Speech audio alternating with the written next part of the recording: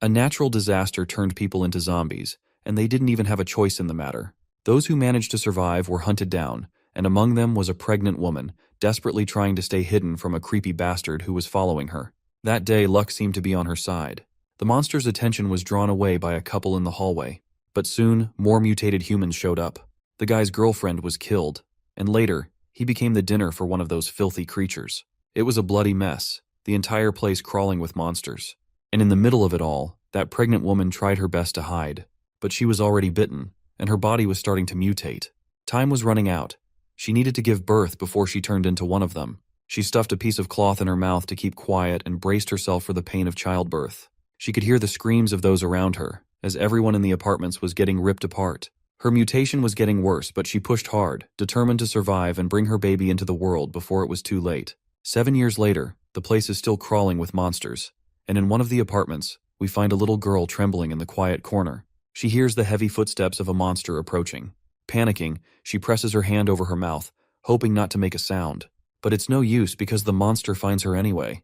In a desperate attempt to escape, the girl tries to run, but she's caught. The creature opens its mouth wide, ready to take a bite out of her. But don't be too sad. This mutated monster isn't about to harm her.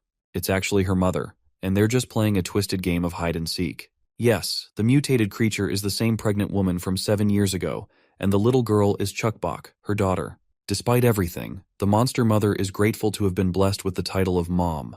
Later, Chukbok can be seen stubbornly insisting on going outside, but her mother refuses, which makes the girl very sad. She begins to cry, expressing her wish to go with her mom and find Gamdal. You might be wondering what Gamdal actually is, but you will know about it soon enough. The monster mother tells Chukbok to keep quiet, but the look on her daughter's face softens her heart. She gently tries to remind Chukbok that it's too dangerous outside, but she promises that she'll bring Gamdal back and return as soon as possible. Later, the monster mother roams the streets, where monsters still roam freely. As she walks, one of the creatures lunges at her. She quickly dodges and stabs it with her sharp tentacle-like thing. The monster is paralyzed and collapses to the ground.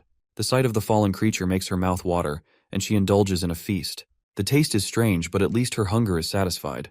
As she is done eating, she suddenly notices a couple of survivors struggling to fight against the mutated monsters. One man holds a torch, while the other aims a gun. The mother finds it odd that these fools are practically inviting their own demise by venturing here so late at night.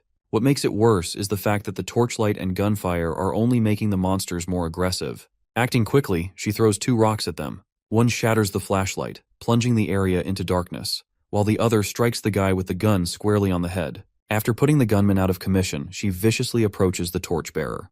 What happens next? Well, only the heavens know. Later, we see this guy wandering around, completely out of breath.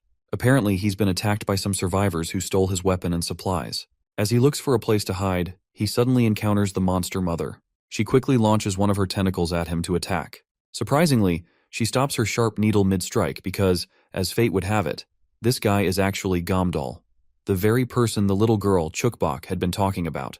The monster lady instantly pulls him into a hug, while Gamdal is sweating his balls because she nearly scared the life out of him. He is quite shocked to see that not only did she come to find him, but she somehow retrieved his backpack from the robbers as well. As for the robber who took Gamdal's bag, he now finds himself cornered by a horde of monsters. All he can do is cry out in terror before meeting a gruesome end as a delicious meal for the creatures. The scene then transitions to about 7 years earlier. We see a younger Gamdal wandering around aimlessly, searching for something seemingly useful, and that is when he stumbles across a flashlight. After getting his hand on this treasure, he considers heading back, knowing venturing further might mean running into monsters. But curiosity wins, and he ventures deeper inside. As he walks through a desolate building, he notices noise coming from one of the rooms. Cautiously, he approaches with his gun raised and flashlight pointed ahead. What he finds is shocking, a limbless monster crawling on the floor. Gamdal has no clue what's going on. Maybe this monster was attacked by something, but either way, it's a red flag. He spins on his heels to leave, but just as he's about to go, he hears a voice coming from the same room down the corridor. He musters up the courage to investigate, even though he could have easily walked away and searched for somewhere else to hide. But he's intrigued by the sound, a faint noise that seems almost impossible to hear in a place like this. What he sees is absolutely surprising. There's a string aimed at his throat, terrifying and surprising in itself. But what shocks him more is the sight of a bloodthirsty monster feeding a baby, which is far more startling than anything he could have imagined. This is how he met her. And now, in the present, that same mother is taking down monsters like they're nothing. He's absolutely fascinated and, honestly, pretty glad to have such a strong and powerful woman as his wife. Suddenly, they reach a dead end of the building. The only way to escape the monsters pursuing them is to jump over. The guy pulls out his gun, confident he can take care of things. But just as they both prepare to face the horde of monsters ahead, someone suddenly yanks Gomdal from behind. The girl quickly grabs his hand and clutches an iron rod jutting out from the floor, refusing to let go of her husband. On the other hand, Gomdal feels as if his leg is being torn apart by the force of the monster trying to push him down. The monster trying to snatch Gomdal is no ordinary creature. That disgusting bastard is absolutely eager for some fresh meat. Meanwhile, let's not forget about little Chuckbok. She's just laying around in her home, scribbling down drawings of herself, her mother, and Gomdal. She can't wait for him to return, as she's dearly hoping to play with him. Back to Gomdal, he's hanging in the balance between life and death. Monsters from above are trying to catch them alive, and those below are waiting for the couple to fall so they can feast on some fresh meat. Even the powerful mother is struggling to maintain her grip. Her hands are trembling, and she knows that if she doesn't act soon, they're both going to die here. Finally, she makes a decision. She lets go of the iron rod. As the monster pulls them down, she quickly uses her tentacles to grab one of the other monsters from the building and slams it down onto the huge monster's head. The big monster is disoriented, giving the monster mother a perfect opening. She drills her sharp needle into the monster's tongue, which had been holding onto Gomdal's feet. As the tongue finally lets go, the mother feels a wave of relief. Everything worked out perfectly. Now all they need to do is land properly, deal with the leftovers on the ground, and she can protect Gomdal. But it looks like Gomdal has some other plans. He grabs her closer tightly and lands right on the monster's filthy mug. Thankfully, the large bag Gomdal was carrying softens their impact, making the fall less brutal. Gomdal then quickly jumps off from the mouth of the monster and rolls over the ground in order to absorb the impact. Wasting no time, he regains his footing, grabs his wife, and starts running as fast as he can. The big monster, on the other hand, is absolutely enraged to see its snack escaping its grasp. As they run, the monster mother berates Gomdal for his reckless stunt. She points out that he got himself injured while jumping and running with her. Since he is Chuckbok's father, it would be a disaster for their family if he gets hurt. But Gomdal seems far more concerned about her. He apologizes, admitting that it's all his fault they're in such a dangerous situation to begin with. The monster mother can't help but think this guy is a total nutcase. He literally got himself injured protecting her, yet he's still more worried about her well-being than his own. While she's busy berating Gomdal about his safety, she is suddenly struck by a sharp fang that drills right through her belly. It's that same hungry monster fighting back with a vengeance. This creepy sucker isn't about to let its delicious prey escape so easily. Despite the large hole in her belly, the monster mother stubbornly claims it's just a scratch. But then, another monster grabs her by the throat. Gomdal, desperate to help, starts rummaging through his giant bag. He's sure he has just the thing that could turn the tide in their favor, but he needs a moment to find it. While the monsters chase them down, the monster mother uses her tentacle-like appendages to pierce through the monsters following her, fending them off as best she can. After a frantic search, Gomdal finally finds what he's looking for: a grenade. As soon as he throws them down toward the monsters, they explode with a massive bang, taking out several of the creatures in one go. The game is still on though. Gomdal pulls out even more grenades, tossing them at the remaining monsters. The critters chasing them are roasted and obliterated in fiery explosions. Although they've dealt with the regular-sized monsters, there's still this massive jackass who refuses to give up. They both take a moment to consider what their next move should be. And that is when the monster mother finally decides to do something daring. She grabs the grenade from her husband and leaps into the air just as the monster launches its fangs and tentacles at them. Gomdal quickly drops to the ground, eyes wide open, watching in awe as the monster mother pulls the pin from the grenade. With a powerful kick, she launches it right at the bastard's face. The giant monster opens its mouth, thinking it's about to devour fresh meat, but instead, the grenade lands right inside. The explosion obliterates the monster's head in a split second. Afterwards, the monster mother flips the creature the middle finger as a sign of victory, while Gomdal watches with pride, glad to see his badass wife handle the situation like a pro. With everything finally taken care of, they make their way to one of the nearby apartments. Once inside, the monster mother removes her clothes, and Gomdal notices with relief that her belly wound has already healed. She playfully reminds him that he should always be the careful one, as he's her family's protector. Now that everything's settled, they decide it's time to find their daughter, who must be waiting for them. When they reach the apartment, Gomdal calls out to her, and little Chuckbok rushes toward her daddy. They share a passionate and adorable hug, full of love and relief. Chuckbok proudly shows her father the paintings she made, and Gomdal gives her a thumbs up, glad to see she finished them. As a reward, he pulls out a bar of chocolate and offers it to her, causing the little one to jump in happiness, thrilled by the sweet treat. The monster mother watches the scene before her, looking at her family with warm, loving eyes. No matter how difficult it is to survive in this world, whenever she sees her daughter smile, she feels re-energized. In that moment, she knows that no matter what happens, she will protect her dear family at all costs. As the trio enjoys their happiness, there's someone standing just outside their apartment. From the stranger's expression, it's clear she can't stand seeing this little family so content. Meanwhile, inside, the family shares a dinner together, and both parents feel a deep sense of joy watching their little daughter eat so happily. Chukbok then decides to share the food with her parents. First, she offers a bite to Gamdol, serving it with her own hands. Then, it's time for her mother to have a spoonful of rice, but the mother hesitates. The little one insists her mother take a bite, but the lady hesitates. That's when Gamdol gently reminds their daughter that mommy is already full, but Chukbok does not seem to think that way, especially since she hasn't seen her mother eat anything at all. Gamdol tries to argue, claiming that he's seen her eat plenty of times. At this, Chukbok becomes genuinely curious.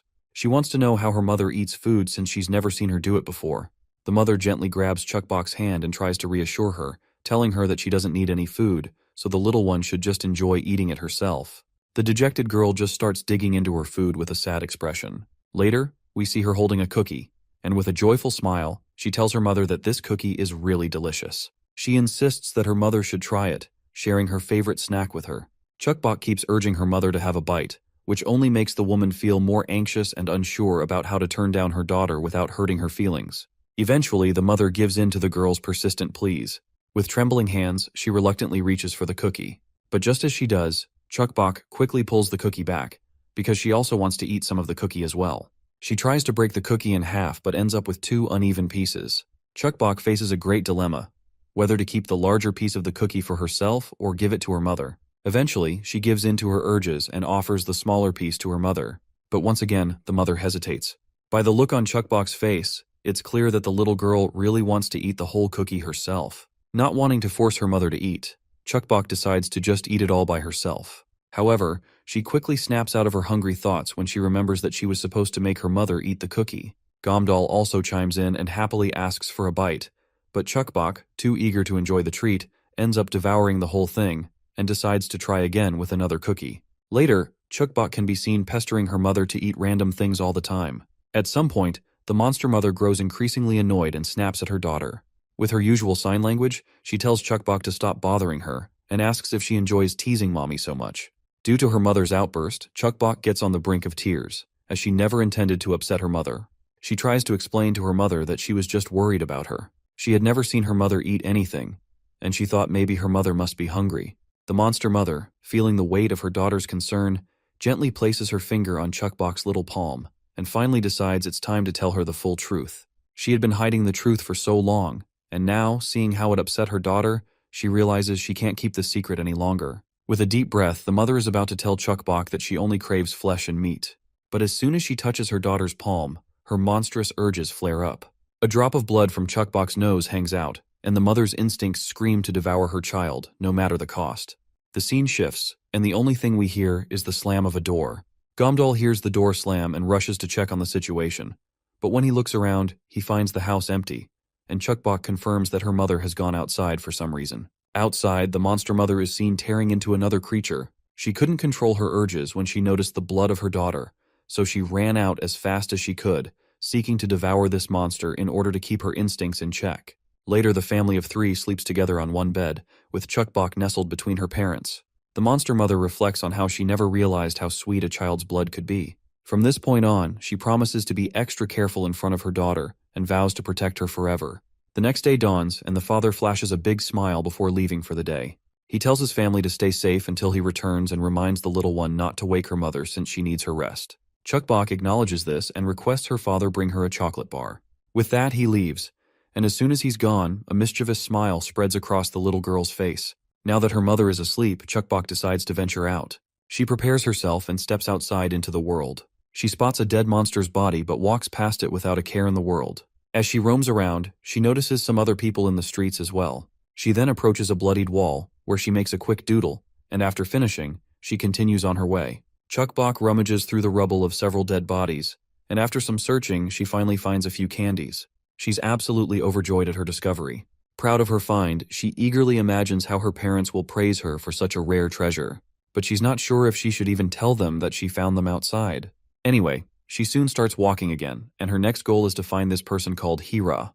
Meanwhile, these two guys spot our little one walking down the street. They're both thrilled to see a kid, as they never expected to find one here. The guy with the dagger is already thinking about negotiating a hefty ransom from her family, so he is looking forward to taking her no matter what. His female partner, however, points out that if the girl is an orphan, they'd have no use for her. The dagger guy quickly brushes off the concern, reminding her how valuable children are in the market. Now that she thinks about it, she entertains the thought of selling the child to a cannibal tribe for a high price. I will be honest, I don't know if she is a male or female, but let's call her female until we are told otherwise. Up ahead, the path splits, and the little one quickly turns to the right. The Bat Lady picks up her pace, eager to catch the child before anyone else does. But little do they know, they're the ones who are about to become prey. Someone with an axe in their hands appears, and without hesitation, the person swings it, taking down the dagger-wielding bastard right away. The lady stops and turns around, only to see a person with white hair and her friend nearly dead on the ground. But this doesn't scare her. She turns to face the new threat, asking who the hell this person is. She wonders if this white-haired might be the girl's guardian. The whitehead just stares at her with lifeless eyes, and it looks like this whitehead is a lady as well. The ponytail then decides to pay dirty, and tries to distract the whitehead by making her think that someone is behind her. When whitehead turns around, the ponytail charges at her with a bat in hand. Meanwhile, whitehead lady can't seem to find anyone behind her. The ponytail thinks she's outsmarted her, having tricked this whitehead into believing someone was approaching from behind. But little does she know, she's the one who's about to be screwed. In a blink of an eye, this whitehead cuts her throat with a single swing of his axe. I'm honestly glad that ponytail shithead is dead. We now won't have to figure out if this creepy sucker was a lady or a guy. Meanwhile, Chukbok stands quietly behind the wall, trembling as she hears footsteps approaching. Eventually, the little one is discovered by the white-haired woman. But as soon as the little one looks at her, we learn that this woman is actually Hira, the one our little girl had been searching for. Suddenly, a monster crawls up and leaps at the woman, but Hira crushes it with her axe. As soon as the injured monster touches the sunlight, it disintegrates into dust. Hira turns to the little one and reminds her once again that she must always check before entering dark places. Most importantly, she asks why the little one is even outside and where her mommy is.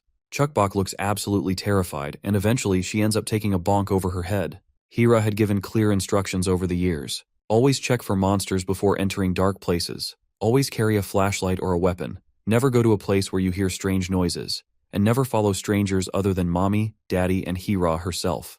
The most important rule? Never go outside alone. Hira is frustrated that despite drilling these rules into her for years, the little one still hasn't learned. She sternly tells her to never break these rules again. But Chukbok quickly protests, claiming she's old enough to go outside. Of course, Hira gives her a deadly glare, enough to make the little one fall silent and humbled. Anyway, since Chukbok is so determined to go outside, Hira decides to take her somewhere grown-ups go. Chukbok lights up like a kid at the prospect of another adventure. Although she was excited at first, all her enthusiasm fades when she finds herself in a pitch-black place, because she doesn't really like the dark. She calls out to Hira but gets no response to her pleas. Once Chukbok is finally terrified to her core, Hira finally answers, asking if she still wants to act like a grown-up. To scare the little one even more, Hira reminds her that monsters love to dwell in dark places like this. Since adults come here because they can find valuable things, this place is always filled with bloody fights. Suddenly, the little one stumbles over something and falls to the ground. She has no idea what she bumped into, but when she pulls her hand from the ground, her face goes pale as she notices blood all over her hand. This is the breaking point. The girl finally loses her will to stay and begs to get out, pleading to be taken outside. But all her cries fall on deaf ears. She becomes teary-eyed and sweaty, unable to see anything around her. She is finally terrified by the realization that adults come here every day to fight for food. Finally, Hira reappears, reminding the little girl that this is where adults come, despite their own fears, because survival necessitates it. Even grown-ups are reluctant to visit such perilous places, but their need for sustenance leaves them with no alternative. She wants Chukbok to keep this lesson in mind. Then she tells her it's time to leave. Together, they start walking out of this chaotic place, stepping past hordes of monster corpses lying scattered on the ground. Once they finally reach the apartments, Hira finally decides to part ways, but promises to meet the little girl again when she comes outside with her mother and father. She also firmly warns Chukbok not to tell her parents anything about what happened. Suddenly, the little one makes an unusual request, asking Hira to sit down. When Hira obliges, Chukbok gives her a playful bonk on the head, which is supposed to be the payback for making her cry earlier. Afterward, Chukbok hands Hira a piece of candy she had found during her adventure. With that, she waves goodbye to Hira, a big smile on her face as she heads home. This little candy leaves a big impression on Hira, and she can't help but crack a smile, realizing that the little girl has gotten much stronger than she expected. It makes her believe that Chukbok is going to grow into a fascinating person. Meanwhile, as Chukbok reaches for the doorknob to open the door, she notices that the color of her finger has changed. The scene transitions back to the past, during winter. We see Chukbok's mother and father sifting through the rubble in search of something valuable. It's then that the father finds a scarf and drapes it around the monster mother's neck, a warm gesture that leaves her blushing, touched by the thoughtful gift. As they share a passionate hug, they momentarily forget about their daughter. The father calls out for Chukbok but soon realizes she's nowhere to be found. Meanwhile, the little one is off on her own adventure, exploring in search of something useful. That's when she encounters Hira for the first time, sitting on the ground, seemingly injured. It's a real struggle for Hira to even turn her head toward Chukbok, but when she does, the first thing she says is for the girl to get lost. But Chukbok isn't sure if she should leave someone injured like this. Hira shoots her a cold glance, attempting to scare her off, but those sharp eyes fail to intimidate the little girl. Instead, Chukbok, curiously and adorably, asks what "get lost" even means, since she doesn't understand the phrase. Hira, now more specific, tells her to go back to her parents and stop being such a nuisance. But instead of complying, Chukbok grabs Hira's injured hand and begins blowing warm air on her cold, frozen arm in an attempt to warm it up. Hira quickly uses her other hand to yank the girl away, but she stops mid-motion when she notices how passionately Chukbok is trying to help her. Well, this is how they met each other in the past. Suddenly, the little one wakes up from the dream she just had, but after a moment, she drifts back to sleep. Meanwhile, her parents are seen hiding from the monsters, frustrated that the dark clouds have caused the creatures to roam around even during the day. The mother tells her husband that there's nothing left here, and what's worse is that this was the last pharmacy in the area. Gomdol decides to take a rest, but the mother can't bring herself to rest for even a second until she's able to treat her daughter's finger. She's terrified that something might be seriously wrong with it. The big guy tries to reassure her, telling her not to be so hard on herself and that there must be a way to fix it. But the mother blames herself, convinced it's her fault that her daughter's finger ended up like this. Gomdol looks concerned as he sees her blaming herself, and finally he reaches his breaking point. He sighs deeply and reminds her that their frantic search for medicine isn't getting them anywhere. They've searched several shops and pharmacies for days and found nothing. This only makes him believe they've been foolish from the start. He decides they should head to Hope Village, since he's heard there's a doctor there, and as far as he knows, that doctor is their only hope. However, they'll have to pay an entrance fee to get in. The biggest problem, though, is that the entrance fee is quite particular. They only accept something useful and valuable in exchange, and Gomdol isn't sure where they can find something like that.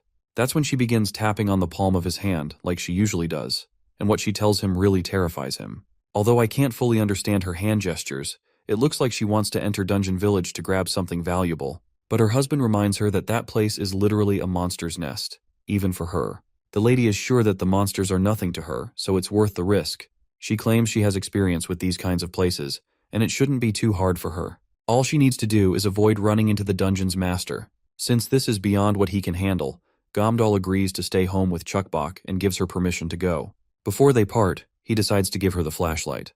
But as soon as he opens the bag, he finds the little one peacefully napping inside. At first, both parents don't believe their eyes and rub them. But when they look again, they realize she's really in the bag. This leaves them both sweating from the shock. Once the little one opens her groggy eyes, she's met with the sharp gaze of her mother. Chukbok goes blank when she realizes she's been caught. So, she decides to act like a magician who just popped out of a bag, but her trick does not work, and she ends up getting a bonk on the head from her mom and a lot of earful from her dad. Daddy's absolutely pissed, and this is probably the first time we've seen him so angry with the little one. But as surprising as it is, he's just acting as a translator for the angry mom. The mom further tells the big guy that for now, they should head back home as soon as possible since there's no time to argue. As the mother begins her journey, Chukbok starts pestering her, asking where she's going. She is sure her mother is heading somewhere dangerous because of her, so she doesn't want her to go and begs her to just come back home with her. But the mother doesn't listen and starts walking her own path, leaving the girl in the capable hands of her husband. Once the mother finally vanishes from sight, Chukbok is filled with regret, thinking that she's the reason her mom left. Gomdol tries to reassure her that she'll be back soon, and that they should head back home too. But suddenly the big guy's belly starts to hurt, and he decides it's time for a bathroom break.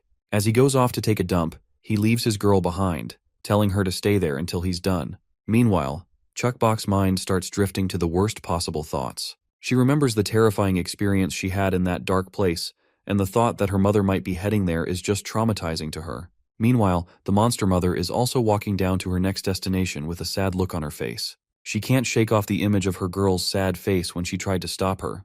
Now she's regretting leaving without properly reassuring her. She thinks it's her fault for not checking the bag before heading out on her adventure. As she's lost in her thoughts, the monsters around her start surrounding a cardboard box, and they can smell something delicious. It's food. It looks like there's something living under the cardboard, because we can clearly hear voices. All the monsters quickly rush to the box, but soon realize there's nothing there. Well, of course, it was our little girl under that cardboard box, and her mother quickly swoops in to save her before those monsters could feed on her.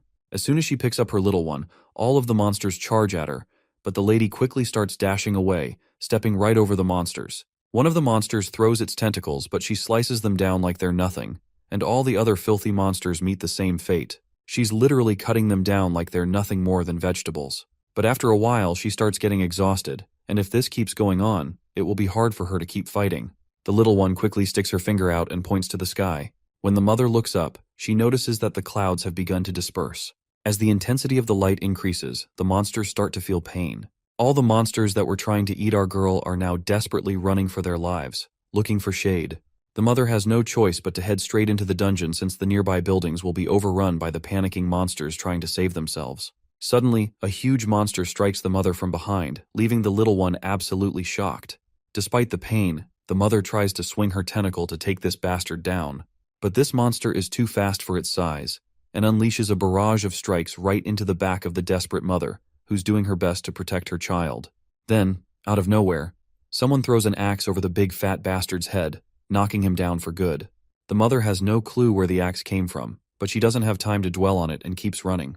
We then see Gomdal arriving at the entrance of the building where the monster mother went. He looks absolutely wiped out from the sprint he had to take. The building is overrun with monsters, and he can't go any further to search for his daughter. He blames himself, thinking it's all his fault for leaving her behind to take a bathroom break. Meanwhile, the person who threw the axe to save the monster mother is revealed. It's Hira. She walks up to Gomdal, and he's absolutely shocked. He has no clue who this stranger is, but before he can say anything, she lands a brutal whack on his face, knocking him down. At the same time, the monster mother is scolding the little one for following her into danger. She's furious that Chuckbok didn't stay with her father like she was told. But then, the little one gently places her tiny finger on her mother's palm and tells her she was scared. She didn't want her mother to get hurt. Chuckbok explains that she knows how much her mother and father struggle to provide for her. They never let her see the pain they go through, but she knows it's there. She doesn't want her mother to feel pain anymore because of her. Instead, she wants to stay by her side and make her feel better whenever she gets hurt. The mother's heart sinks as she looks at her daughter, and she eventually sighs, giving her a gentle, heartfelt hug. On the other hand, the monsters are already swarming the area, so to hide Chuckbok, the monster mother slips her under her shirt and starts walking through the mindless monsters. They just need to make it out of this building, and she tells Chuckbok to hang tight, not wanting to bump into any of these monsters. But then, one of the monsters gets way too close. So close that the monster mother starts to feel uncomfortable. She tries to stay calm and composed, knowing she mustn't react. If she does, it could provoke the monster, and Chuckbok would be in great danger. She whispers to the little one to not react to anything. The monster mother starts to feel like the monster is trying to whisper to her, telling her that what she's doing is all a pointless effort. But when she turns around to look, there's no monster in sight. She has no idea how a monster could disappear so quickly, but she just keeps walking, knowing the exit is almost there. Then suddenly, a giant hand appears and tries to snatch her. She quickly jumps away, and the giant hand ends up grabbing a bunch of other monsters along with it. At first, she's disoriented, not knowing what happened, but when she notices this giant hand, she realizes it's the master of the dungeon. This monster isn't even concerned with the other monsters. It's just grabbing anything it can get its hands on. The hand swings again, grabbing another batch of monsters, and unfortunately, that includes our monster mother. Luckily, it's only the mother who gets caught because Chuckbok had already fallen to the ground. But when Chuckbok sees her mother get caught, she bursts into tears. However, her mother tells her to run away. Surprisingly, Chuckbok listens and starts running in the opposite direction instead of stubbornly staying where she was. As the monster retracts its hand, the monster mother gathers all her strength and scratches the monster hard across its hand. The pain causes the monster to twitch, and it instinctively lets go of its grip. As soon as she lands back on the ground, she starts dashing to find Chuckbok. Meanwhile, somewhere in the building, we see this hot monster woman, who is likely the dungeon master. The scene then zooms back to Chuckbok, who's being chased by the mindless monsters. She's doing her best to outrun them, but tears are streaming down her face, and her next clumsy step causes her to fall. The monster is almost on top of her, ready to devour her, but just then, another monster kills the one about to attack Chuckbok. This only terrifies her even more. The other monsters stand on the sidelines, paralyzed with fear, while the dominant monster looks forward to claiming its prize. As soon as the monster touches Chuckbok, all her fear causes her to go completely bonkers, and she literally pees herself out of fear, all while calling for her mommy. But this bastard of a monster just grabs her and starts taking her toward its mouth. Suddenly, the monster's nose picks up a strange scent, and it quickly goes into panic mode. Not only it, but all the other monsters start sweating and panic sets in. They begin running in the opposite direction, as if their life is in danger. At first, Chuckbok doesn't understand what's happening, but then her nose also picks up a funky smell. Before she can react, she's hit by a blow from a monster behind her, and her candies fall to the ground. Out pops this mutated brat who literally punches her from several feet away with his bare hand. The poor girl quickly extends her hand to grab the candies, but the monster snatches them off the ground first. This brat's only goal is to play with her. Chuckbok begs him to give the candy back, explaining it's for her mom and dad. The mutated brat sniffs the candies, and without a second thought, pops one of them into his mouth. The sight leaves Chuckbok utterly devastated. Those were gifts for her parents, gifts she found after so much effort, but this brat just gobbled it up. Angry, Chuckbok quickly punches the brat hard in the face, causing the candy to pop out of his mouth. She starts pinching his face out of frustration, clearly disregarding the fact that this little sucker is a literal monster she is dealing with. The brat, in response, starts pinching her face too, and they both get caught up in this childish quarrel. As they go back and forth, it starts to look more like two kids playing around. Eventually, the brat finally gives up after getting beaten up by our girl and runs away crying. The lady, on the other hand, is just glad to have her candies back. The other monsters watching the fight are absolutely in awe. They're literally sweating bullets, shocked that she defeated that brat like it was nothing. They're stumbling in front of her, and as soon as she sneezes, they scatter off in fear. Chuckbok has no clue why they're running, but as she thinks about it, she remembers that bad smell. She wonders if it's because of the stinky, gross smell she got from the brat, which probably made all the monsters run away. This realization boosts her confidence. Now she feels like there's literally nothing to fear. With that confidence, she starts running forward to find her mommy. But suddenly, her dash is stopped when someone grabs her from behind. Bokchuk hears two monsters talking to each other. Based on Bokchuk's smell, they mistake her for the dungeon master's child. And what freaks them out more is the fact that she's human. They quickly realize that she must have had close contact with the dungeon master's child. She's soft and squishy, so they decide to take her with them. By the way, this monster lady's name is Da-Yan. As they pinch the girl's cheeks, she trembles and says she wants to go to her mommy, asking them to help her find her. Da-Yan pretends to be concerned when she hears this, but then she creeps up with a twisted smile, saying she'll be her mommy now. They tease the little girl a bit, and then Da-Yan's companion asks if they should hand her over to their father, but Da-Yan insists on keeping the girl for herself. However, the hooded monster reminds her that they're here to help their father capture the dungeon master and eat him. So, they should give this little girl to their father as a nutritious snack. But Da-Yan reminds him that she's the one who found this little one, so she at least deserves one of her arms. This leaves Chuckbok absolutely terrified, while the hooded monster starts drooling at the thought of taking a bite out of her. Chuckbok trembles in fear, and right now, all she wants is to find her mommy. But then, she decides to do something in order to get herself out of this situation. She quickly spins around and starts calling out for her mommy. When the other monsters turn to look in the direction Chuckbok is shouting, our little lady takes her chance and bolts out of there as fast as she can. The monsters just laugh, thinking it's cute how she looks running away with her tiny legs. But they quickly start following her with vicious plans in mind. Just as they're chasing her, they encounter a horde of scared monsters, and Chuckbok takes advantage of the situation by running into the crowd to hide. The hooded monster slashes down all the other monsters in his path. But at the very least, they have slowed down a little, giving Chuckbok even more time to run. Da-Yan launches one of her tentacle-like appendages, and she also starts taking down monsters as well. All the while, Chuckbok just dashes down and fades into the darkness. She stops and hides behind a pillar to save herself, but one of those filthy bastards quickly catch up to her. They promise to become her family and tell her to come to them. But the little one is just so scared at this point, she might faint. It looks like her fear has started to cause her finger to mutate on its own. When she swings her hand, the impact of her finger literally cuts the hooded bastard's hand. At first, the hooded bastard feels the pain, but it quickly intensifies, and slowly his entire hand starts to ache like hell. He spends his final moments writhing in agonizing pain, feeling like it's burning. Meanwhile, Chukbok has no idea what in the world is going on. She just stares at her hand. Meanwhile, Dayan can be seen chomping through other monsters. She has no idea where her hooded friend has gone, and the thought of him eating that girl on his own is making her furious. She wants to be the one to take a bite of that soft skin, especially since she's never experienced anything so tender before. The idea of devouring a child is both thrilling and maddening to her. The lingering taste and smell of the girl's skin on her hand are enough to make her drool.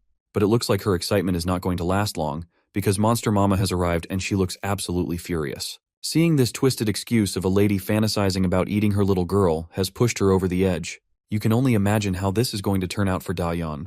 Meanwhile, the hooded bastard is still writhing in agony, feeling as if he's being burned alive.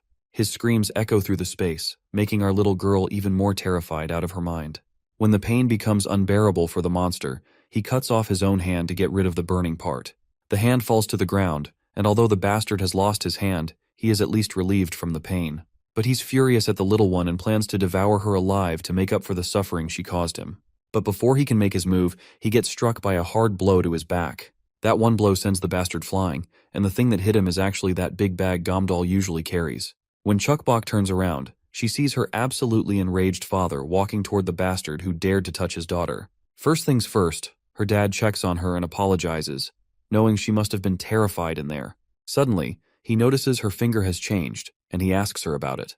But the girl doesn't say anything. Instead, she starts crying, saying that Mama has been captured by some monsters. The hooded bastard, on the other hand, gets back up, and it looks like his severed hand is starting to grow back. He's absolutely ready to devour them both. But the monster gets confused when he sees the father casually rummaging through his bag while calmly telling his daughter to stand behind him. The monster is bewildered. They're literally not even paying attention to him. This only riles him up more, so he charges at the duo without hesitation. Before he can get close, though, Gomdal casually throws a brick straight at the bastard's filthy mug. It smacks him hard, and that's not the end of it. The absolute giga-chad of a father is already holding another brick, ready to obliterate this sucker's face.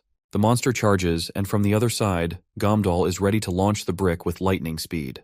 As soon as he throws it, the brick goes flying, but the monster obliterates it with his hand mid-motion. However, that brick was just a distraction. Dozens of other bricks are almost upon him, and he barely has time to deflect them. So, he brings his hand over his body and takes all the bricks head-on. But Gomdal doesn't stop. He relentlessly continues his barrage, each brick hitting harder than the last. He's getting stronger and stronger with every throw, determined to smash the monster into crumbs for putting his precious Chukbok in danger. Eventually, the father exhausts all his bricks. That's when the monster takes his chance, grabbing Gomdal with his tentacles, making it hard for the poor father to move. The hooded bastard is feeling pretty smug, thinking that since Gomdal is out of bricks, this'll be a piece of cake for him. He tightens his grip on Gomdal's throat, leaving the poor guy struggling for oxygen. Meanwhile, the monster is having the time of his life watching his prey struggle. But then, the monster suddenly feels a chilling presence behind him. Before he even realizes it, Hira cuts his filthy hand clean off. The bastard's bald head is left sweating, realizing he's getting screwed over. Meanwhile, Hira looks as menacing as ever, telling this bastard to get ready to be completely screwed. The monster quickly starts to withdraw, but Hira chases him down with equal ferocity, going toe-to-toe with him. When he tries to swing his tentacles at her, she cuts them down like they're nothing. The father watches in awe, amazed that she cornered this monster with just an axe. Not only that, he's seen her slaughter countless monsters on the way here, and it makes him question how she still has the strength to do all this. She doesn't seem like a woman. She's literally a monster, a powerhouse. While the hooded monster is fighting, his mind drifts back to a moment when he was with Dayan. There was another alien-like monster who questioned both the hooded guy and Dayan about what makes monsters different from humans. Dayan confidently replies that monsters are dumb, while humans are not. The alien-like monster agrees, adding that humans are cunning and quick to adapt to their surroundings, but they are too weak. Monsters, on the other hand, are strong but idiots who act purely on instincts. So, in comparison, both have distinct strengths and weaknesses. Meanwhile, the monster claims that he and someone like Dayan aren't as weak as humans, nor as stupid as monsters. Instead, they have the strength of both humans and monsters, and even monsters don't want to mess with them. This, he says, makes them the ideal species for surviving in this kind of world. According to him, someone like them, who are part of a cannibal tribe, are the chosen ones. He tells Dayan and the hooded bastard to be proud and grateful for it. Both agree, and the hooded bastard even addresses this ugly monster as father. I suppose he's the top dog they wanted to present Chuckbok to. With that, the father orders both of them to take down the child of the dungeon master, while he himself goes after the dungeon master. In the present, as the fight rages on, Gomdal notices the hooded bastard about to make a sneaky move, so he quickly updates Hira. The lady, relying on her sharp instincts, ducks down to avoid the attack, then follows up with a deep cut into the bastard's belly, forcing him to stagger backward. But even after taking all that beating, the monster is sure that she can't defeat him. Just as his father said, he claims that he is the chosen one, and she can do nothing to stop him. As he heals himself, he makes it clear that everyone is going to die here. With that, he charges back at her, but Hira stands her ground, not moving. It seems like she has no choice but to face this bastard head-on. But before she can get screwed over, the scene shifts to Monster Mama, who is relentlessly cutting down Dayan. Dayan is bewildered when she realizes that this monster woman has yellow eyes just like her father. But why is she attacking her like this? Not to mention she's extremely strong, and Dayan finds out the hard way. One crushing blow from Monster Mama leaves Dayan's mouth leaking blood. But Dayan finally decides to get serious, and is ready to see what our mama is capable of. Her tentacles quickly start transforming into something like centipede-like appendages, and the length and size of her tentacles increase as well. She throws her tentacles right at Mama. But Monster Mama isn't a slouch either. She gathers all the energy in her hands and slices through all of the tentacles heading her way. At this point, we can clearly see that Dayan is struggling to get toe-to-toe with her. Meanwhile, it looks like Mama's power has been cranked up to another level. No matter how many times Dayan tries to strike with her tentacles, Mama just dodges them left and right, which only serves to annoy Dayan. The back and forth continues, with Mama slowly overpowering Dayan. At one point in the battle, Mama finally gets close to Dayan, and her sharp tentacle is only a few inches away from piercing Dayan's face. But since Dayan can't dodge the upcoming attack, she puts her hand in front of her, at least saving her face from getting screwed over. That back and forth has really taken a heavy toll on Dayan, and she can barely stand. Meanwhile, Mama just stands there, cool as a cucumber. What's even more troublesome for Dayan is that the injury Mama just inflicted is not healing, and she can't even feel it. At first she didn't realize it, but it looks like all of her injuries from this battle aren't healing either. This makes her think that maybe Mama is using poison, but by then, it's already too late for Dayan to realize this. All she can do is tremble helplessly. Since it's already a life or death situation, she decides to use her final resort. She quickly rips off her injured tentacle, which isn't healing, and she also separates her injured hand from her body. Then she launches at Mama like an angry cat. Mama finds it a drag and definitely has no time for this child's play, since she needs to find Chuckbok. So, she decides to end this right here. But Dayan gets closer to Mama and quickly sprays some blood pouring out of her severed hand. The blood quickly starts blinding Mama's eyes, and this cowardly bitch begins to run for her life as fast as she can. Her first task now is to fight her hooded fellow, Chaegun, because if he's with her, she might have a chance of winning. But the said Chaegun is also getting his ass kicked by Hira, and by now, he's lost all of his limbs. He's in no position to do anything to defeat his enemy. Meanwhile, Dayan is running full speed, calling out to Chaegun. But it's clear that Mama is not going to let this bitch off the hook that easily, and she's definitely not backing down until she gets her daughter back, who she believes is kidnapped by these suckers. The scene switches back to the exhausted Chaegun. Although his entire body is bruised, his ego is even more bruised, because he can barely stomach the fact that he's getting his ass handed to him by this human, whom he considers nothing more than a weakling. Hira points out the confusion etched across the bastard's face, and she's sure he's wondering how a human, far weaker than a monster, could be stronger than him. But she lets him know the hard truth that she's not weaker than him. With that, she slams the bastard's head, leaving a gruesome splattering noise that echoes throughout the place. As surprising as it is, the splattering noise wasn't because of Hira's head smash. It was actually the sound of the monster piercing his own chest with his own hand. He believes that dying by his own hands is a much more honorable death than dying at the hands of this bastard of a lady. He's confident his father will never let her live after this. With that, he loses his life on the spot. Right at that moment, Dayan walks into the scene, only to be devastated when she sees that Chaegun is done for. But before she can even process the loss, she's whipped across her back by none other than Mama. That one brutal blow was enough to take her down for the count. Chuckbok perks up in happiness when she notices her mother. Even the husband looks relieved, but their faces both fall when they see Hira charging at Mama at full speed. Monster Mama, equally confused, has no idea who this woman is, but she quickly takes her stance, ready to deal with the immediate threat. Before things can spiral into a full-on bloodbath, Gomdal quickly grabs Hira by both her hands. He firmly tells her not to even dream about touching his wife. While Hira tries to break free from the big guy's grip, Mama is quite surprised to see her husband here. She feels annoyed as well as passionate as she asks him why he came, even though he was told to wait outside. But the big guy makes it clear that when his family is in danger, he just can't sit around twiddling his thumbs. While the big guy struggles to keep Hira in check, Chukbok runs toward her mother with her tiny feet. She reminds her mother that she tried her best to run away from the monster, just like she had told her. Seeing her child like that brings tears to Monster Mama's eyes, and they quickly share a passionate hug, which literally lights up the entire scene with wholesomeness. Even the big man can't keep his emotions hidden and nearly gets on the brink of tears, which leaves Hira a little creeped out. While the hugs are being exchanged, Hira notices Chukbok's mutated finger, which literally pisses her off beyond belief. She goes into a full-blown tirade, berating the parents for not taking care of their child. She believes that their carelessness has resulted in something truly terrible. Not only that, they didn't even notice a change in their daughter, which just pisses her off even more. Just as she's saying all these harsh things to Monster Mama, Gamdal chimes in, because he can't stand anyone shit-talking to his wife. He lets Hira know that it was all his fault from the beginning, so she shouldn't be taking it out on his wife. But Mama quickly silences her husband. Once again, she uses him as her translator and conveys her utmost gratitude to Hira for saving her life. She further admits that everything that happened to her daughter is her fault. After they collect supplies here, they will head to Hope Village for her treatment. She also promises Hira a well-deserved reward for the kindness she's shown in the future. Finally, she asks Hira's name. Hira responds right away, and further claims that she's a friend of Chukbok. Of course, a creepy silence fell over both parents because this lady seems way too old to be a friend of their daughter. Mama quickly turns to the little girl and asks her if this is true, to which the little one eagerly responds positively. The big guy is quite bewildered to hear this, and questions the little one about how she could keep something like this a secret. The girl quickly apologizes, explaining that Hira had told her not to tell anyone.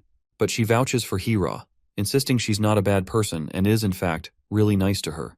Her parents cut her off, and before they can start scolding the daughter for all the shit she had been pulling up secretly, Hira steps in and silences them. She admits it's her fault since she was the one who asked Chukbok to keep it a secret.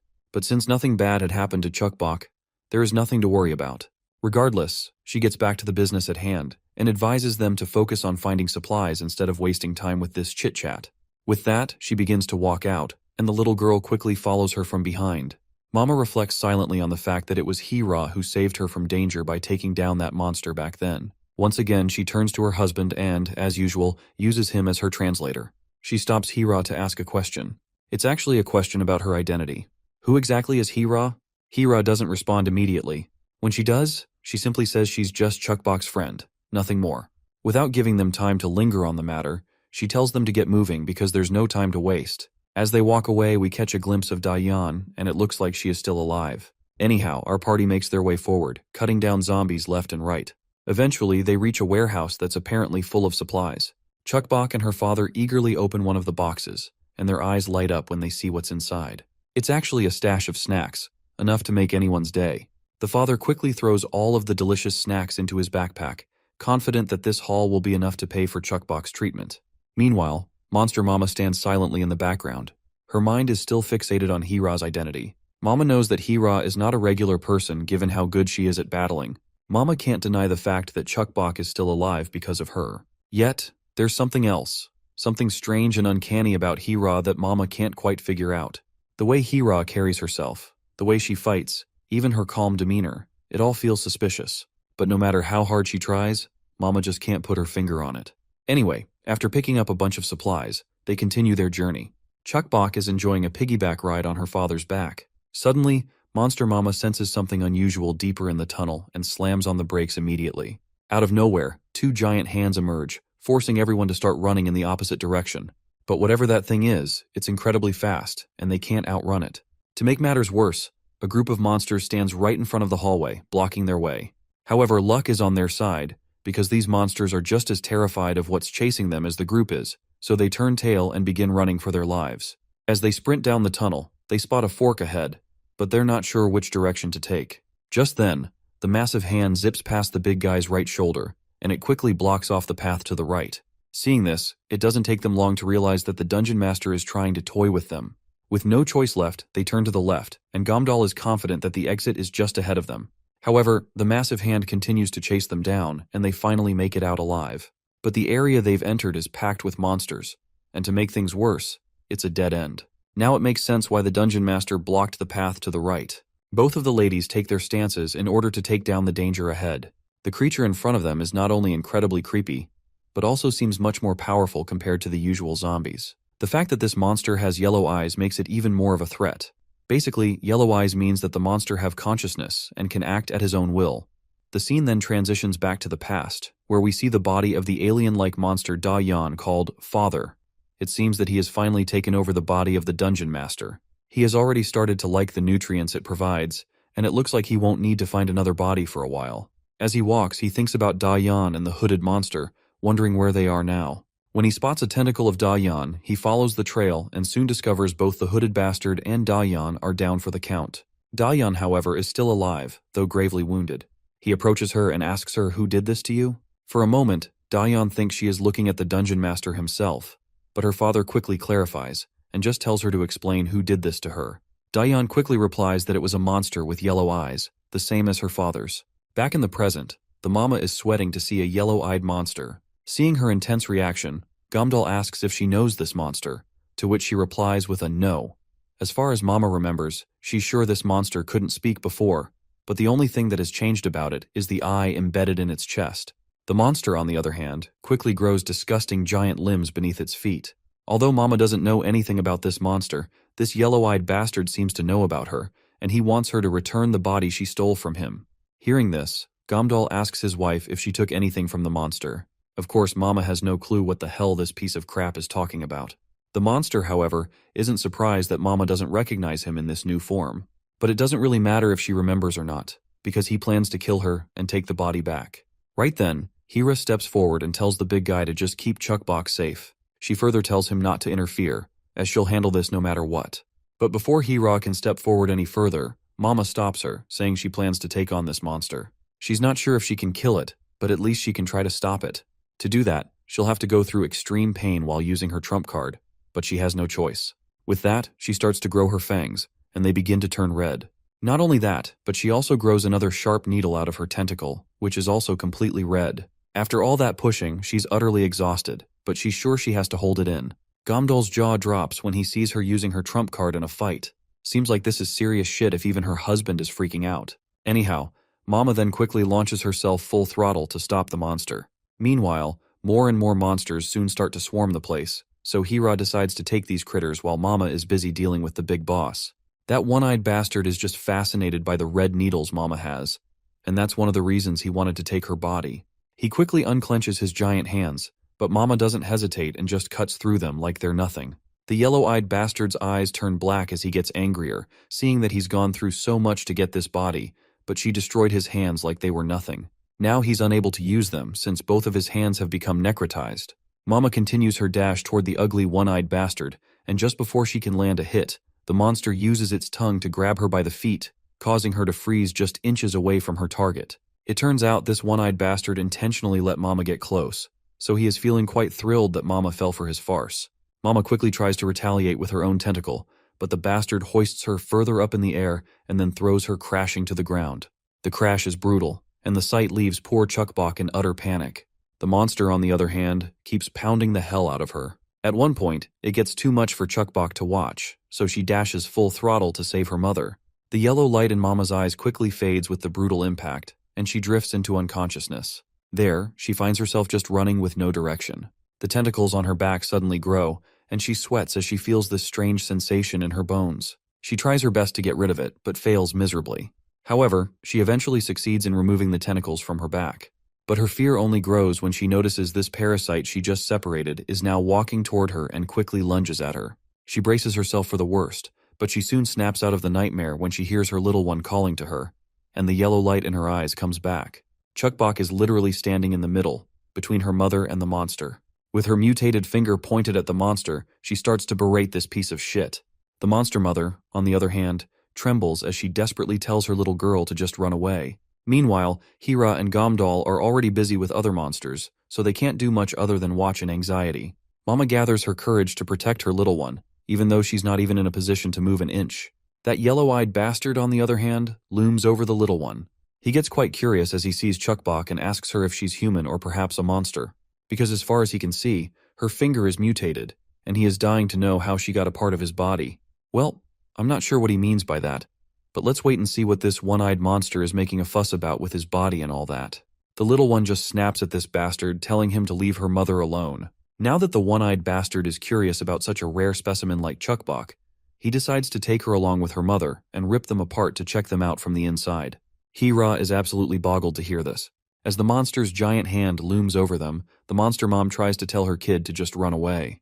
But the little one stubbornly sticks to her guns, even though she's absolutely terrified, because she wants to protect her mother at all costs. Seeing how her little girl is trying her best not to give up, this also ignites a fire in the mother. She's going to protect her family at all costs, so she hugs her little one as tightly as possible. The monster's hand is almost upon them, and in the next moment, it slams directly onto them. While both Hira and Gamdal are in absolute awe, that yellow-eyed bastard just snickers after finally getting his payback.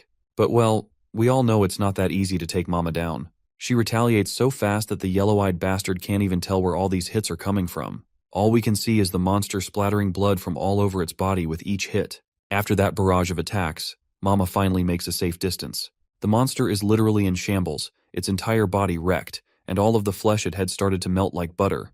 Even Gamdal has no clue what kind of power this is, because he's never seen anything like this before in his life. It looks like Mama has gone through some sort of awakening, and now she has those two whips embedded with red needles. Meanwhile, in some quiet corner of the place, we see all the terrified monsters running for their lives. They're totally panicked because that brat we saw before is following them from behind, demanding that they play with him. But it looks like no one's willing to play with this violent brat, who has no regard for anyone. Meanwhile, the yellow-eyed bastard is losing his shit after getting wrecked so hard. It was his new precious body that he just acquired, and he's not liking the fact that it's already been ruined. Previously, he claimed he was going easy on them, but now that he's pissed, he won't be holding back anymore. With that, he launches his giant hands at our party once again. But surprisingly enough, he was not targeting our party at all. The hands just grab a bunch of nearby monsters and start gobbling them up like they're the most delicious food ever. None of them have any clue what's happening or what this monster is trying to achieve by doing this. But when we look at the monster, it looks like he's gotten even stronger and regenerated his body after gobbling up all the nearby monsters. Now he's grown humongous in size. Gamdal is just left sweating all over his body when he sees this giant monster in front of him. Mama quickly tells Gamdal to grab the girl as she plans to take on this monster. But Gamdal doesn't seem to vibe with her idea. He's more thinking about running out of here alive. But Mama quickly puts reassuring hands over him in order to calm him down. But the big guy feels really pathetic about himself. To think that he's such a weak husband just pisses him off. But he promises to protect Chuckbok with his life. Before she heads off, the big guy and the little one both cheer her on to just kick the monster's butt. Mama flashes a smile and walks toward the monster, who instantly tries to crush her under its giant hand. The monster finds it ridiculous that Mama is trying to protect these pathetic humans she calls family. He reminds her that he also has a family, where his kids follow all of his commands as an act of repayment for all the trouble he went through to raise them. This, he believes, is what a true family is all about. But Mama isn't backing down. She quickly appears right behind the one-eyed bastard and lets him know that this isn't what family is supposed to be like. To her, it sounds like he's just been treating them like his personal slaves. Without wasting a second, she unleashes her red needles at the bastard, but the yellow-eyed monster conjures a shield of flesh just in time to block the direct hit. The needle burns away the flesh on impact, but it doesn't quite get through. The monster then swings his massive hand, but as soon as it connects with Mama, she sinks her fangs deep into his hand. The flesh around her bite quickly starts to burn away, and she continues to pierce the monster's hand wherever she can. At one point, the monster grabs her foot with his fleshy hand and clenches it into a fist, trying to make her immobile. The monster is furious to see that she has ruined his one arm, so he decides to make her pay. He tightens his grip, determined to crush her bones and organs. As the pressure intensifies, the pain becomes unbearable for poor Mama, and she can feel herself losing consciousness. Suddenly, the monster tumbles to its knees, and thankfully, it loses its grip on Mama. Turns out, his leg has been cleanly cut off, and the one responsible for the deed is none other than Hira. She quickly tells Mama to run while she buys them some time, but we all know that's not going to happen. Mama gets back up and launches herself at the monster, and Hira follows suit, both of them attacking with precision and skill. Gamdal is in total awe, watching these two equally skilled fighters take on the monster with such finesse. At this point, he has no doubt that victory is in the bag. But just when things couldn't get any stranger, a familiar voice of that annoying kid who just wants to play echoes in the background. This leaves Chuckbok shocked, because this is the same unmistakable voice of that brat who took her candies. Meanwhile, Mama is giving it her all in the fight to protect her daughter. Hira, on the other hand, is torn between whether she should keep fighting or take Chukbok and get out of there. She knows that abandoning the two might lead to their deaths, but it could also give her a chance to protect Chukbok. Despite her internal conflict, Hira is absolutely determined to take down that piece of trash, and Mama shares the same thought about this bastard. Both of them are thinking the same thing. They're going to shred this monster to pieces and get everyone out of here together. But the monster begins to transform into its absolute form, growing even bigger and more jacked. After this transformation, the yellow-eyed bastard is convinced that they're all about to meet a meaningless death at his hands, and he's absolutely certain of it. Now let's focus on that brat for a moment. He's equally surprised to see Chukbok there. Gomdal picks up on a strange smell coming from the monster, while Chukbok reminds her father that the monster can stretch out its arms and hit her with them. Gomdal looks a bit unsettled, noticing how furious this little brat is. And why wouldn't he be angry? After all, he was just beaten up by our girl not long ago, like some helpless kid. Our little girl, just as annoyed and unpleased to see him, sticks her tongue out to tease the brat. This sends the brat into a rage and he starts running toward her. But Gomdal quickly scoops up his daughter and tries to shoo the kid away. To his surprise, the brat stops in his tracks and he even starts to stagger back. Gomdal is taken aback to see such a sight. To think that this monster is actually staggering backward from just a simple gesture of his leg. It makes him wonder if this brat is actually weak after all. But something doesn't add up. If the brat were weak, he would have just run away like the others. So Gomdal can't figure out why this kid even came here. Suddenly, the brat's eyes land on the commotion nearby, and he is left in awe when he sees his mother. As we already know, he's the child of the dungeon master. Even Gomdal can sense the shift in the brat's mood. Something has changed, and it's not looking good. Meanwhile, in the thick of the battle, as the dust begins to settle, it becomes clear that Hira has lost miserably. She's down, unable to continue, and Mama is barely holding on, having pushed herself to the brink. The one-eyed bastard grabs Mama. He sneers at her, letting her know that no matter what sacrifices she's made for her family or how much hidden power she might have, none of it matters. He will make sure she feels the depths of despair before the end. He quickly opens his filthy mouth, ready to chomp down on Mama. But before he can, everyone's attention is drawn to Gomdal, who's hoisting the brat up in his hand. With his volume cranked up to high, Gomdal threatens the monster, declaring that if he doesn't let go of his wife, the kid will be in danger. The yellow-eyed monster recalls this monster as the dungeon master's child, but can't understand what Gomdal is trying to accomplish with this move. Gomdal makes his intentions explicit, his voice firm as he declares that he's holding the kid hostage. If the creepy bastard wants his son to survive, he better release his wife now. But the monster scoffs, dismissing Gomdal's threat as futile. After all, he isn't the dungeon master, so why would he care about that brat? But this is where the one-eyed bastard proves to be wrong. Suddenly, his finger moves on its own. As the brat continues to scream, the dungeon master begins to take control of her own body, and the one-eyed monster can feel himself losing control over her. The brat and the dungeon master lock eyes. And in that moment, both of their minds flash back to the past. The mother remembers all the love she had given to her child. The memories overwhelm her, and tears begin to spill from her eyes. This is something this yellow-eyed bastard finds unfathomable. How could he lose control of this body just because of this trivial emotion? The entire body begins to resist the one-eyed bastard, and he can tell that this body is being agitated by that child. Eventually, the hand holding Mama loses its grip, and she starts to fall. The one-eyed bastard, using all his willpower, takes control of the hand and tries to retaliate with the sharp claws he's got. But before he can strike, his hand is brutally hit by an axe launched by Hira. This gives Mama enough time to retaliate, and she delivers a brutal cut across the bastard's body, which is just enough to render this body useless. Gomdal is fascinated to see his wife finally pulling off the impossible, and Hira is equally amazed. All the while, our little one is having the time of her life watching her mother win against the monster. But Mama knows this isn't the end. She decides to strike again, and this time, her target is this yellow-eyed parasite. However, the parasite quickly retaliates and delivers a nasty cut right into Mama's hand. But that's not enough to stop Mama. She retaliates once again, her poisonous claws aimed at finishing off the bastard. Just as her claws are about to strike, out pops Da Yan, who quickly guards her father just in time. Mama, caught completely off guard, hadn't expected this bitch to still be alive. But before she can react, a searing pain courses through her tentacles. It's clear that she's overexerted herself. The strain becomes too much, and she begins to collapse helplessly, just when victory was within her grasp. She was so close to taking down her enemy, but she falters at the very end. As she falls, the lifeless body of the dungeon master also begins to topple, especially since there is no host to keep it standing. Both bodies hit the ground simultaneously. Later, as the dust settles, Gamdal and his daughter make their way to find Mama.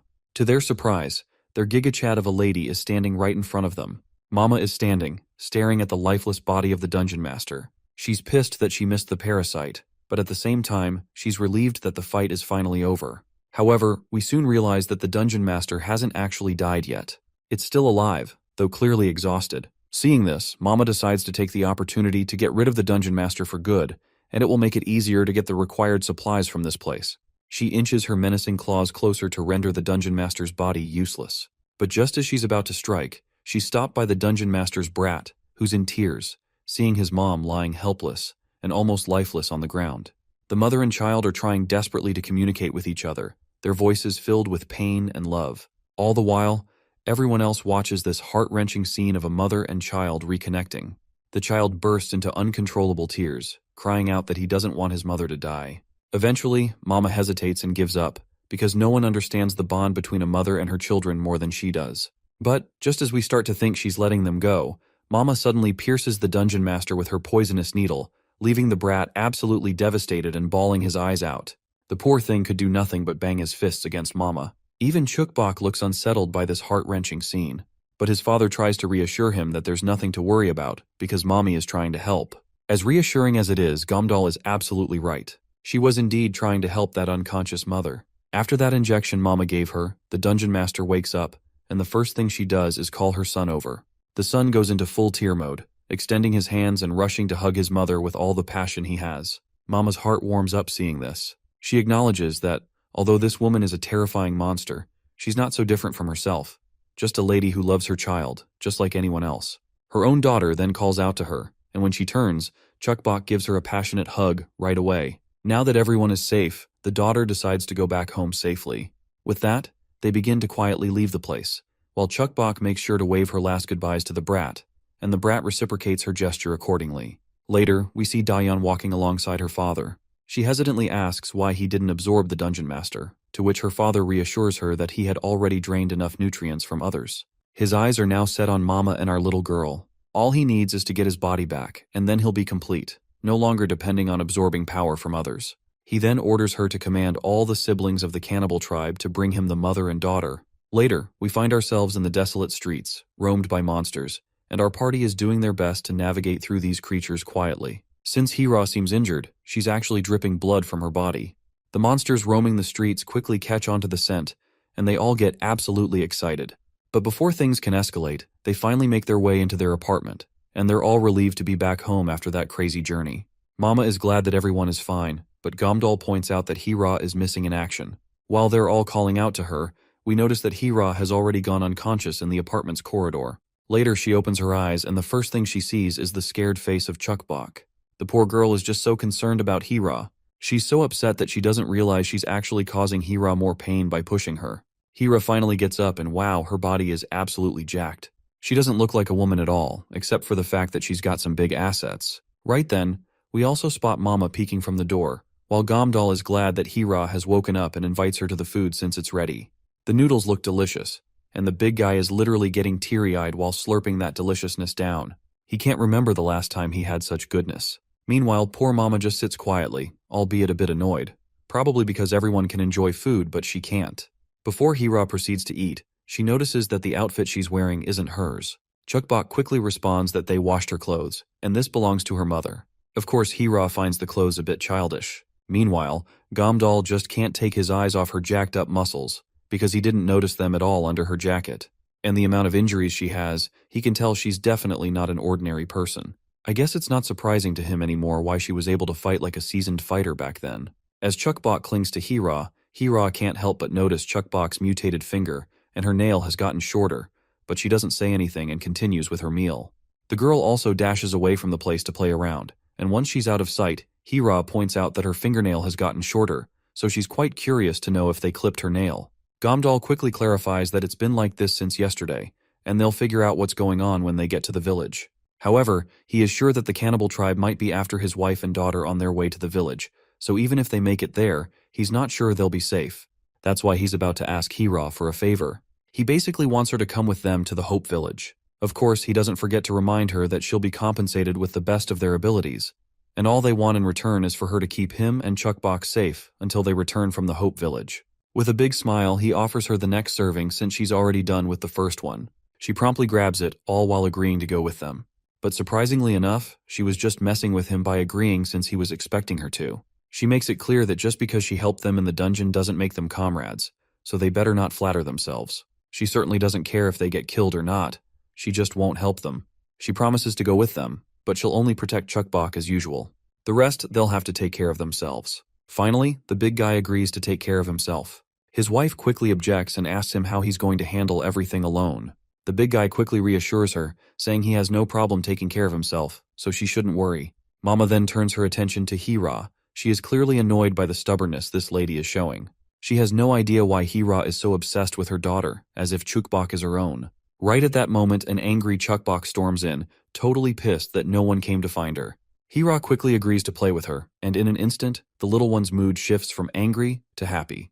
But just as things seem to settle, her mother grabs her and tries to push her to the side, but Hira is just as stubborn.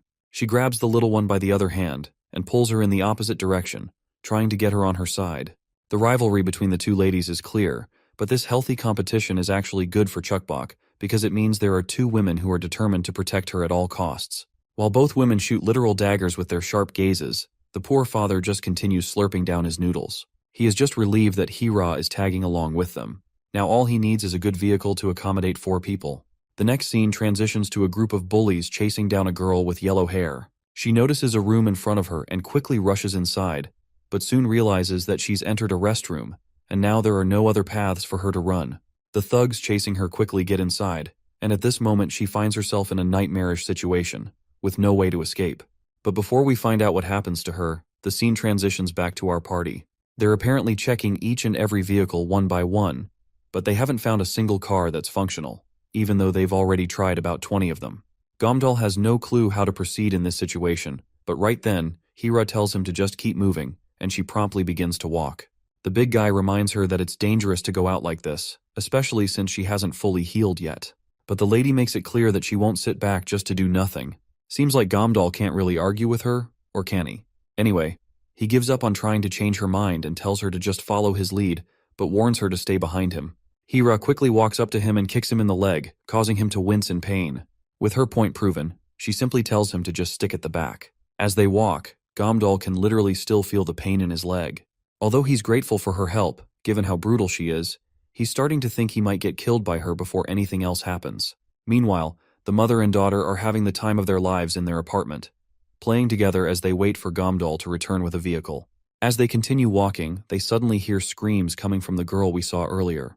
The sounds seem to be coming from an apartment building nearby. Gomdal quickly looks in the direction of the screams, but Hira angrily yanks him back and demands to know if he's forgetting their main goal. She's clearly annoyed, questioning why this guy is thinking about helping someone else when he's barely able to handle himself. With a final cold glare, she tells him to focus on Chuckbox. Otherwise, she is going to head her own way. As angry as she might be, the big guy musters up the courage to raise his point. All she needs to do is just hear him out. But Hira is literally going berserk as she could hardly keep her anger in check. Meanwhile, the thugs have already tied the poor girl up with rope. At first they consider clapping her cheeks, but then one of the wiser ones decides to keep her untouched. She might be a good bargain to get some food in exchange for her. But one of them raises a concern. What if the village doesn't want her? To that, one of the creepy bastards decides to stick with the original plan. They'll clap her and abandon her somewhere. And honestly, this jerk is just hoping the village just refuses to take her as payment so he can keep her for himself. But it looks like their plan isn't going to be as smooth as they think, especially since Gomdal has crashed the party already and has immobilized 2 of those filthy thugs. He then delivers a solid kick to the one who was thinking about having fun with the innocent girl. The other bastards start running as fast as they can to save their lives. But little do they know, the one running the fastest gets rocked with a punch first, and of course, it's Hira who delivered it. She doesn't shy away when she orders them to cough up all the supplies. But these clowns make the grave mistake of not following her command, and they quickly charge at her, only to get their faces clapped hard. Afterward, the girl quickly expresses her gratitude, almost on the brink of tears. She introduces herself as Yonghee. The big guy reciprocates with the same gesture and introduces himself and Hira as well. He then gets back to business, reminding her that he overheard the conversation and learned she's from Hope Village. The girl agrees right away, and the big guy perks up with happiness, feeling that his decision to rescue her was the right one all along. Now that they've saved someone from the village, it'll be even easier to get Chukbok treated, so they mention they have some business in Hope Village. Young-hee gets excited at the thought that they're going to Hope Village, and that strong people like them are always welcome in her village. She goes on to explain that she came out for the first time to promote their village, but she never expected to meet such reliable people. She's sure their principal and instructor will love to have them in the village. The mention of the principal and instructor catches Gamdal off guard, and right at that moment, a creepy bastard tries to attempt a sneak attack. But his effort is rendered futile when Hira reacts in an instant, stopping the upcoming onslaught right away. He seems pissed, like really pissed. He seems to have mistaken our duo for enemies, so he threatens them to hand over Young-hee right away. But the guy is quickly humbled when Young-hee herself tells him to stop and clarifies that they are her saviors, not enemies. She apologizes for not following him closely behind, which led to this misunderstanding. The big guy's straight and serious face softens into a smile.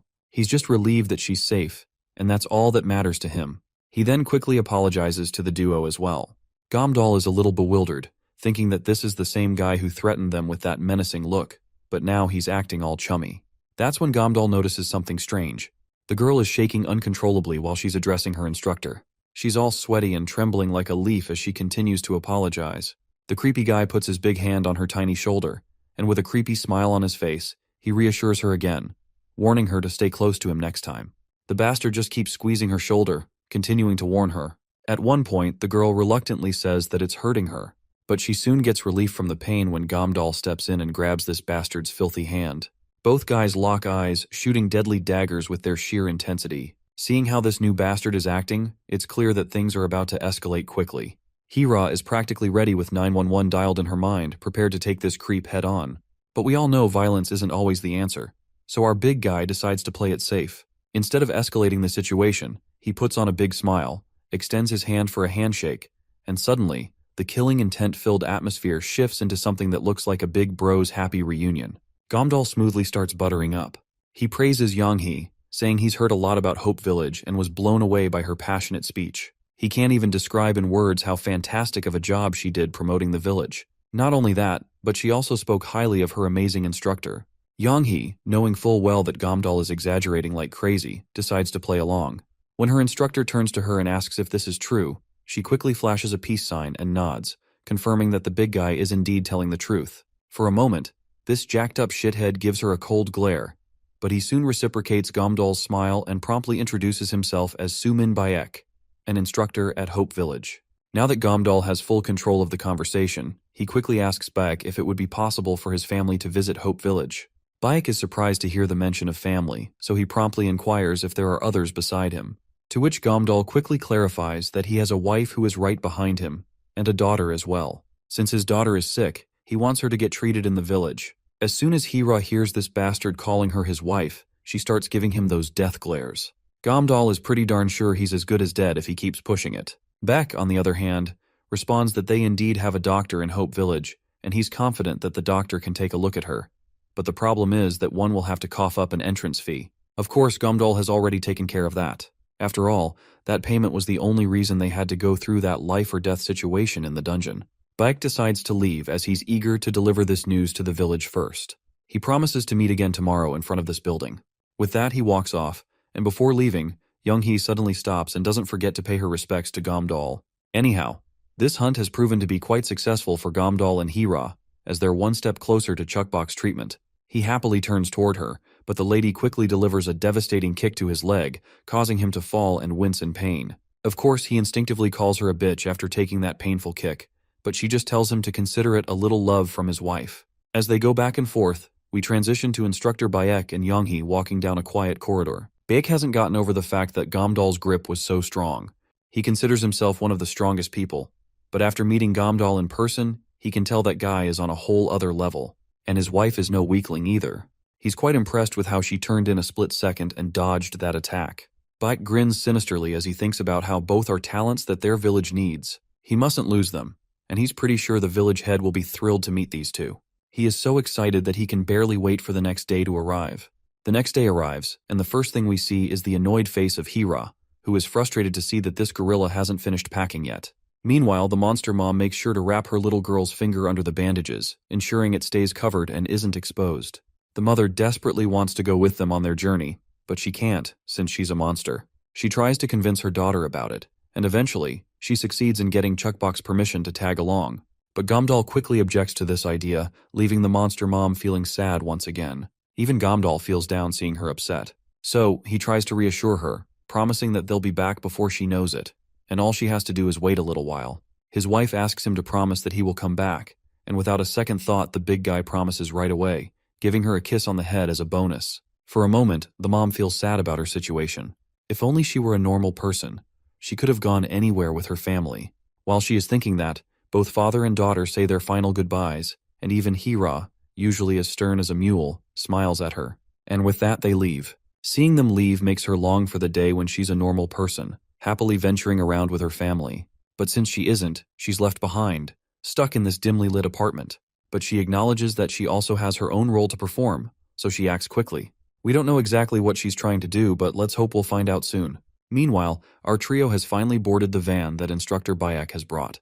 Gumdal inquires if the doctor is actually skilled, to which Beck quickly vouches for him, claiming that he's called one of the necessary people in their village for a reason. Still, Gomdal isn't entirely sure how things will turn out, but he's hoping it will work out well for his little one. Back at the apartment, the monster mom gets fully naked and concentrates. She can literally feel the creature's tentacle inside her body. It looks like this tentacle belongs to the leader of the cannibal tribe. Now it makes sense why he was telling her that he wanted his body back. On the other hand, leader of the cannibal tribe quickly concentrates and figures out the location of our mom. Now that he knows where she is, he tells his cannibal group members to be prepared, with Dayan leading the charge. Meanwhile, our party has arrived at Hope Village. Once they enter the vicinity of the building, Bayek announces to everyone that when they get off, they should leave their luggage in the car, and they'll get it back later. Although they've arrived in the village, Gomdal doesn't want to let his guard down, and signals to Hira that they should act together. Of course, the lady just gives him an annoyed look at seeing him bossing her around. Gomdal then turns to his girl and asks if she remembers what he had told her, to which she goes silent for a moment.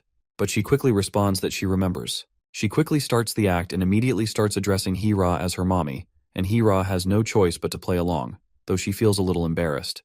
But nonetheless, she continues to call her sweetheart in order to make the act convincing. Though Gomdal can clearly see through how hard she's trying to act, it's still pretty terrible.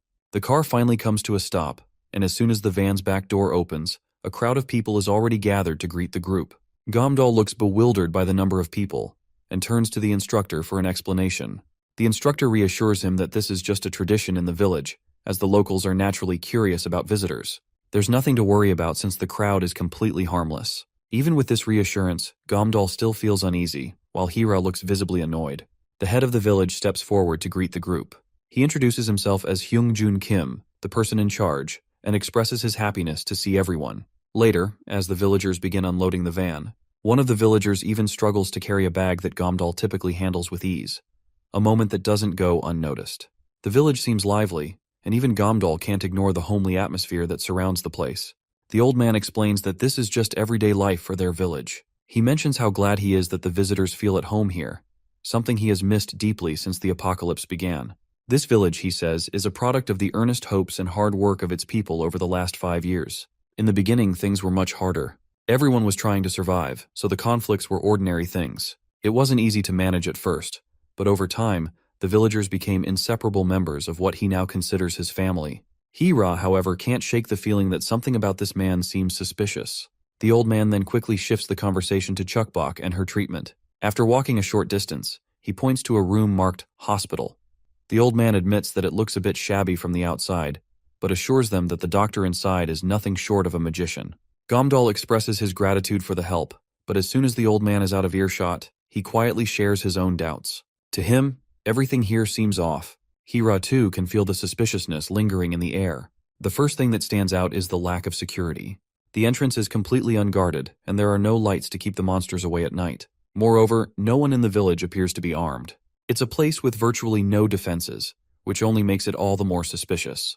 For now, Hira decides to focus on Chukbok's treatment, so they promptly enter this dark place, which is supposed to be a hospital. As they descend, the path grows darker with every step until they find themselves in a pitch-black ward. It's hard to believe someone thought it was a good idea to build a hospital in the basement. While walking around, Chukbok suddenly stumbles over something on the floor and tumbles forward. As she withers in pain, she notices that what she tripped over isn't just some random object.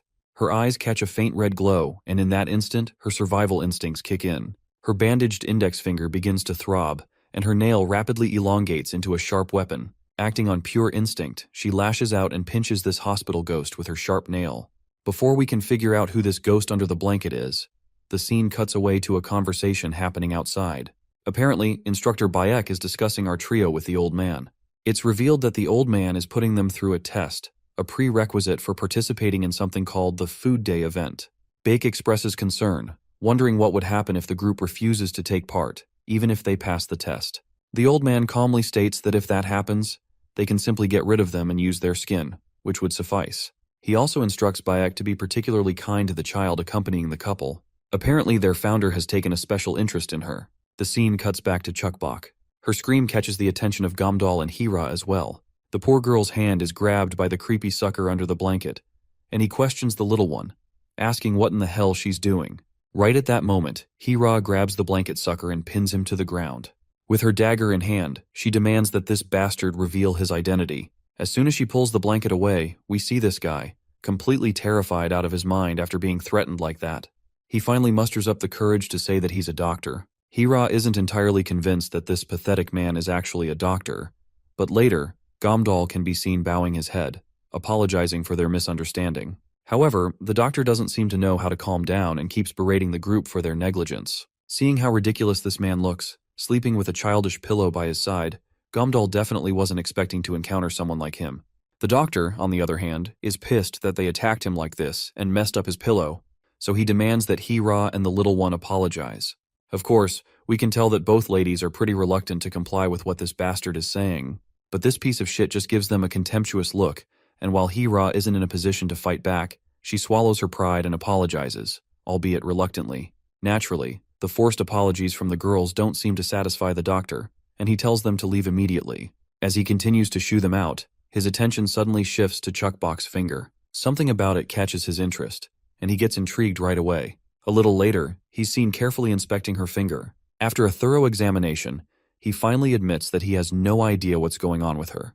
This, of course, infuriates Hira, and she grabs the guy by his coat, ready to slam him to the ground. Her sheer anger is enough to intimidate the doctor, and he quickly explains himself. He says that her symptoms are exceptionally rare, often appearing in people who are bitten by monsters, or when monster blood gets into an open wound. However, he points out that she has no bite marks or visible scars on her body, and he's never encountered anything like this before. Fortunately, there's nothing wrong with her body right now, but the doctor can't say it will stay that way in the future. But for now, they'll just have to see how things go while they stay in the village. Gamdal then requests that the doctor keep his daughter's condition a secret from others. Normally, the doctor wouldn't keep something like this quiet, but since he's also interested in the condition, he agrees to keep it to himself. The little one places her tiny hand over her father's massive hand and asks him if he's worried because of her, or if the condition is really that bad. Her father reassures her, then decides to step outside for a bit to get some air and have some fun. While she plays around in the sand, the two of them just sit there. The big guy has no idea what to do in this situation since they haven't found any leads about her condition. They've been through so much just to get here, so he's not sure if telling the monster mama this bad news is a good idea. Just as the big guy continues to sink into despair, Hira stands up and tells him to stay beside his daughter. She reminds him that even if they're in the worst possible situation and there's no way out, he has to support his child so she doesn't fall. That's what parents are supposed to do for their children. This finally triggers something inside the big guy, and he quickly slaps himself in the face to snap out of it. As he stands confidently, she asks him if he has any ideas, to which the big guy confidently responds that they will surely find their way if they start their digging. While the two are discussing among themselves, we notice Yonghee standing right behind a pillar, looking anxious for some reason. To understand why she's here, we flash back a little to a moment earlier, where the village chief tells her to keep an eye on the family that arrived today. The chief wants to make sure there's no threat to the village, and since they're visiting the doctor's office now, she should find them there. If she notices any details, she's to report back immediately. So, she followed them to the doctor's office, and she too learned about Chukbok's mutated finger. In the present, she's standing there anxiously when suddenly someone taps her on the shoulder, freaking the hell out of her. When she turns around, she realizes it's her mother, who asks what she's doing here. Yonghee makes up an excuse, saying she was just taking a walk, but her mother sees right through the lie and directly questions her about why she's keeping an eye on this family. The mother suspects that the principal must have asked her daughter to do this, and since her hunch is right, the daughter remains silent. This causes the mother to lose her temper completely as she reminds her daughter, yet again, that she's told her many times not to blindly follow the village head. Finally, the daughter snaps back, telling her mother that everything she's doing, including going outside to promote the village, was her own decision. She firmly says that her mother should stop blaming the principal for everything. She reminds her mother that she's also a part of this village, and one day, she'll be recognized as someone important. She's confident that, just like her mother received a miracle from the principal, she will too. This enrages the mother even more, and she smacks her daughter over the head. She continues scolding her, reminding her that what she thinks of as a miracle is not actually what it looks like. After enduring enough of her mother's barrage of punches, the daughter finally breaks down and runs away.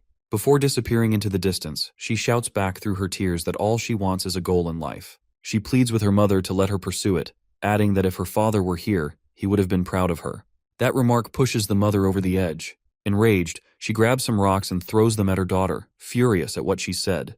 Eventually, the girl runs off, leaving her hopeless mother behind, who just wants her daughter to listen to her. I gotta say, this village we thought was a peaceful place seems totally messed up, completely filled with psychos. Anyway, later that night, Gamdal is absolutely bamboozled to be served such luxurious food. He literally never imagined he'd get to eat something this fancy. Both father and daughter can't help but think how much better it would have been if Monster Mama were here to enjoy it with them. We also catch sight of Hira, who seems annoyed at how carefree this jackass is being in a place like this. She reminds him that this village isn't a suitable place for Chukbok, and even the doctor has no clue about her symptoms. Hira, in her secret thoughts, even considers killing Monster Mama if she turns out to be the cause of Chukbok's condition. Suddenly, their attention is grabbed by the ever-eager principal, who insists on sitting with them at the table. After dinner, it's clear Chukbok ate way more than her tiny belly could handle. She looks like she's about to pop. Gamdal marvels at how he never thought he'd get sausages in a place like this, to which the principal proudly explains that it's possible because they have ranches and farms nearby. When Gamdal asks about the electricity situation, the principal claims they don't have enough generators, so they only use power when it's absolutely necessary. At some point, the principal steers the conversation toward Chukbok's finger. Gamdal responds by saying that the doctor mentioned needing more time to figure out how to cure her. After giving this thorough look at Chukbok's finger, he casually suggests taking a walk outside the village later tonight. Gamdal is not sure if walking in the middle of the night is a great idea, but the principal explains that they regularly go outside the village once a week to gather food because the village population is growing, and they need large amounts of supplies to sustain everyone. Still, Gamdal can't help but question why it has to be at night, especially with monsters roaming around. That's when the principal calmly explains that this is precisely why they go out at night. Before Hira and Gamdal get any wrong ideas, the old man quickly elaborates that the monsters are most active at night, which means they leave their dens and roam outside. While the monsters are distracted, it's safer for the villagers to enter their hideouts and gather food or supplies. Hira isn't sure if she should laugh at the old man's joke. She looks at him suspiciously and asks how the hell he plans to get through all those monsters outside without getting killed. This time, she demands honest answers because she's had enough of this nonsense. The big guy quickly tries to apologize to the old man, explaining that she's a bit sensitive. But the principal doesn't seem bothered by her harsh tone, and insists that what he said wasn't a joke at all. The fuck? Gamdal said in his mind, because he also thought the old man was just joking around. The asshole then smirks and is sure that they will believe him once he's going to show them the miracle of Foods Day. It's already dawn, and while Chukbok is playing around, Hira turns to Gamdal and asks if he really believes what that crazy old man said. Gamdal admits that he's not sure about anything. The old coot might just be full of lies, but there's also a chance that this could lead to a cure for Chukbok. If what the old man said is true, then it's worth checking out. Hira makes it clear that she's out. Gamdal isn't surprised to hear this, especially since she isn't a parent. Well, Hira admits as much, claiming that's not something non-parents can truly understand. Still, she wishes him good luck and says she'll be waiting for good news. The big guy doesn't quite understand what her deal is, but he makes it clear that he'll do whatever it takes for Chukbok. When night finally falls, Gamdal finds himself already starting to regret his ridiculous decision. Why the hell didn't I listen to Hira? Is all that's going through his head as he stands there. In front of him is the creepy old principal, who suddenly bursts into laughter. The old man tells Gamdal to look around, take in the fresh night air, enjoy the pleasant breeze, and admire the moonlight casting its glow over everything. But Gamdal isn't feeling any of that. Everyone around, including him, is trembling in the presence of the countless monsters lurking nearby. Meanwhile, the instructor, the principal, and that woman in a robe just stand there unfazed. The entire area is literally crawling with monsters, And what's creeping the hell out of Gamdal is that the monsters are circling the people in red cloaks but not attacking them. Gamdal also notices that there are also kids among the people in red robes, which freaks him out even more. As the perspective shifts to a wide aerial view, we see how all the people in red robes are encircling the other villagers, acting as a natural barrier against the monsters. By now, Gamdal is sure of one thing: the principal knows something about the monsters. A little while later, the villagers are seen arguing among themselves over the supplies they've gathered. One insists that they were the first to grab a particular item, while another claims ownership of the same thing. Meanwhile, Instructor Bayek quietly asks the principal if he's going to start it right away. The old man responds positively, saying that this is the perfect moment to begin. With a smirk, the principal snaps his fingers and declares that it's time to show them a miracle. The moment he snaps his fingers, all the monsters launch themselves at the villagers. However, while the monsters can be seen strangling and restraining the villagers, they are not actually trying to kill anyone. The entire situation feels bizarre and unnervingly calculated. Everyone is panicking. While this isn't the first time the old man has seen such despair on people's faces, he's still enjoying it just as much as ever. He revels in how pitiful and helpless humans can be, finding their desperate pleas for mercy in the face of fear both pathetic and strangely adorable. However, the old man feels a bit disappointed that he's not seeing much of a reaction from the guy the instructor chose. But Instructor Bayek proudly tells his senior to watch the front lines closely. When the principal shifts his gaze forward, his eyes widen in shock as he notices Gamdal single-handedly obliterating the monsters. Gamdal is crushing these creatures like numbers on an abacus, and now the tables have turned. It's the monsters trembling and crying in fear at the sight of his overwhelming strength. Gamdal can't seem to make sense why these monsters suddenly attacked out of nowhere, and what's even stranger is how the bastards in red robes are just standing there, doing absolutely nothing. This only makes Gamdal more suspicious, as he starts to think this might have been their plan all along. He always knew that walking around this area at night would be dangerous, but he hadn't expected to face this many monsters at once. Suddenly, one of the monsters lunges at him, trying to take a bite out of his hand. But Gamdal grabs the creature like it's a trash bag and flings it away effortlessly. But soon more monsters lunge at Gamdal from behind. Reacting instantly, he twirls around with supersonic speed and delivers a devastating blow to each of their heads, leaving the eager bunch sprawled on the ground. Seeing this powerhouse of a man in action, the principal doesn't know how to react. He hasn't encountered someone this intriguing in a long time, but now that he is seeing this, he finally understands why Instructor Bayek holds Gamdal in such high regard. Gamdal is literally pushing away the monsters with nothing but his backpack, a feat far beyond what anyone could expect from a mere human. However, as strong as Gamdal may be, he's still human. Eventually, the overwhelming number of monsters starts to take its toll, and it looks like defeat is inevitable. Just as the monsters are about to rip him apart, the old man decides it's time to stop this madness. But before he can intervene, he's stunned by what happens next. All the monsters swarming around our Gigachad are obliterated in an instant. Gamdal is carrying a flashlight in one hand and an axe in the other. He's literally obliterating the hell out of these monsters. Though he manages to push them back for a moment, he's swarmed again. The injured monsters return to attack him because he missed their vital points. There's no way out of this if he can't stop them from healing. He's sure there must be a way out, and all he needs to do is focus. As he does, his mind flashes back to the conversation he had with Hira, where she tried to warn him about following that old coot. Now he feels like an idiot for not listening to her. He wishes only he had powers like Chukbok's mother. He'd also love to be as skilled as Hira, as he needs all the strength he can muster just to protect his daughter. But sadly, he knows that this is simply not going to happen in reality. As the monsters keep closing in, the creepy figures under their red hoods just watch from the sidelines.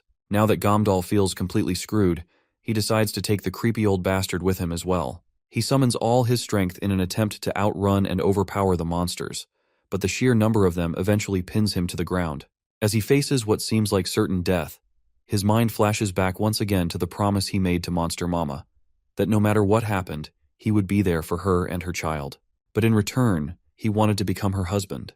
At that moment, Monster Mama agreed to become his wife. But now, as he lies helpless, he feels disappointed that he can't keep his promise to protect them anymore. Surprisingly though, the old man begins clapping, and suddenly, all the monsters withdraw. They retreat as quickly as they came, leaving Gamdal and the villagers alive. Although they are all safe, the terror they experienced has left a permanent mark on their minds. The principal, on the other hand, claims that this is the miracle that exists in their Hope Village. Because of this miracle, everyone is safe and sound. Now that they think about it, they realize that they are indeed unscathed, not a single bite on their bodies. The old man continues with his speech, telling the villagers how they can have a fulfilling life free from monsters and a hopeful future instead of living in constant fear. He promises that everything they've dreamed of is possible in Hope Village, and that he will ensure their future is even better. All they need to do is trust him. Not surprisingly, all of the newly recruited villagers are in tears, willingly placing their faith in the old man's hands. They are ready to give everything for the village. Meanwhile, Gomdal finally understands the scheme the old bastard is running. He realizes that the man has used fear to manipulate the villagers into trusting him. Gomdal is now certain that these people are incredibly dangerous. The scene transitions back to the dimly lit underground ward. We see Chukbok lying in bed, while the doctor is still lying beneath the bed. It seems like this nutjob of a doctor is having a hard time falling asleep, especially with the ladies sleeping on top of him. As the doctor continues to complain, Hira gives him a death glare, and this much was enough to humble this creepy bastard. Now that his whining is out of the way, both ladies are glad that they will be finally able to enjoy some peaceful sleep. The scene transitions to the apartment where Mama Monster is living. It's already night, and Mama Monster is certain the cannibal tribe will eventually come after her. She also knows they might be using the tentacle planted inside her to track her location. She reflects on how that yellow-eyed bastard was demanding she return his body. Not only does she not remember anything that happened that day, but she also has no recollection of her past life. Just as she's lost in thought, a creepy monster suddenly crashes inside her apartment. But Mama jumps out of the way and retaliates back with a deadly slash. Seeing this creepy, hairy monster, Mama is sure that she has seen this one before in that dungeon. But she has no clue how this monster knew about her location, or why she was not even able to detect this monster. Mama's confusion only grows when she hears the monster speak. The first thing the creature says is that it already knew Mama's exact location. Also, the monster seems offended that Mama only remembers her as a hairy monster. The creature claims that she had always wanted to face off with Mama one-on-one.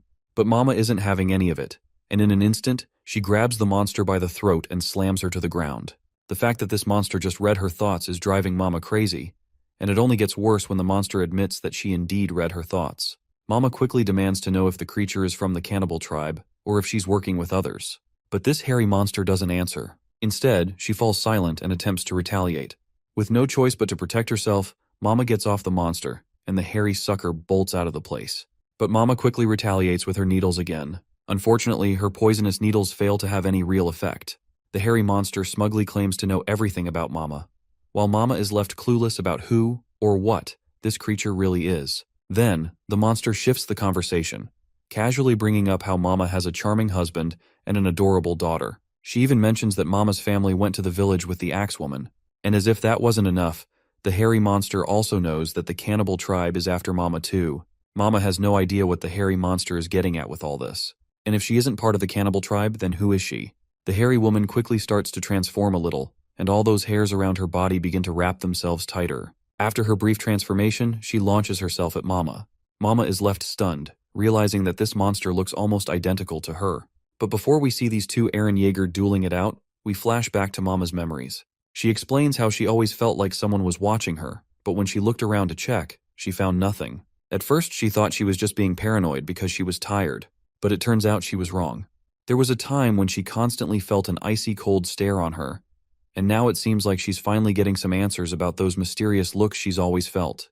The monster flings Mama out of the apartments, but Mama quickly kicks this bastard lady and throws her crashing down on the ground while she herself just lands back on the ground, safe and sound.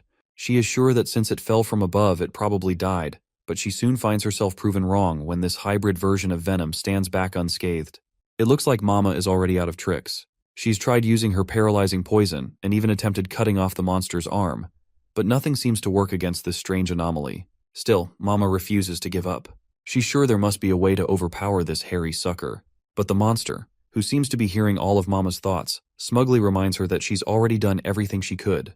According to the creature, there's no way Mama can defeat her. What's worse, the monster claims she can feel every emotion Mama experiences. And as fear begins to creep into Mama's mind, the creepy sucker feels it too. Eventually, Mama bolts out of the place as fast as she can. She knows she has to escape because deep in her bones, she can feel how dangerous this monster is. But it seems Mama never stood a chance. Before she can make it far, the creepy bastard pierces her from behind. The monster tells her that she can't possibly deny her existence any longer, so she better face the truth. The monster keeps piercing poor Mama, relentlessly continuing the attack. Blood splatters as the creature's strikes tear through her, and eventually, Mama exhausts herself from all the blood loss and torn limbs. This photocopy of Mama is furious that the real Mama isn't paying attention to her. All she wants is to be accepted. Meanwhile, Mama can feel her life slipping away. Pleasant memories flash across her mind as she nears death. Her mind drifts to a moment when she had her child on that fateful day, and in that flashback, we see her child covered in hair, just like this hairy monster. Suddenly, Mama snaps out of the nightmare.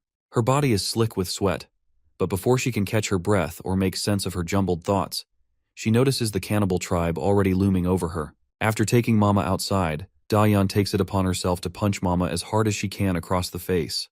But it's stupid Dayan who ends up with a nasty cut on her hand from the sharp fangs in Mama's mouth. This ticks Dayan off, so she starts kicking Mama instead. One of the cannibal tribe members points out how Mama is totally his type, and since she also has a kid, it just makes it even better for him. But hearing this, it's clear that Mama could never want to be with someone as filthy as this bastard. So she delivers a nut-cracking kick right between his legs, leaving his filthy head going bonkers with pain. When Dayan tries to retaliate, she gets a solid kick of her own, sending her crashing into the wall. Mama quickly seizes the opportunity and bolts out of the place as fast as she can. Dayan is furious to see how they got their butts kicked again, so she angrily turns to Rin and orders her to chase Mama. But this big booba is confident that no matter where they run, these guys can never escape. After all, they can track her anytime with the tentacle stuck in Mama's chest. So, despite Mama's efforts to outrun them, Dayan catches up and delivers a devastating blow right to her back. But Dayan soon discovers that the person she attacked was just an ordinary zombie, and she ends up taking a nasty cut across her back from Mama in return.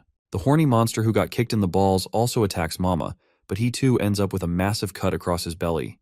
Then comes the other guy, who looks like a juggernaut. He punches Mama hard enough to send her toppling backward, but she quickly regains her balance and steadies herself over her feet. Dayan and her companions seem to be in rough shape, but Rin is helping them recover. Even Mama finds it weird that the wounds she inflicted are healing so quickly, something she's never seen before. Dayan then brings up Mama's family and, to trigger her further, she claims to know that they are in the Hope Village. The way Dayan smiles when she says this makes it clear she has no good intentions for our Mama's family. The thought that this bitch is trying to threaten her family completely drives Mama crazy, and in a fit of rage, she lunges at Dayan. But her reckless move leaves her wide open, and the horny bastard takes the chance to drill several holes into Mama's belly with a single punch. Despite the brutal hit, Mama gets back on her feet and quickly launches her tentacles. But the horny bastard uses his own tentacle-like hands to grab Mama tightly and completely tie her up. Once she's immobilized, Dayan smirks with her trashy grin, and soon enough, the entire place is swarmed with those monsters. Dayan feels completely satisfied, thinking she's finally about to take her revenge. She's looking forward to tearing Mama apart. Just as she says this, the disgusting monsters start ripping off Mama's hands. While the poor mother endures agonizing pain, this piece of shit enjoys herself to the fullest. Dayan is thinking of taking Mama as her pet once her father is done dealing with her. But it looks like their plan isn't going to go as smoothly as they think. The idiots soon notice someone approaching them. Before anyone can react, Dayan gets brutalized with a smackdown that sends her crashing to the ground. That one hit is enough to leave her a bloody mess. Her partners are completely stunned to see this mysterious person knock out Dayan with a single blow. Even the zombies in the vicinity start trembling in fear. At this point, it's clear who this mysterious person is. Enter the dungeon master and her brat. The mother has arrived to save another one and reunite with her daughter, while her son, as usual, is eager to play. Dayan's team has started to sweat to see this tough opponent. Even Monster Mama doesn't know why the dungeon master is here of all times. She doesn't have the strength to deal with the dungeon master while already being tied up with these stupid thugs. It seems like our Mama hasn't yet realized that the dungeon master is actually on good terms with her, so she's seeing her as a new threat.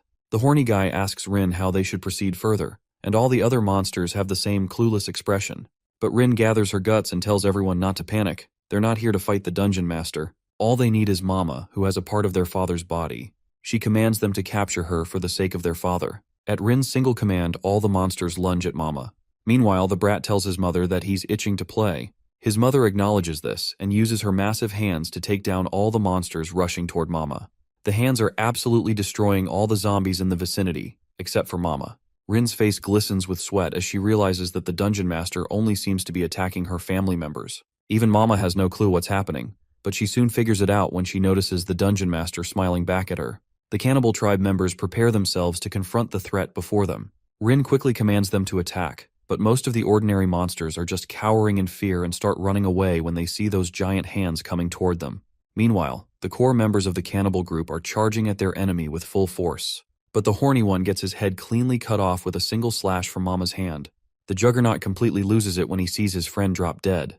He goes all out, slamming his giant hand down as fast as he can. The ground beneath shatters, but Mama has already disappeared from the scene before the hit can touch her. The Juggernaut frantically looks around, trying to spot her. He doesn't want to attack randomly, knowing his own family members might get caught in the crossfire.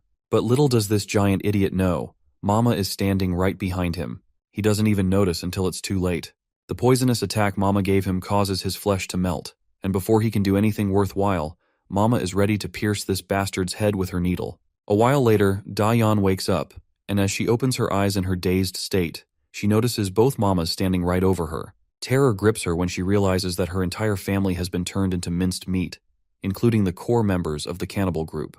She is terrified while Monster Mama looms menacingly in front of her, demanding she reveal everything she knows. In her panic, Dayan quickly spills all the juicy details. She starts by revealing that Hope Village is their second hideout and confirms she saw Mama's family there.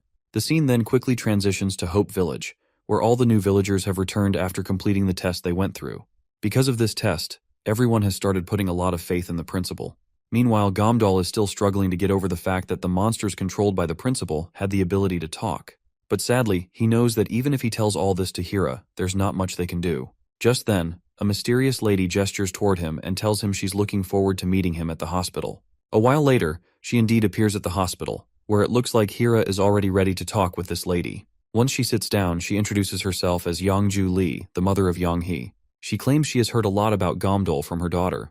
The first thing Gamdal notices is that this lady doesn't have a right arm, so she's using her left one to greet them.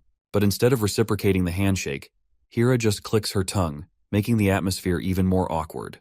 Anyway, Yangju Li starts the conversation by asking Gamdal about his thoughts on the miracle of Food Day. She wants to know if he liked the miracle.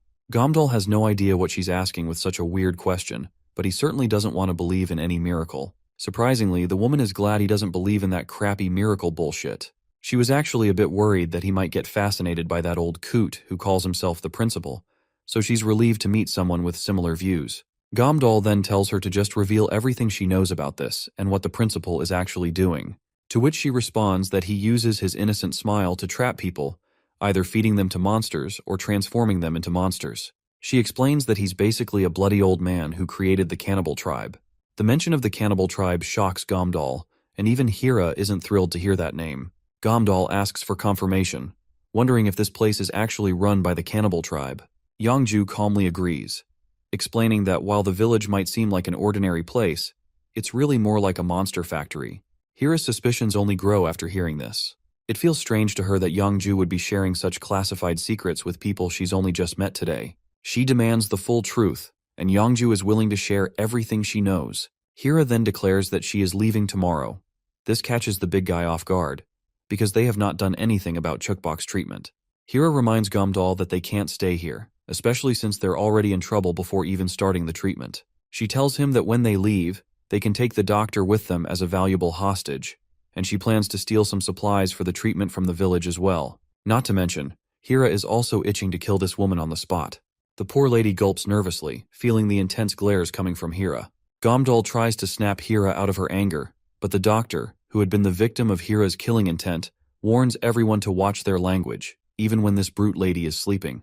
He then reminds them that while this place is fully equipped with everything they could imagine, he still finds it difficult to cure Chukbok. He's unsure if taking the little girl back home would help her treatment. Yangju agrees with this, explaining that if Hira acts too rashly, Chukbok won't receive proper treatment in time, and her condition will worsen. Eventually, Chukbok could turn into a lovely little monster. While the idea of being a cute monster doesn't seem all that bad to all of us, it's definitely not something Hira would accept. In a burst of anger, she grabs Yanghe by the throat. Both men try to talk some sense into Hira, but she's dead set on finding out how Yangju learned about Chukbok's illness, since only the doctor knew about it. The doctor quickly stammers out that Yangju can be trusted, but Hira doesn't seem to think that way. She's boiling with rage, determined to eliminate any source of trouble that might hinder their future. She continues to tighten her grip on Yangju's throat, asking how the principal already knew about Chukbok. The poor lady manages to respond, saying that the principal is a dangerous man, and he's after Chukbok. Even if they leave this place, he will send monsters after them. Despite her words, Hira's grip only tightens further. In desperation, Yangju finally screams at the top of her lungs, promising to give Hira anything she wants: treatment, food, Anything. In exchange for one thing, she wants Hira to kill the old man in order to save her own daughter. The two men fall silent as they watch this desperate mother, and even Hira grows quiet. Slowly, her rage begins to subside, and she finally releases her massive grip from the lady's throat. Hira agrees to the demands of Yongju, but in return, she wants her to keep her word as well. She extends her hand as a gesture of goodwill and supports her to stand up. Meanwhile, Chukbok has been awake this entire time, quietly listening to everything the adults were talking about. Later, we see Yongju with the doctor. Her neck is still sore, and Yongju just can't get enough even after complaining about it so much.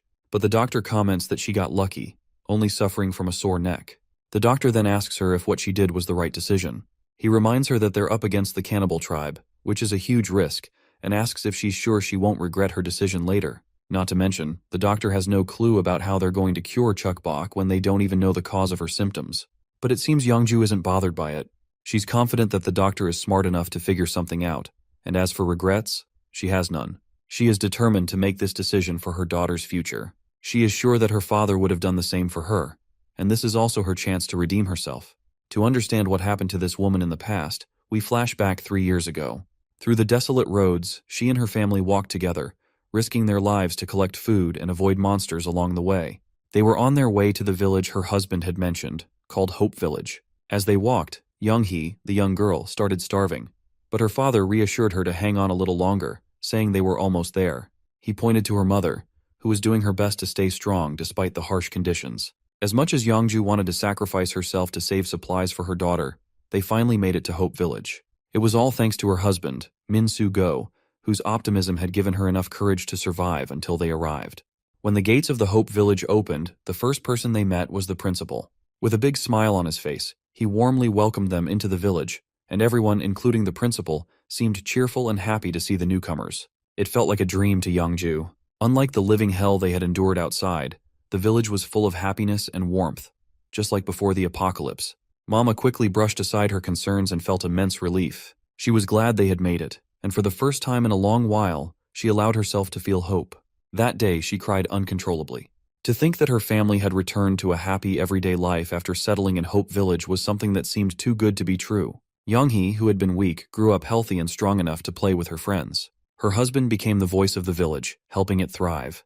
Thanks to her family and the villagers, she had healed as well and took on the responsibility of caring for the newcomers to the village. When the doctor arrived at the village for the first time, he was quite fascinated by this place, as well as a little dubious. Whenever he saw her husband cuddling with her, he felt an inexplicable irritation, though he couldn't quite understand why. The pivotal moment that changed Yongju's mind was the miracle that the principal showed them. At first, the principal's unusual tests seemed like the only way to ensure her family's safety, and she believed that the village was their sanctuary. The warm, thriving community provided a sense of security, and for a time, it felt like a haven from the horrors outside. But everything changed when her husband returned one day, his face pale and full of worry. He urgently told her that the village was far more dangerous than she realized. He claimed to have seen the monsters and discovered the dead bodies of villagers who had left the village, hidden away in the basement. He begged her to pack their things and leave immediately, warning her that if they didn't, they could be the next to end up as monsters or in the basement. However, Yongju was steadfast in her refusal to leave. She reminded him that even if they managed to escape, the outside world was no better. Death and danger awaited them there. She couldn't risk her daughter's life again by taking her out into the harsh, uncertain world. If they were going to face hell, then it would be here in the village, and she was determined to protect her family within its walls, no matter the cost. She told him to stay put while she would handle everything herself. She was confident that her husband was simply overthinking, so she decided to confront the principal herself and reveal everything her husband had told her. The principal listened calmly, and to her relief, he reassured her that everything would be fine. He even praised her for her honesty, claiming that trust was the foundation of the village's strength. For a moment, she felt reassured, believing the principal's words were genuine. However, that fleeting relief turned into unimaginable terror. She found her husband dead, brutally mutilated, and her own hand severed, all of it happening in front of her eyes. She couldn't comprehend how things had spiraled so terribly out of control. Was it because her husband had gone into the basement without hesitation? Or was it because she had ignored the warning signs and placed her trust in the wrong person? Then, the principal began to speak, recounting the peculiar habits of cuckoo birds. He explained how cuckoos lay their eggs in the nests of other birds, leaving the unsuspecting mother bird to raise cuckoo's young. When the cuckoo hatches, it pushes the mother bird's own eggs out of the nest ensuring that all the attention and care is focused on the cuckoo chick alone. The poor mother bird raises the cuckoo with love.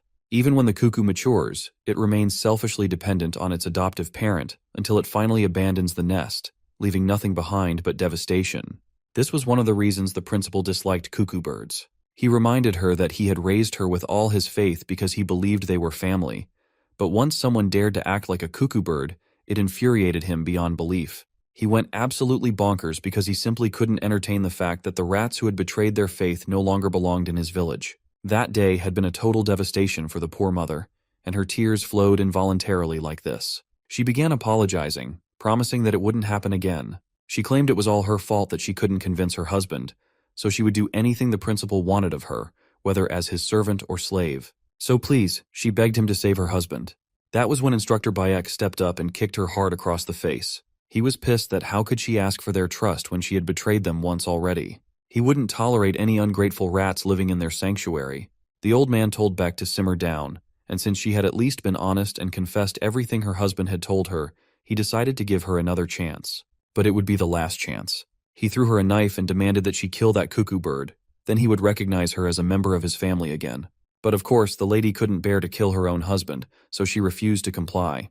The principal quickly brought up her daughter, which eventually left Youngju with no choice but to gather her guts and take her own husband's life. As she held the dagger in her hand, her husband looked at her for the last time and told her to just do it. He also whispered something that only she could hear, and with that, she took the life of her own husband. Later, that old bastard hugged her and officially recognized her as a member of his village. The next day, everyone had gathered, and they all expressed their sorrow over the death of one of their family members. The old man spun his lies and told the villagers that the dead man had bravely fought against the monsters but had eventually lost his life, while his wife had lost her arm. But thanks to their sacrifice, everyone would be safe in the village. With fake tears in his eyes, he expressed his great sorrow and remorse that one of their family members had to die like this. As expected, all of the people started showing the principal their support, saying it wasn't entirely his fault. That bastard of an old man was truly one of a kind, swaying everyone's mind and winning their trust and sympathy. Beck, the bastard who treated her husband like an insect, was offering his condolences with flowers, but the most disgusting person in that crowd was her. She was the one who had staged this entire show. Just the memories of the time when she killed her husband made her want to puke her guts out. Her greed had basically killed her husband, and she couldn't even bring herself to kill herself because of the guilt. Her daughter Yonghee had been relying on the principal since her father's death, and she would rather die than forgive herself for what happened. However, she had work to do. If this continued, they would take advantage of her daughter as well, and she would live a miserable life, worse than her husband Min-Soo's. At this moment, she made up her mind. It didn't matter how much time it took. She would kill them all to keep Yonghee safe and avenge Min-Soo. No matter what the cost, she would do it. The flashback finally ends, and we find ourselves in the hospital. It's the 28th experiment the doctor has conducted, and he has finally discovered that Chukbok differs significantly from the other monsters. In the second experiment, he gave a lab rat a blood sample from her mutated finger, and it only took 35 seconds for the rat to mutate. On the contrary, he also tried injecting another rat with blood from a different part of her body, but nothing happened. He also conducted a few additional tests using various methods, but he couldn't determine the cause of her mutation. However, he had figured out one thing. He discovered a kind of membrane at the end of the mutated part that seemed to stop the virus from spreading to other body parts of hers, and he needed more time to investigate further. Chukbok seems to have a gene that can stop the infection, or is immune to it. Suddenly, Chukbok sneezes, which scares the hell out of the doctor, who had been in deep concentration. The sweet girl has her snot dangling out of her nose, and this time she's broken her previous record by having the longest snot. The doctor feels creeped out and offers her a tissue to wipe that stuff off her face. The girl then asks the doctor if she is going to become a monster because she overheard him last night. Well, it seems like the doctor has no clue how to comfort her, so he tries his best. He tells her not to worry, though it won't be easy, but there must be a way. He assures her that she doesn't need to worry about what they said last night. The doctor then thinks to himself if this would be enough to comfort her, as he'd be quite annoyed if she started crying. But to his surprise, the girl doesn't seem bothered by this at all. In fact, she's happy that she'll be strong like her mother when she turns into a monster. She wants to become a huge monster in order to protect her mother and father. Just the thought of being strong, protecting her family, and getting all the praise makes her feel proud.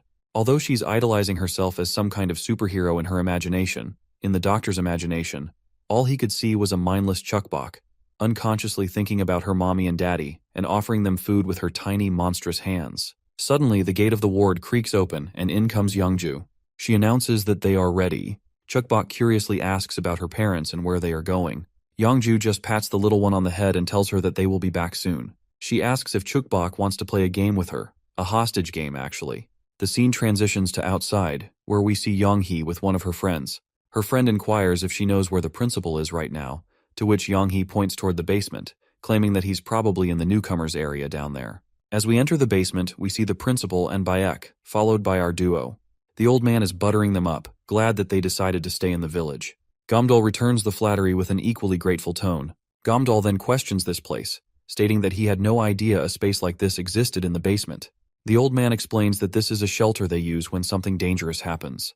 The old man then asks the big guy if Youngju came to the hospital to meet him on the first day, to which the big guy agrees right away.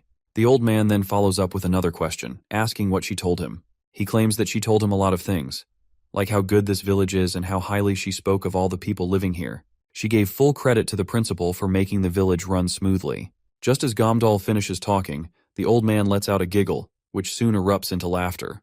When Hira asks this creepy man why he's laughing, Beck responds that the story Gamdal has come up with is quite entertaining. Now that Gamdal and Hira are part of the family, Beck believes they should not be lying like this. Since they are lying through their teeth, Beck sees no reason not to kill them. The old man would love to keep our duo in the village, as they've proven to be a great resource for this place. But as much as he hates to admit it, he has also realized that they are a threat to the village. Since they are not part of this place, Hira asks if they can leave now. The old man quickly responds that she doesn't have to leave because there is another way she can become part of their family. If they become his true family, he promises to let them meet their daughter. The scene transitions outside the village, where all of the people are going absolutely nuts, panicking. We see Youngju commanding the other red-robed men, forcefully restraining everyone. Her demands are simple. If they value their lives, they should follow her and leave the village as soon as possible. Seeing her mother lead a rebellion leaves her daughter utterly bamboozled. We then learn that this old coot knew from the start that this rebellion was going to take place. He knew it would happen, as he was well aware of all the efforts Youngju put into this rebellion. He had seen how she persuaded our duo in the hospital and even her plan to threaten his family at this very moment. However, he did not intervene in her plans because this was an opportunity for him as well. He could find all the cuckoo birds who betrayed him, and he plans to remove them all together. Some useful ones can become his new family, and the rest can be fed to the monsters. He can't wait to see the devastation and hopelessness on her face when she figures out that all her efforts were for nothing. Meanwhile, our poor guy's facing up against this disgusting monster who literally has multiple tongues which are making our duo to avoid its attack. Although Gamdal is carrying a weapon Youngju gave them, the monster in front of them is enormous, and this weapon won't be enough to take it down, so they better retreat for the moment. He quickly tells Hira to step back, but this lady is as stubborn as a mule. Instead, she charges forward, cutting her way through the slimy tongues trying their best to grab her. Once she's done slicing through all the tongues, she proceeds to take the head of this disgusting monster. The monster notices Hira coming from behind, but it happened to be just her scarf. Well, that scarf was just a decoy. Hira quickly throws her jacket over the monster's face, and while it's disoriented for a split second, Hira proceeds to chop its head off. Although Hira manages to cut the head of the monster, her swing misses its mark slightly, and the monster finally breaks free from its skin. But this grand reveal proves to be just meaningless because this bitch gets axed over its head right away, and Hira did not even sweat while throwing it. In the meantime, Youngju's rebellion is going really well. To threaten the villagers even further, she injures the poor doctor, and the blood splatters out. Chukbok, watching this, does not look terrified at all. Apparently, she was told to act scared when the doctor got injured, so she quickly started pretending to be terrified. That is when one of the villagers addresses Youngju and expresses his disdain towards her. He is annoyed that she is rebelling against the principal, who gave everyone a happy life. Meanwhile, Youngju had already mentally prepared herself for this criticism, so she responds with a cold demeanor. This leaves the villagers, who initially wanted to retaliate, losing their morale, and eventually, they throw their weapons down. The lady feels relieved that at least now they can minimize the damage by sending the villagers to a safe location, and the weapons can also be put to use. It seems like it was a wise decision to send those two down with the principal. Otherwise, the old man might have already escaped without a scratch, and the people could have started a riot with that momentum. However, there's still a chance that the sly old man had predicted everything, so Youngju doesn't want to let her guard down. That's when something unexpected happens. Younghee appears in the scene, holding the little one in her arms and a gun in her hand. She fires the gun into the air to grab everyone's attention, then points the barrel directly at her mother and commands her to let go of the villagers. Not only is her mother shocked, but even the villagers are bewildered to see Yang-hee wielding a gun. It seems Yang-hee has already been brainwashed by the principal. Apparently, he had told her in advance that her mother would lead a rebellion against the village and gave her the gun for this very purpose. As Yang-hee aims the weapon, her mother begins walking toward her. Her companions quickly warn her not to approach, as it's too dangerous. But Yang-ju continues her slow, deliberate steps and calmly tells her daughter to relax. Yang-hee, however, has a lot of questions she wants answered. She starts the conversation by asking her mother why she would take the villagers hostage and how she could possibly harm the doctor. Her mother approaches her to take the gun from her hands. But her daughter's mind is so influenced by the principal's shady practices that she believes it should have been her mother who died instead of her father. The girl panics suddenly, and in a moment of confusion, she aims the barrel at Chuckbok's head, then shoots a few bullets at the red-robed men. She quickly begins running toward the basement gate, convinced that the only family she has now is the principal. She must follow his words and get to him. The scene then transitions to our mama, where we see the sweaty face of Da-yeon, who is being held hostage. Apparently, she is showing the secret way into the village. Da-yeon is sweating nervously as she sees that all of her minions are dead. However, when she looks back at our mama, she can tell that she's pretty exhausted. For a moment, Da-yeon thinks this might be her chance to make a run for it. But mama can read Da-yeon's face clearly and questions her about her intentions. This spooks Da-yeon, sending a chill down her spine, and she quickly tries to steer the conversation away, stating that mama looks tired and they still have a little more to walk. Suddenly, their attention is drawn by a massive thud, and it's actually Rin, accompanied by her giant pet monster. Rin looks annoyed at mama and is clearly eager to take her revenge. Da-yeon is both relieved and bewildered to see that her sister is still alive, as she had thought Rin was already pushing up daisies. Rin doesn't waste any time with small talk. She just tells Da-yeon to move away if she doesn't want to get caught in the collateral damage. With that, Rin commands her wild dog Bok-sun to attack, and the monster lunges at mama with full speed. Da-yeon bolts out of the scene as fast as she can, while mama prepares herself to face the monster. But before we can see the showdown between the two, the scene transitions back to Yang-hee, who is running with Chuckbok in her arms, being chased by her mother and the other red-robed men. Her mother quickly tells her not to go further inside, as it's quite dangerous. But the daughter once again aims the barrel of her gun straight at her mother. The girl right away refuses to accept someone like her as her mother. All she wants is to remove her mother from her life because she already has the principal and the villagers as her family. That's when little Chuckbok speaks up, clearly annoyed. She tells Yang-hee that she shouldn't be so mean to her mother. Chuckbok is genuinely feeling sorry for her mother, thinking how sad it is that her daughter would say such harsh things to her. Chuckbok's words begin to reach Yang-hee, and her hands holding the gun start to tremble.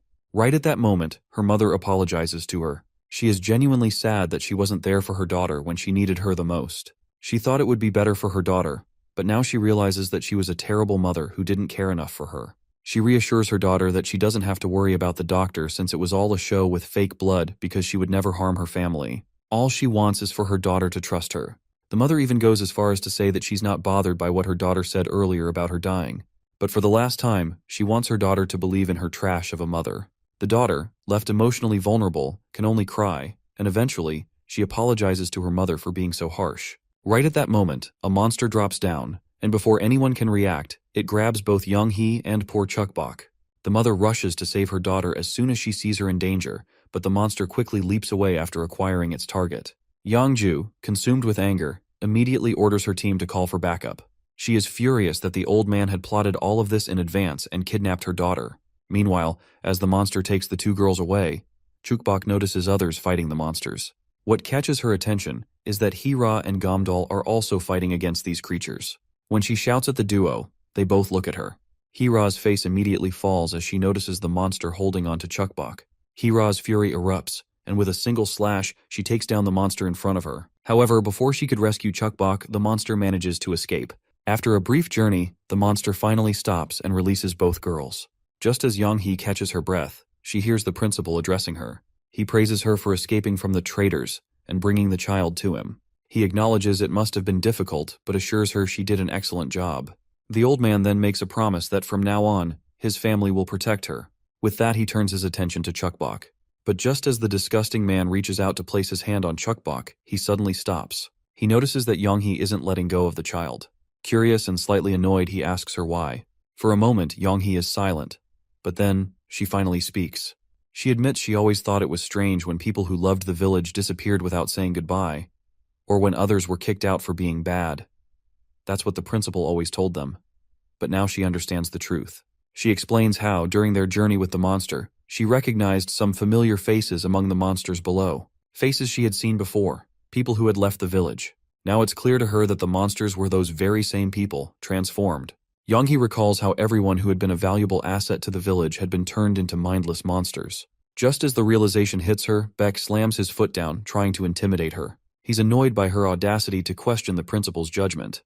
He wonders aloud if she's forgotten the kindness he showed her while raising her. Young-hee doesn't want to seem ungrateful for everything she's received, but she can't understand how their families were turned into monsters. That's when Beck kicks her hard in the stomach, and the force of it knocks her out cold. The large man looks down at her, reminding her that this was just a warning. If she keeps talking like that, she'll be dead for sure. At that moment, the old man steps in, ordering Instructor Bayek to calm down. He then addresses Young-hee, speaking in a voice that holds no sympathy. He reminds her that this might be difficult for her little mind to understand. But in this world, not everyone can be happy. The world is divided between the strong and the weak, according to the law of the jungle. For survival, everything is fair game. While the weak simply wait for death, the strong take everything from them. The only way for the weak to survive is to be protected by the strong, just like him and his monsters. The old man is confident that once she's older, Young-hee will eventually understand.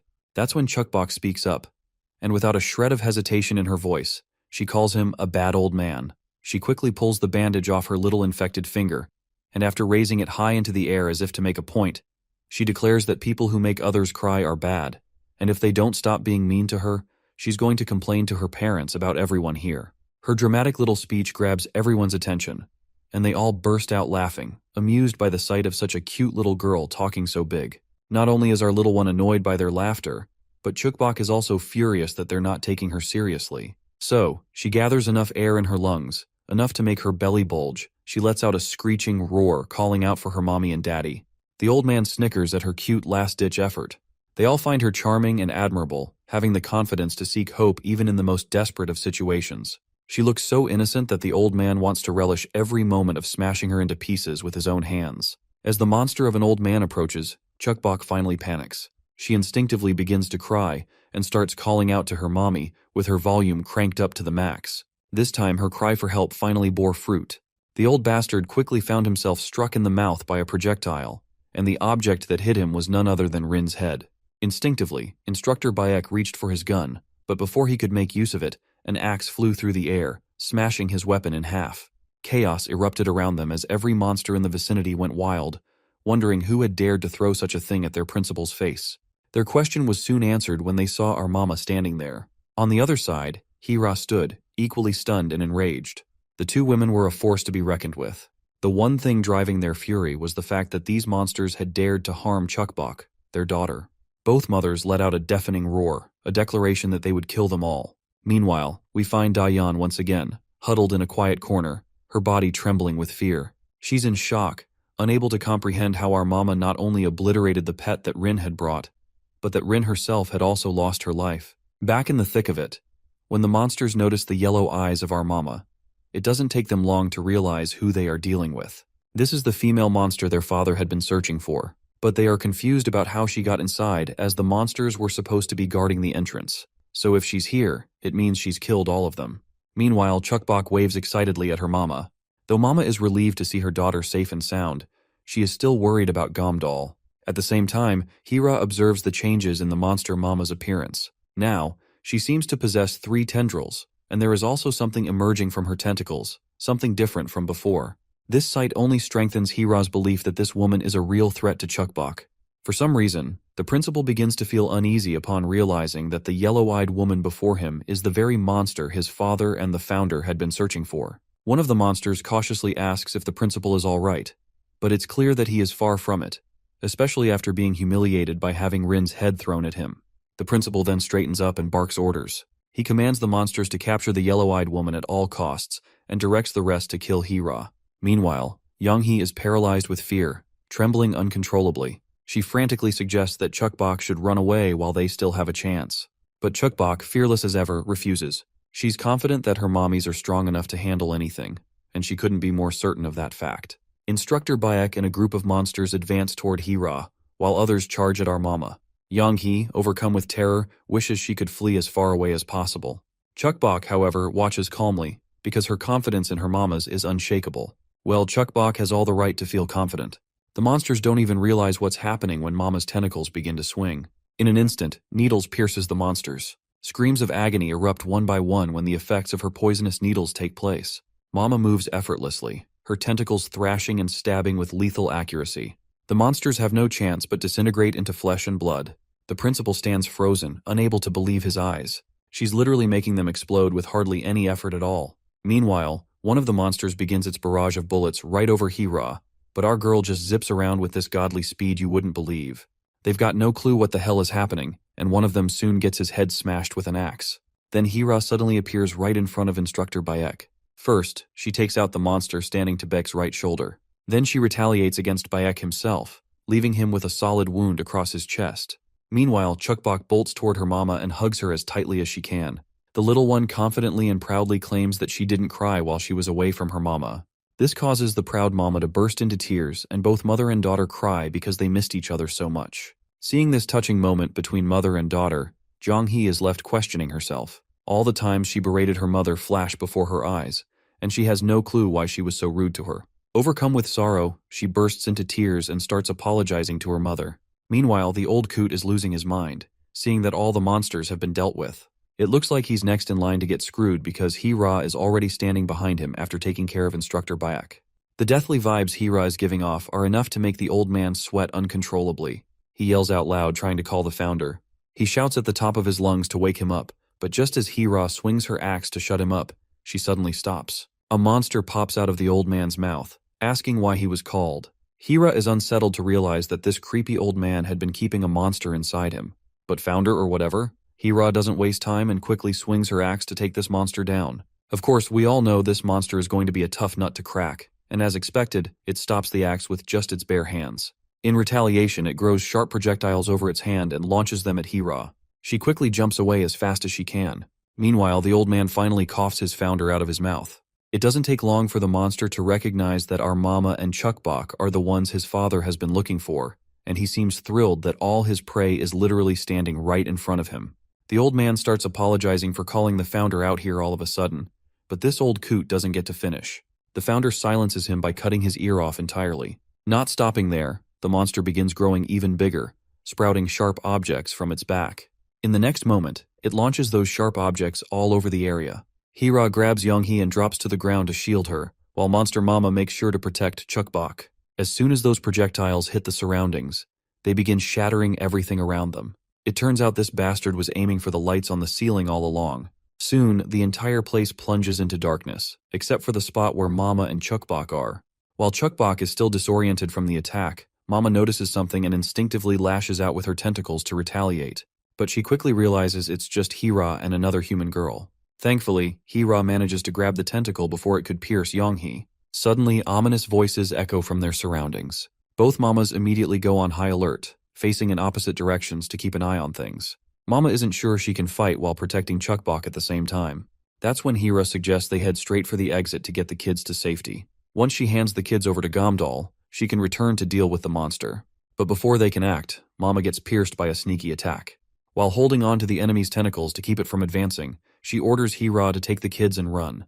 The monster starts retaliating fiercely. Hira makes the wise decision to sprint out of the place, with Young-hee carrying Chukbok in her arms. They leave poor Mama behind to face off against the massive monster, who is clearly nothing but trouble. Chukbok starts losing her mind seeing her mother in trouble. But that's when Hira notices something even more troubling. Instructor Bayek isn't on the ground anymore. This can only mean one thing. The bastard is alive. And worse, he's right behind her. Before poor Hira can react, he quickly delivers a flurry of cuts, leaving her barely any time to react. Both girls start to panic, and Young-hee starts running away after getting overwhelmed by fear. Chukbok, on the other hand, yells at her to just drop her down, because she ain't no coward. That bastard Bayek doesn't waste time. Using some slick moves, he quickly pins Hira to the ground. Mocking her, he asks if she knows about the strong martial arts of the Philippines. He boasts about learning them during his time as a police officer there and admits he was impressed by her earlier fast and unique moves. But now that the tables have turned, he is curious about what she's going to do to save herself. Meanwhile, as Young-hee sprints away with Chukbok in her arms, that creepy old man steps in her path, blocking her escape. But just before he can do anything, Young-hee's mother, Young-ju, comes out of nowhere and knocks the old sucker down with a single bonk over the head. While the mother berates that old bastard for daring to advance on her girl, Young-hee starts crying, overwhelmed to see her mom coming to her rescue. The mother then tosses the stick aside and hugs her girl as tightly as she can. Young-hee doesn't waste a second, apologizing profusely and promising to never use harsh words again. Meanwhile, poor Chukbok is caught in the middle of this passionate mother-daughter hug, getting squished from both sides. Just then, Gamdal and a group of red-robed guys arrive on the scene. Chukbok quickly shouts, panicked, about her mother being in trouble. And soon after, everyone begins to hear these nasty sounds of banging, thudding, and blood splattering echoing from afar. It's coming from none other than poor Mama. She's been pierced all over by that bastard of a monster, with holes in every part of her body. Chukbok's jaw drops in horror, and even the red-robed guys are standing in awe at the sight of Monster Mama. They immediately decide to take her down, raising their weapons to shoot. But before they can do anything, Gamdal stops them, shouting at the top of his lungs that she is his wife. Gamdal rushes to his wife and lifts her in his arms, but before he can get far, that same monster looms up right behind him. Startled by its massive presence, Gamdal freezes. Chukbok, with her tiny finger pointing at the monster, shouts that this is the bad monster.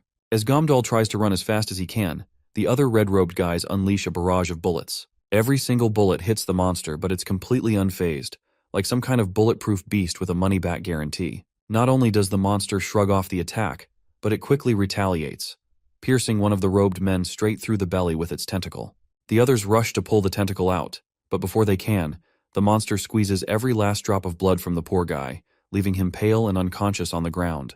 The monster relishes the taste of the blood it just drained, and with its appetite whetted, it's ready for more. It throws its tentacles at the remaining robed men, piercing them one by one. Each unfortunate victim is drained dry, their lifeless shells just lay on the ground.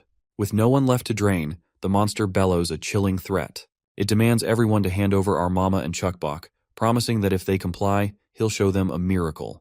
As soon as the people in hiding hear this, one of the robed ladies grabs little Chukbok and presents her to the monster, just as it demanded. She even promises to capture our Mama as well, begging the monster to keep its word and let the townspeople live as they did before. But the monster sees no reason to let these lowly humans live. He pierces his hand straight into the lady's belly, showing just how annoyed he is that they destroyed the community all because of their greed. He recalls how he gave them a life of prosperity, shelter, food, everything they needed. So, in his mind, he has the right to decide if the livestock he raised is worth keeping alive or not. Everyone is trembling in fear, unsure of how to deal with this monstrosity. Meanwhile, Mama is still lying on the ground, her body battered and bruised, but she's certain that in just a few minutes, she can kill that creature. On the other side, Hira is still locked in battle with that bastard. After exchanging a few words, they dive back into the fight. As for Monster Mama, she's back in action. She quickly grabs Chukbok and launches her away from the monster. Gamdal is quick enough to catch her in mid-air. Now that Chukbok is out of harm's way, Mama is ready to deal with the monster. She fires a series of poison needles at him, but the monster just takes them head-on. He boasts that his body has no senses, making it incapable of feeling pain. So in his eyes, it's all useless effort. But our Mama makes it clear that this monster isn't escaping the eternal agony that awaits him.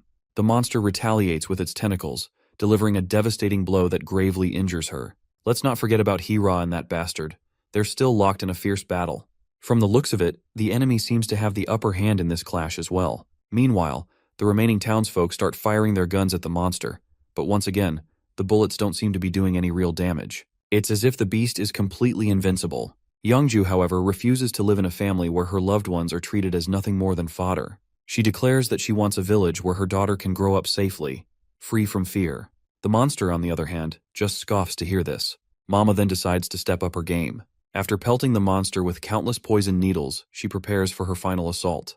But before we get to see the outcome of her fight, Hira decides she's done playing games with her own opponent. She's had enough of this guy and aims to end the squabble once and for all. In a shocking move, Hira delivers a brutal slap across the bastard's face, leaving him momentarily blinded. Seizing the opportunity, she grabs the very weapon this fool had been using and unleashes a relentless barrage of blows.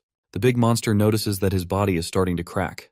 He hadn't even realized it, but it seems our Monster Mama was trying to do this from the start. Realizing he's in deep trouble, he begins to run as fast as he can in order to put some safe distance between him and his enemy. Hira, meanwhile, has overpowered her enemy as well. Both Baek and the monster shout in disbelief, giving it their all in front of our ladies. But in the end, both ladies overpower their opponents. While Mama pierces the bastard with her tentacles, Hira lands a final slap across Baek's face, knocking him out cold for good. But the monster, on the other hand, isn't done yet. Even after taking a sizzling hot drill straight into its chest, it somehow remains alive. It retaliates as quickly as it can, forcing Mama to retreat for a moment. The monster then goes through a little transformation, and it literally looks like a ball of spikes, but that doesn't scare Mama. She charges up her poisonous spear, which she's formed with her hand, and obliterates the beast like it's a watermelon. Later, we see all the red-robed guys and monsters littering the ground, dead. That bastard old man is still alive, hiding behind a vehicle. He grits his teeth, thinking about how he devoted himself to this village, and this is what he gets in return. He fed them, sheltered them, and this is how he's repaid. But just as he's brooding, he gets a solid slap on the butt from our little Chuckbok. When he turns around, he sees Gomdal and Chuckbok behind him. Later, everyone who survived that day stands around this bastard of an old man while he begs, reminding them how everything he did was for the sake of the village. His words might sway the group, but not Youngju and her daughter. Youngju aims her gun directly at this bastard's head and drills a hole right through it, ensuring he reaches hell before anyone else. With that, everything is over. Youngju collapses from exhaustion, but at least she avenged her husband, and she feels a sense of relief and satisfaction. After it was over, the village changed a lot in just a few days. The corpses of the principal and monsters were disposed of, and a small memorial service was held for the victims. Everyone decided to seal all the passages to the basement and keep guard for a while. However, there was another problem. They couldn't find Instructor Bayek's body. If Beck is still alive, who knows what he will do. When the secret and true nature of the place was revealed, most of the villagers packed up with their food and bags and left. The doctor was quite annoyed to see that, as they should have stuck around and helped each other. But instead, they decided to flee. A while later, in the hospital, the doctor tries to insert a syringe into Hira's muscle to give her antibiotics, but the lady refuses to take it because it hurts. It's kind of hilarious that she'd rather face scars from battle but is afraid of an injection. Anyway, she leaves the ward and the doctor calls out for the next patient. You see, a temporary vaccine was developed that stopped the infection from spreading among the injured. Since it's only temporary, it must be injected regularly, and it has some side effects. But other than that, it's fine. The fact that everyone survived was thanks to the monster mama and her daughter. The doctor was surprised to learn that Chuckbok's mother was a monster, and their DNA actually helped with the research. Meanwhile, Youngju is recovering from surgery, and all she needs to do now is wake up. The doctor is sure that she'll be so happy when she sees the village, and he's certain she'll shed tears when she sees her daughter and the freed village. He's hoping she wakes up soon. Although the doctor has narrated everything about the others, he's also dealing with some serious stuff that he just can't wrap his head around. The connection between Chuckbok and her monster mom is driving him crazy because the results of his research are totally unexpected. The scene then transitions into a past event, outside, where the entire place is run by monsters. A giant mutated monster is following the trail of fresh human blood, and that trail leads it to Instructor Bayek, who's standing there, totally bruised and battered. He finds himself in a nightmarish situation. Not only is the weapon he's holding shabby, but there's also this giant mutated monster in front of him. To make things worse, he's bleeding heavily, and the juicy smell of his blood is making the monster even hungrier. But then, someone hits the monster right in its head. The one who took down this beast is the yellow-eyed bastard, the guy everyone calls their father. He doesn't waste any time before asking Beck for all the juicy details he might have regarding recent events. In a matter of minutes, Beck fills the yellow-eyed bastard in on how the village was lost after the principal and the founder died. Now that he's brought shame and failure to his father, Beck is sure he can no longer be called his son. But he's grateful that his father gave life to everyone when they had no hope, even though they ended up losing the precious village their father had bestowed upon them. He begs his father to grant him powers like the other family members, as he wants revenge on those who wronged them. He knows it's a foolish request, but he still hopes it will be fulfilled. The one-eyed bastard turns to Beck and takes his life immediately. As far as this bastard is concerned, he is nothing more than a useless trash. After killing this power-hungry shithead, the yellow-eyed bastard sighs deeply. He regrets ever trusting these fools with the responsibility of Hope Village. He's lost so much, only to have to start from the beginning again. His main concern now is our mama, who has grown even stronger. He doesn't think he has time to waste here. As soon as he says this, his attention is grabbed by someone creeping up behind the stair cabin. This person believes that if they send more family members, they'll all die needlessly, so rushing things isn't the best idea. The one-eyed bastard quickly responds that he's already figured out what needs to be done. This time, he plans to go himself, but the person behind the stair cabin reminds him that the risk is high. The father insists that he has no choice, but he's hoping for some help. He's confident that his son Jack will assist him. Jack finally shows himself and promises to do his best for the sake of his father. The one-eyed bastard thinks to himself that if only he had his full body, nothing would be impossible. His mind flashes back to the past, where his body got ripped apart while trying to attack the pregnant mama. It was the moment he lost his body, but the key to getting it back lies with the child, Chukbok. Since Chukbok is not affected by the light at all, the one-eyed bastard is certain she must be holding on to the core. If only he could get his hands on her body, his plan would be at least half successful. So because of this reason, capturing Chukbok becomes his top priority. 2 months have passed since the tragedy that hit the village, and life has returned to normal. Everyone in the village is upbeat again. We meet Chukbok, who looks absolutely adorable in her new clothes. Her parents are visibly moved to see her in this outfit. The girl gives her mother a little smooch on her cheek, while the father forcefully steals one for himself. Afterward, Chukbok heads out for school. Later, we see her struggling with her studies, but she eventually gets an answer correct, which earns her a pat from her teacher. However, things aren't going as smoothly for Yonghee, who ends up getting scolded by the teacher, who is also her mother.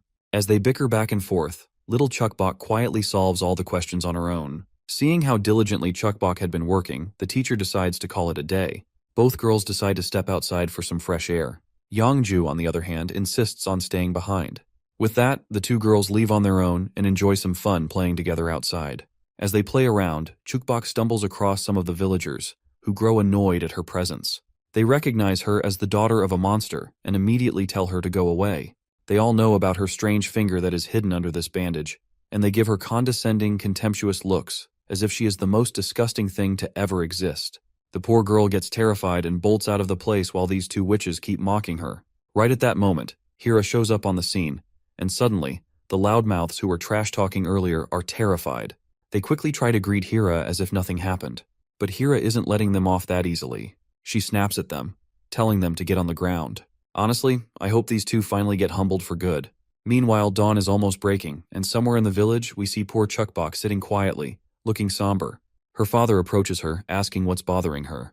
Chukbok replies that she just wants to go home. Her father reminds her that going back isn't safe right now. The bad monsters know where their home is, and returning would be dangerous. Chukbok acknowledges this, but she adds that while the monsters are scary, the people hurting her mom are even worse. Some people here are nice, but others can be just as cruel. She tells her father that she believes her mom is a good person, a warm and kind mother who loves her family. But when people say mean things about her mom, it really hurts her feelings. Her father nods and gently reassures her, saying that there's always a way to make things better. He explains that people are scared of what they don't understand. If they can show everyone who her mom truly is, then the villagers will stop fearing her and might even love her. Later that night, while Mama is getting ready to head out for supplies and food for the villagers, the reactions around her are mixed. Some people appreciate her noble efforts, but others are still pissed, stubbornly believing she's just a monster. Thankfully, not everyone among her critics is awful. A few kind souls step up to support her fully, showing their faith in her. Even so, our poor Mama can't help but feel a bit anxious hearing all the nasty things people are saying about her. But just as her worries start to creep in, she hears the voice of her daughter, who loudly declares to everyone that her Mama is the nicest person ever, and always so kind to her. Gamdol does not hold back when it comes to expressing his love for Mama as well. All this unexpected flattery makes Mama blush like crazy, overwhelmed by suddenly being the center of attention. It seems like Chukbok's charm is starting to work its magic because the mood in the crowd has begun to turn positive. People begin to feel happier and more positive all of a sudden. Meanwhile, Hira is still off somewhere dealing with those two loudmouth girls who clearly needed a lesson in how to behave themselves. The scene transitions, and there we are introduced to a couple who just took down a monster, completely blowing its head off. After their victory, they decide to head to Hope Village. They've heard rumors that the yellow-eyed monster is there, and this guy is itching to take it down with his own hands. The scene transitions back to Chukbok, who is happily showing off her new teddy bear that her mom and dad stuffed for her. It's a special gift from her parents as a reward for being such a good girl. However, Hira isn't too impressed. She bluntly says the toy isn't all that cute and claims she could make a better one. Chukbok, unfazed, mentions she hasn't named the toy yet, and asks Hira if she has any good suggestions. Hira, being her straightforward self, gets lost in thought for a moment.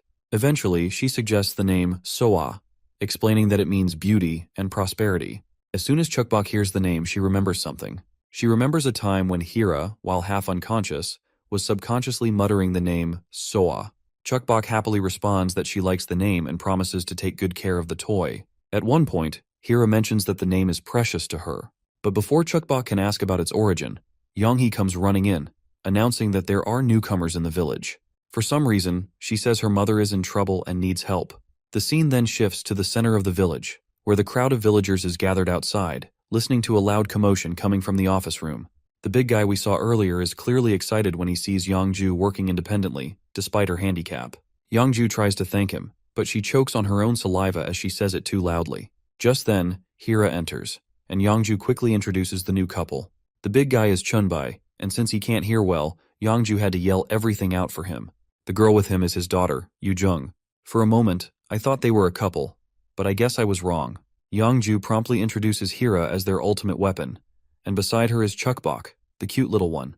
Hira quickly notices that Yujung seems to be staring at her with a contemptuous look, and she has no idea why.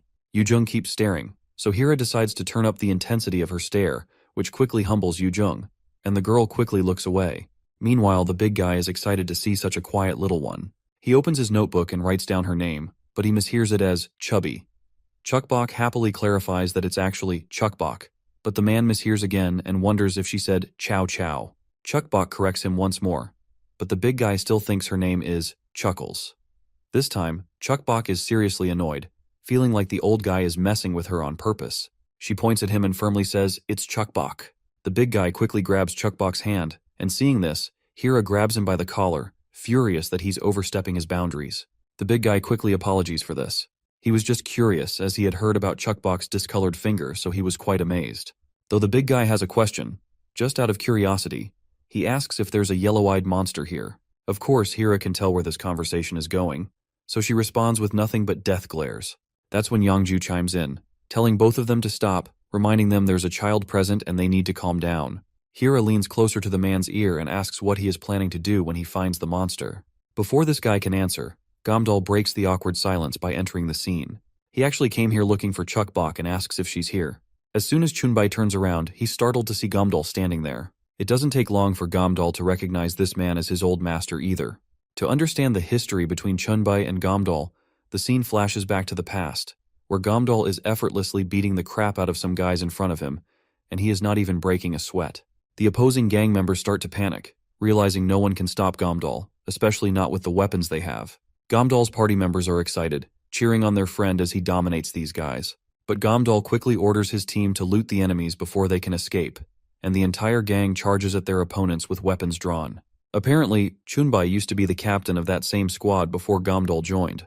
Chunbai is having a bit of fun, poking at Gamdal for marrying a monster. Just as the old guy keeps going on, his daughter, Yujung, gathers her courage and hesitantly asks Gamdal if he does not regret it. Of course, Gamdal has no idea what she's talking about, so in response, Yujung reminds him that by marrying a monster, he became the target of the cannibal tribe.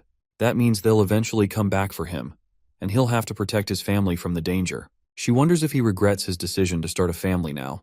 Hearing this, Gamdal goes quiet. His mind flashes to the pleasant memories from when he first met the helpless monster mama, who was desperately trying to protect her newborn child. The scene transitions to almost 6 years ago. Back then, Gamdal secretly tries to slip away from the party to meet his monster wife.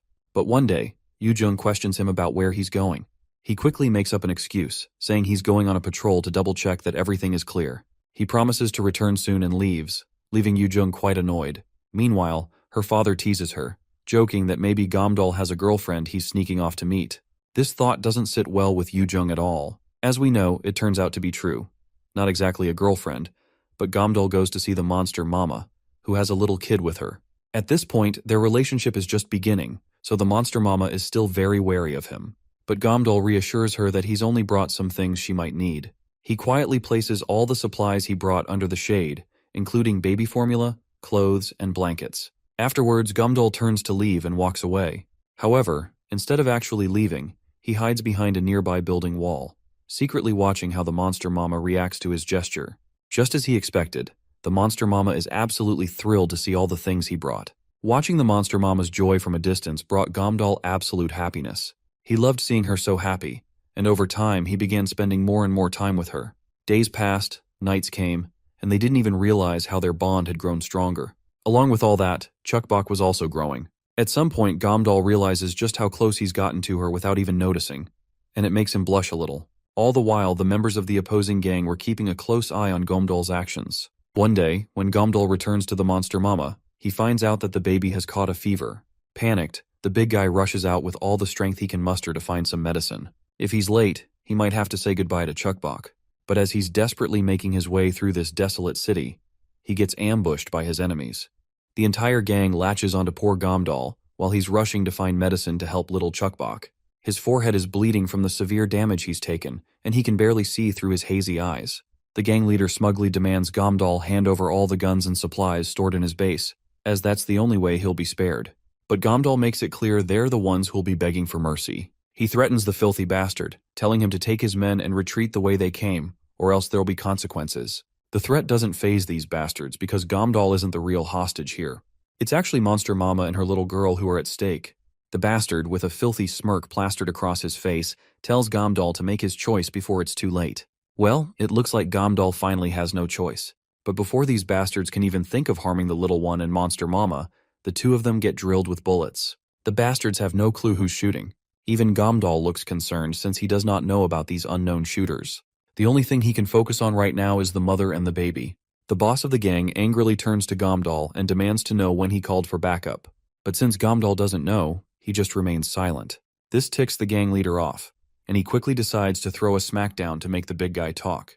But his walkie-talkie interrupts him mid-motion. As soon as the voice from the other side blares through, it doesn't take Gamdal long to recognize it. Of course, it's his friends, who took down a few of these bastards who were keeping Mama hostage. The one holding the walkie-talkie is Yu-jung. She directly issues a threat to the gang leader, telling him to hand over the walkie-talkie to Gamdal, or else he is going to regret it. With no other choice, the guy reluctantly hands it over to Gamdal. First things first, Yu-jung makes sure to berate the big guy for keeping Monster Mama a secret. She finds it frustrating that he's been sneaking out just to cuddle with a monster. She then instructs him to hand over the medicine and never see Monster Mama again. If he wants to keep meeting her, he can leave the group altogether. She's laid out the options, and now it's his turn to decide. Does he want to live with humans, or stick with the monster? The thugs surrounding Gamdal find it revolting that he's been clapping a monster's cheeks of all things. But despite all the grueling insults, Gamdal finally makes his decision. He lets Yu-jung know he's sticking with Monster Mama. Of course, this revelation leaves Yu-jung absolutely boggled. Her hands tremble as she realizes she's about to lose Gamdal forever. All the pleasant memories she shared with him flash through her mind. The soldier guy already knew that Gamdal actually loves her. Regardless, they decide to leave him behind since he doesn't want to come. It's their rule after all. Anyone who doesn't want to stay can simply leave. Yu-jung knows this rule all too well, but it breaks her heart that he's literally willing to sacrifice everything just for this monster. Her tears flow involuntarily as she confesses that she loved him so much, but Gamdal still decided to love a monster instead. Meanwhile, outside, Gamdal is wreaking havoc. After defeating all those extras, he knocks that filthy bastard as well. With that, he runs to reunite with Monster Mama. The night finally arrives and monsters begin roaming the streets. Monster Mama and Gamdal finally reunite. As they talk, Gamdal comes up with a name for the little girl. He names her Chukbok. This name was originally given to Gamdal as a nickname by his mother so he could live in blessings. Monster Mama tries to repeat the name, and she absolutely falls in love with it. Afterward, Gamdal decides to make a big confession, something he's been thinking about for a while now. He admits that at first, he used to meet them out of curiosity, but that curiosity has now turned into full-blown affection. He now truly wants to stay with her and Chukbok and protect them no matter what. So he finally asks her if she would like to become his wife. Of course, Monster Mama has no reason to decline him, and from this point onward, this is how they ended up together. In the present, Yu-jung can barely keep herself calm because Monster Mama is literally staring into her soul through her eyes. It seems like Mama is getting closer to Yu-jung purely out of curiosity. She even sniffs the lady because she feels like she's seen her somewhere before, but she can't quite figure out where or why this lady smells so familiar. Chukbok then also turns to Yu-jung and lets her know that Monster Mama only sniffs at suspicious people, so she wants to know if Yu-jung is hiding something. The poor lady is literally feeling all sweaty and trembling with fear. She has no clue where her father and Gamdal went after leaving her behind with these two. Meanwhile, the said two guys are catching up outside, laughing loudly. Just reminiscing about the old days is enough to put smiles on their faces. As they chat, Chunbai shares a bit of his wisdom with Gamdal, telling him to always keep his family safe. Speaking of family, Gamdal takes the opportunity to ask his master why he's looking for the yellow-eyed monster. Chunbai doesn't respond, and as the awkward silence lingers, Gamdal decides to change the subject. He starts asking about the man's son, Chungkik, and Yujin, whom Chunbai loved as much as Yu-jung. Gamdal also brings up the others in their party, wanting to know what happened to all of them. Chunbai believes Gamdal already knows the answer, but if he still wants to hear it, Chunbai tells him the truth. They're all pushing up daisies. The one who led them to their deaths was the yellow-eyed monster. Just remembering that hellish scene is enough to set Chunbai's blood boiling. While they were torn apart, he could literally hear the sound of his family's flesh and bones being chewed and their blood splashing. But all he could do was save one daughter. He had never felt so helpless. That day, Yujung and he made a decision to kill that monster, no matter what it takes. After hearing the story, even Gamdal's blood starts boiling. He's absolutely furious, thinking about how those bastards killed his previous family and are now trying to come after his new one. Right then and there, Gamdal vows to find and kill that yellow-eyed bastard. Chunbei begins laughing as he states that Gamdal doesn't have to look far, because that yellow-eyed bastard is probably already in the village. From what Gamdal told him, Chunbei suspects that the yellow-eyed monster is after Monster Mama and her daughter. But Gamdal mentions that they've been living here for the past 2 months ever since the village chief was taken down, and they've suspected nothing suspicious. Chunbei realizes how Gamdal is just as dumb as he's always been. He reminds his junior that the only reason the monster hasn't attacked yet is because it's lying low. Probably it's up to something big. There's a famous saying, short happiness burns fast and turns to ashes, and by the time one realizes it, it's already too late. So one should never let their guard down. The old man's scary words make Gamdal swallow hard out of fear as Chunbei warns him to stay suspicious of everything and be prepared. The village, where he thinks it's so safe, is actually the most dangerous place. With the speak of danger, someone in the village shouts in fear. The both big guys rush toward the source of the distressed scream.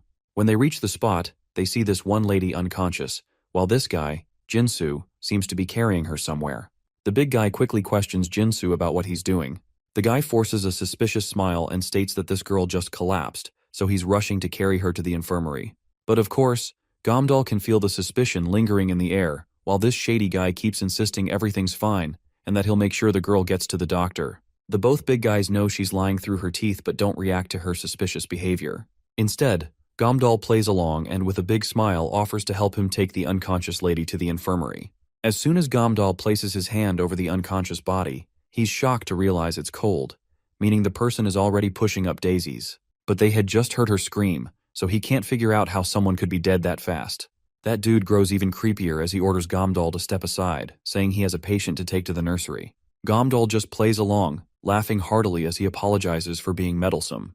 But still, he insists that he genuinely wants to check on the unconscious lady to make sure she's okay. Jinsu quickly realizes this big guy isn't so easily swayed, so he decides violence might be the only option. Without hesitation, Jinsu slips his hand into her hoodie pocket, rummaging through to find something useful. Gamdal, on the other hand, braces himself for whatever comes ahead.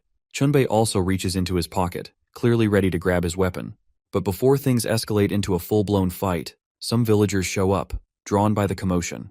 They immediately start asking questions, especially when they spot the unconscious lady Jinsu is carrying. Jinsu, now visibly concerned, grows more uneasy with every passing moment. Just as Gamdal reaches out again to grab the unconscious woman, she suddenly slaps his hand away. Somehow she's alive, and she is not happy about being touched like that. Gamdal is completely bewildered.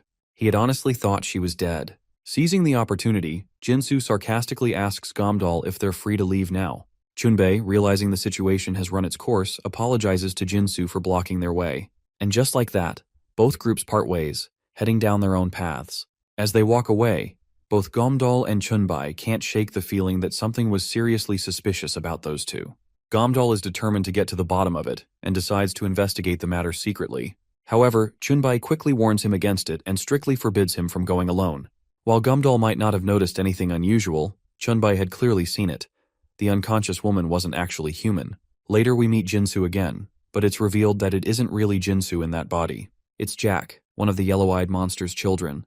Jack is deeply disappointed in himself, feeling like he drew unnecessary suspicion and complicated things for their father. But his father, the yellow-eyed monster, reassures him quickly, telling Jack that he's done nothing wrong.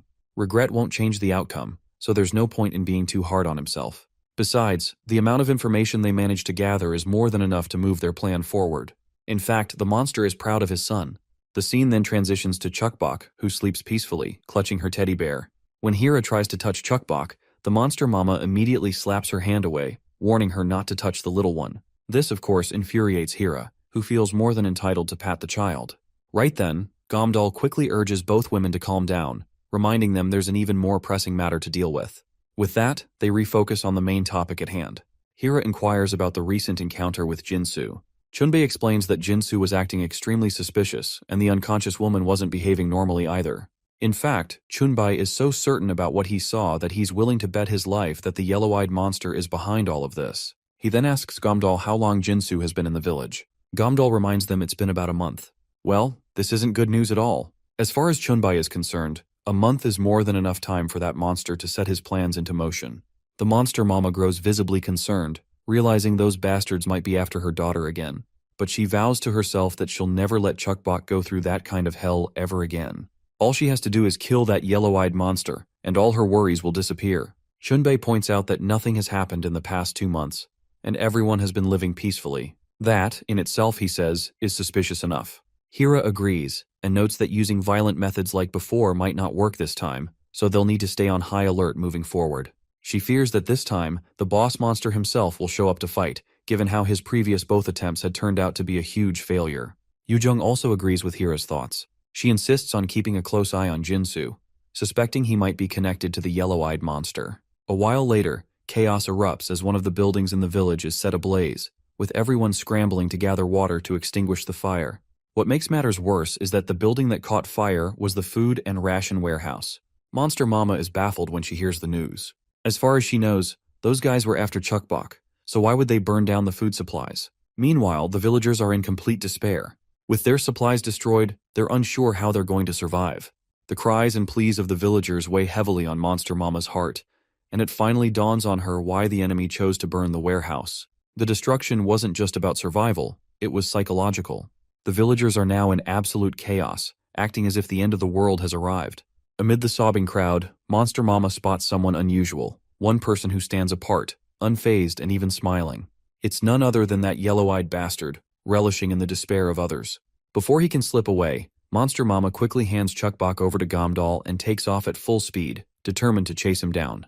Gamdal decides to follow Monster Mama, unwilling to let her handle this alone. Meanwhile, for some strange reason, Chukbok's finger starts to twitch, as if reacting to something. Monster Mama races through the streets, determined to catch up to the yellow-eyed bastard. She spots him standing at the window of a tall building, smirking down at her. Without hesitation, she uses her monstrous agility to scale the building, reaching the top in record time.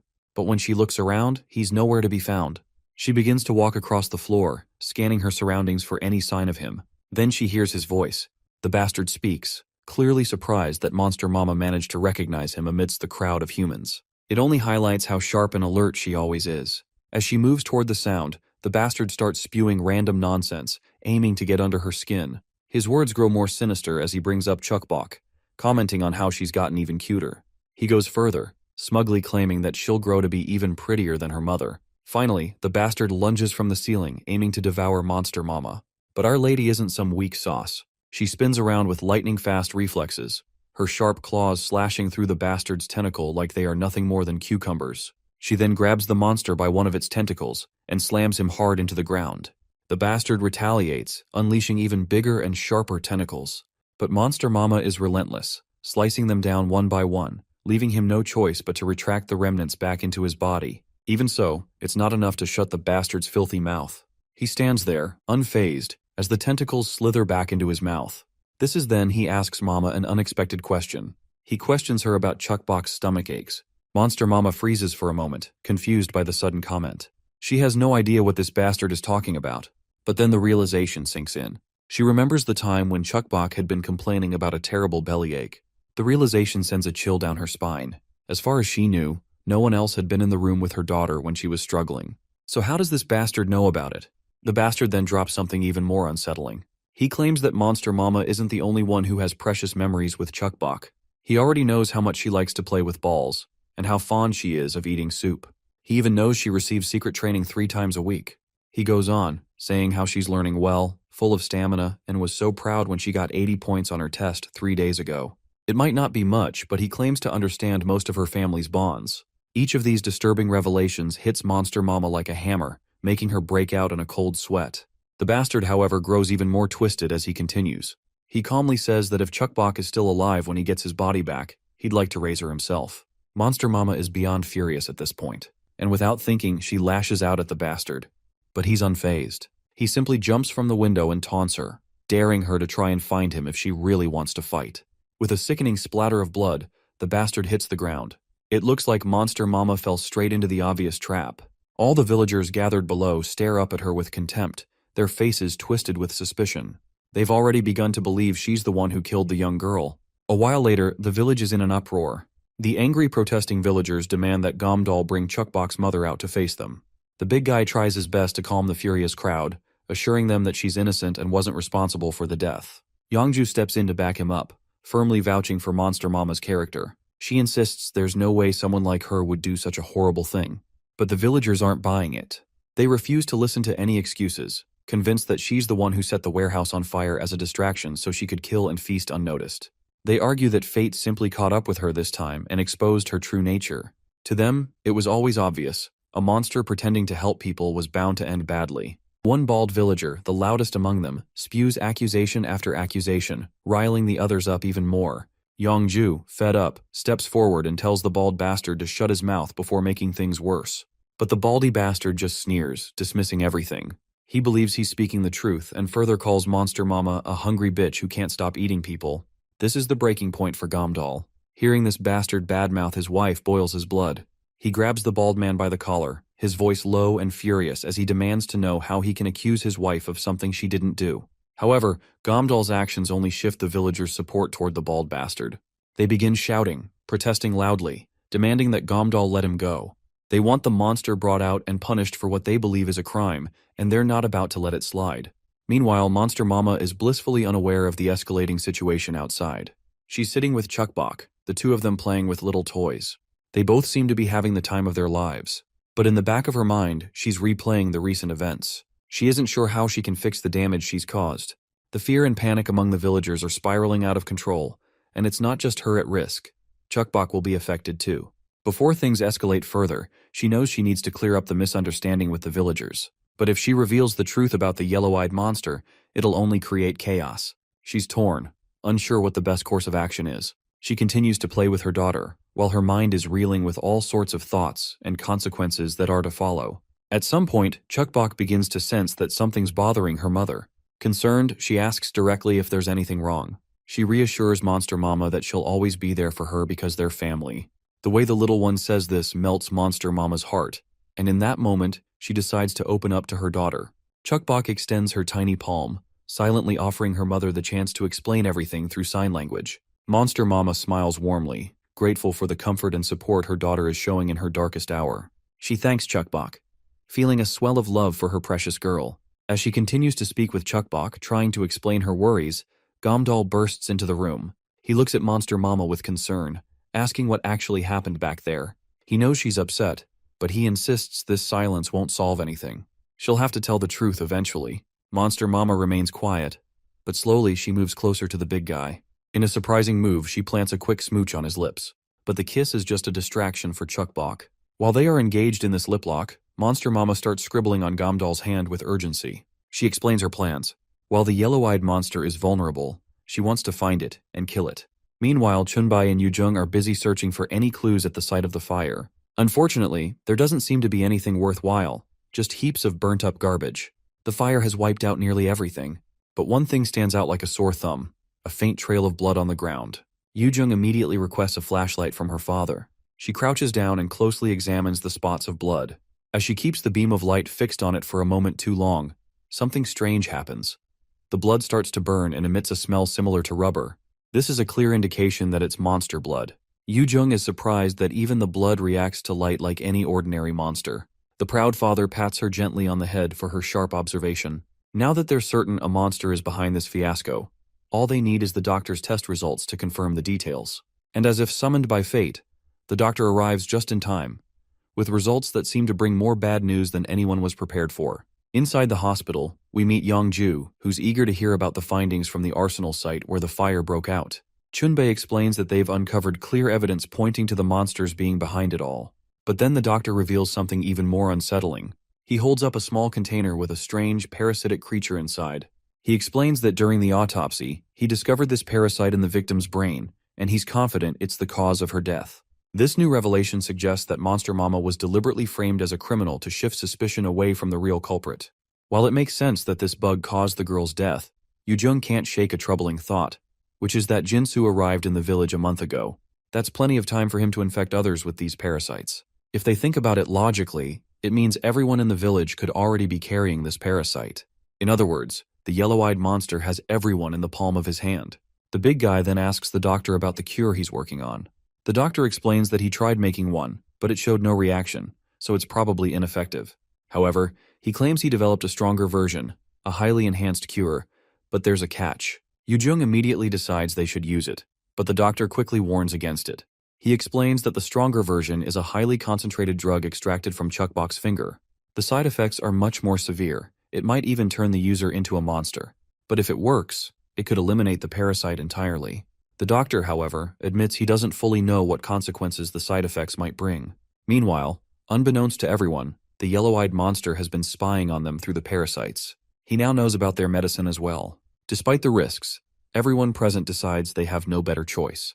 They need to act before more people die. As this conversation carries on, a heavy tension fills the room. It's as though no one can think straight. Then, out of nowhere, the doctor grabs a surgical blade and swings it toward himself, attempting to pierce his own head. Thankfully, Chunbai stops his hand just in time, preventing the blade from doing any damage. The scared doctor claims that his body is moving on his own. It's then that everyone notices one of his eyes has turned yellow. Panic sets in as the poor man begins to struggle, trying to resist the parasite's control. Chunbei quickly slaps the doctor hard across the face in an attempt to snap him out of his daze. That one slap literally left the poor guy with his tongue dangling out of his mouth. Chunbei quickly instructs Yu-jung to grab a rope or something to tie the doctor up. A while later, the poor doctor ends up tied down under the hospital bed.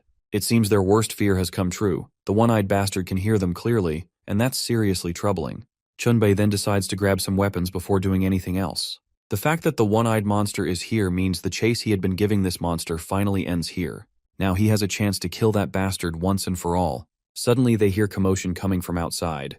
It seems the villagers have split into two groups. One side supports Monster Mama since there's no evidence against her, while Baldy Bastard and a few other villagers want her dead.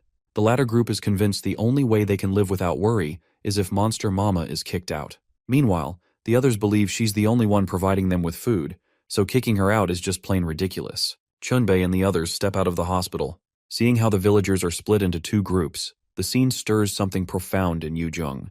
It reminds her of an atmosphere she had experienced in the past. She remembers back in the day when her own group had split into two factions. Some members wanted to ally with a cannibal tribe, thinking they could gain shelter and protection under their power. But Chunbei had been completely against the idea, calling it nothing short of suicide. The difference in opinions eventually led to full-blown chaos within their group. Now, standing in the present, Yu-jung's hands tremble as she realizes how the past seems to be repeating itself. Suddenly, Yongju steps between the angry mob, trying to reason with them, pleading that they are family, not enemies. But her words fall on deaf ears as both opposing parties keep throwing insults and accusations at each other. While these stubborn fools exhaust themselves arguing, the yellow-eyed bastard watches the chaos unfold, thoroughly entertained. To him, their idea of family is laughable. He sees them as pathetic, insignificant creatures who blindly believe everything they see and constantly seek someone else to protect them. Then, Baldy Bastard steps forward, pointing a finger at Yongju. He starts accusing her, saying she had promised to keep the village safe, so why wasn't she living up to her word? The others in the crowd share the same sentiment as Baldy Bastard, who goes so far as to grab the poor woman by the collar. He begins shouting at her, blaming everything on her failure to do her job. Yonghee, her worried daughter, quickly runs toward her mother to intervene, but that fatty bastard swings his thick arm and punches the poor girl hard. She crashes to the ground, her butt hitting the solid dirt with a harsh thud. Yongju, the mother, can do nothing but stand there, devastated, as she watches her daughter being treated so cruelly. The group supporting Monster Mama grows visibly annoyed, angered by the sight of the fatty bastard ganging up on a child. As the bickering escalates, Yongju finally reaches her breaking point. She raises her hand, ready to slap the fatty bastard across the face, but her hand is suddenly stopped mid-swing by Hira. Everyone in the vicinity goes dead silent upon seeing Hira's imposing figure. Her mere presence commands attention. With a firm voice, Hira orders everyone to return to their stations and focus on their duties as usual. She assures them that the incident will be addressed later, but for now, reinforcing the village is the top priority. But that fat bastard isn't ready to relent just yet. He stubbornly sticks to his demands, refusing to budge unless Monster Mama is kicked out. His constant yapping, however, only earns him a solid punch across the face. The blow leaves his nose bloody, and the fat pig sprawls on the ground like discarded trash. With that, Hira sternly questions if anyone else has objections, making it clear she's open to conversations. But the fiery punch seems to extinguish the protesters' will to continue. One by one, they promise to follow orders and stop stirring up trouble. Young-hee hugs Hira tightly, thanking her for stepping in and saving her mother. Without her, things would have gone downhill fast. Youngju, on the other hand, feels ashamed for failing as a leader. She blames herself for leading the villagers into the mess they're in now. But Hira quickly shuts down her gloomy thoughts, reminding her that there will come a time when she'll need to act wisely as a leader. She also points out that punching Baldy Bastard wasn't the right way to handle things, even if emotions were running high. Suddenly, Hira's gaze drifts in another direction. She notices a scrawny old man walking down the road. She frowns deeply when she recognizes him. She'd seen him acting suspiciously before. The man had caught her attention back then, and now he's doing it again. Determined to figure out what's going on, Hira starts to follow the shady old coot. But just as she takes her first steps, she's stopped by Gomdol, who urgently asks for her help fixing something at the hospital. Though there are others available to help, Gomdol insists they need every hand they can get. We can tell that there's something more behind his request, but he keeps it cryptic and urges Hira to just tag along. Hira begins to catch on to what Gomdol might be hinting at, but she's torn between following the suspicious old man or going with him. After a brief moment of hesitation, she decides to go with Gomdol. The scene transitions to Chuckbok and Monster Mama sleeping soundly in each other's embrace. As they rest, Chuckbok starts feeling her belly acting up. The discomfort grows, so she decides to take a dump. She gets up and begins heading toward the bathroom. But suddenly, she remembers her mommy's warning to stay inside.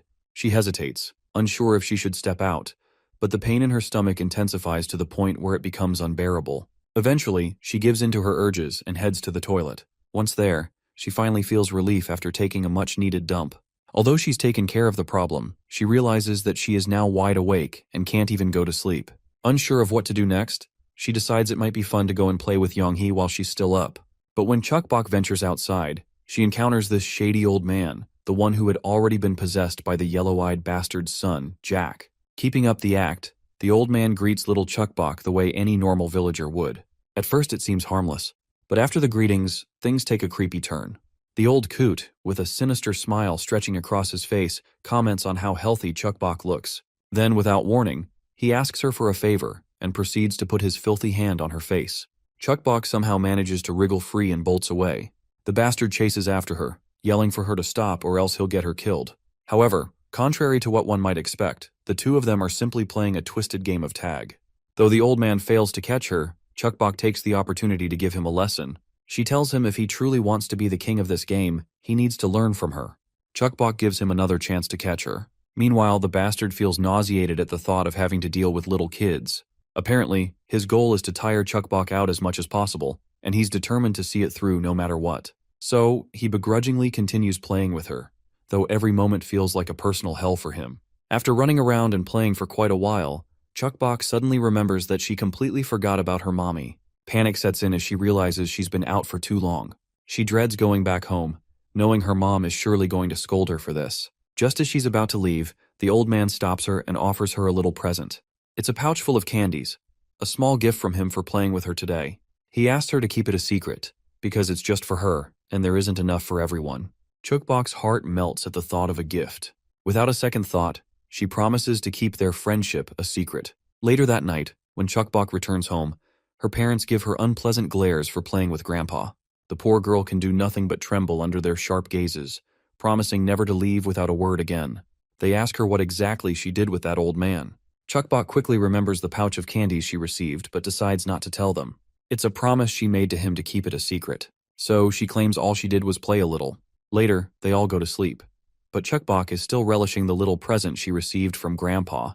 She's even looking forward to giving him a gift in return, though she's not sure what she should give him. As she thinks about all these pleasant things, something begins to crawl its way out of the pouch. It's the yellow-eyed bastard who quickly sneaks into Chuckbok's mouth. After taking over her body, he stands up, ready to move forward with his next step.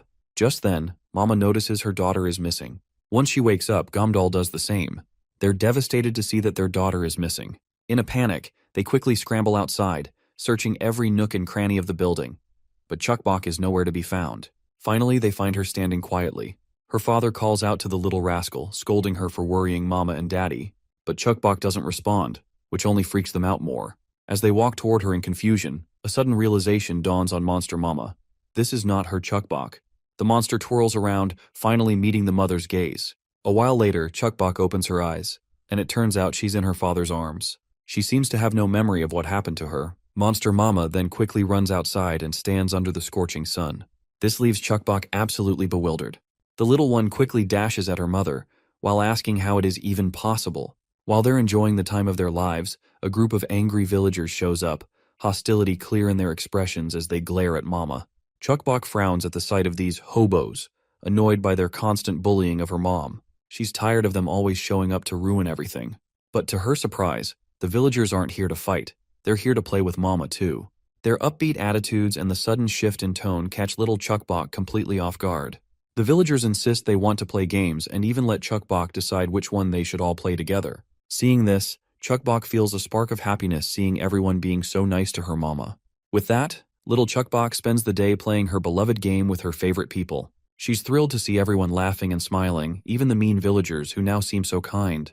There's no arguing, no shouting, just joy and laughter. Everyone is treating her mama with kindness, and for Chuckbok, it feels like a dream come true. This is the life she's always wished for, but never thought she'd have. In this moment, she feels like the happiest person in the world. Suddenly, Chuckbok hears a faint voice and starts looking around, sure that someone just called her name. But her father quickly distracts her and tells her to continue playing, and she happily resumes her game. She runs toward her parents, all while thinking that the voice she heard was just her imagination. However, it's clear that Chuckbok is actually trapped inside her own mind, living out her idealized fantasy life. Now, in the real world, the villagers have cornered Gomdol. They are determined to expel Chuckbok from the village, believing she has turned into a monster. Gomdol tries to reason with them, explaining that a cure is in progress to help Chuckbok, but the villagers are convinced that there is no hope left for her since she has completely transformed into a monster. Meanwhile, the doctor and Yongju watch in horror, disgusted by how far Chuckbok's transformation has gone. The scene transitions back inside Chuckbok's mind, where she's still enjoying herself, playing games like hide-and-seek with her family and friends. But suddenly, Chuckbok feels a sharp pain in her finger. The scene shifts again to reality, where this one-eyed bastard is intensifying the mutation of Chuckbok's infected finger. On the other hand, her mother can barely bear to watch her daughter endure this horrific transformation. All the sweet memories of her daughter flash through Chuckbok's mind, but seeing her daughter like this is beyond devastating, more than she could have ever imagined. Meanwhile, the yellow-eyed bastard begins to speak, making it clear he hates repeating himself, so Mama better listen closely. He has a proposition, and it's not too difficult. He only wants Mama's body, and that's all. If she agrees, Chuckbok will be spared. The yellow-eyed bastard even promises to retrieve all the parts he's implanted in the villagers, and then he'll leave the village for good. The villagers around him are shocked when they realize that they've been carrying the monster's implants inside them this whole time. With his generous offer laid out, the monster eagerly waits for Mama's response. That's when Gomdol speaks up, declaring he won't let either his wife or daughter go, so this bastard better stop talking nonsense. Of course, this shithead is not thrilled to hear this. He's so tired of all the drama that he just wants to end it. In the next moment, he snaps his fingers, and all the villagers lose control of their minds. Instantly, they all collectively attack Gomdol. Gomdol feels helpless, unable to fight back against his own people. If he strikes, he might hurt them. Their bodies move on their own. Chunbei and his daughter have also been apprehended, and they're forcing the doctor to step down too. Meanwhile, Yang He is choking his own mother with her own hands. The poor daughter can do nothing but cry. The monster bastard, on the other hand, just sneers and lets them know this is what they deserve for not obeying him. He even goes as far as to reveal he already has the cure. Monster Mama then proceeds to walk toward the girl, while all those idiots are busy trying to keep Gomdol pinned down. Gomdol tries to stop her because he's sure it's a trap, but poor Mama just can't stand there doing nothing after seeing what's happening. She starts blaming herself, believing that it's all her fault for not paying more attention to her little one.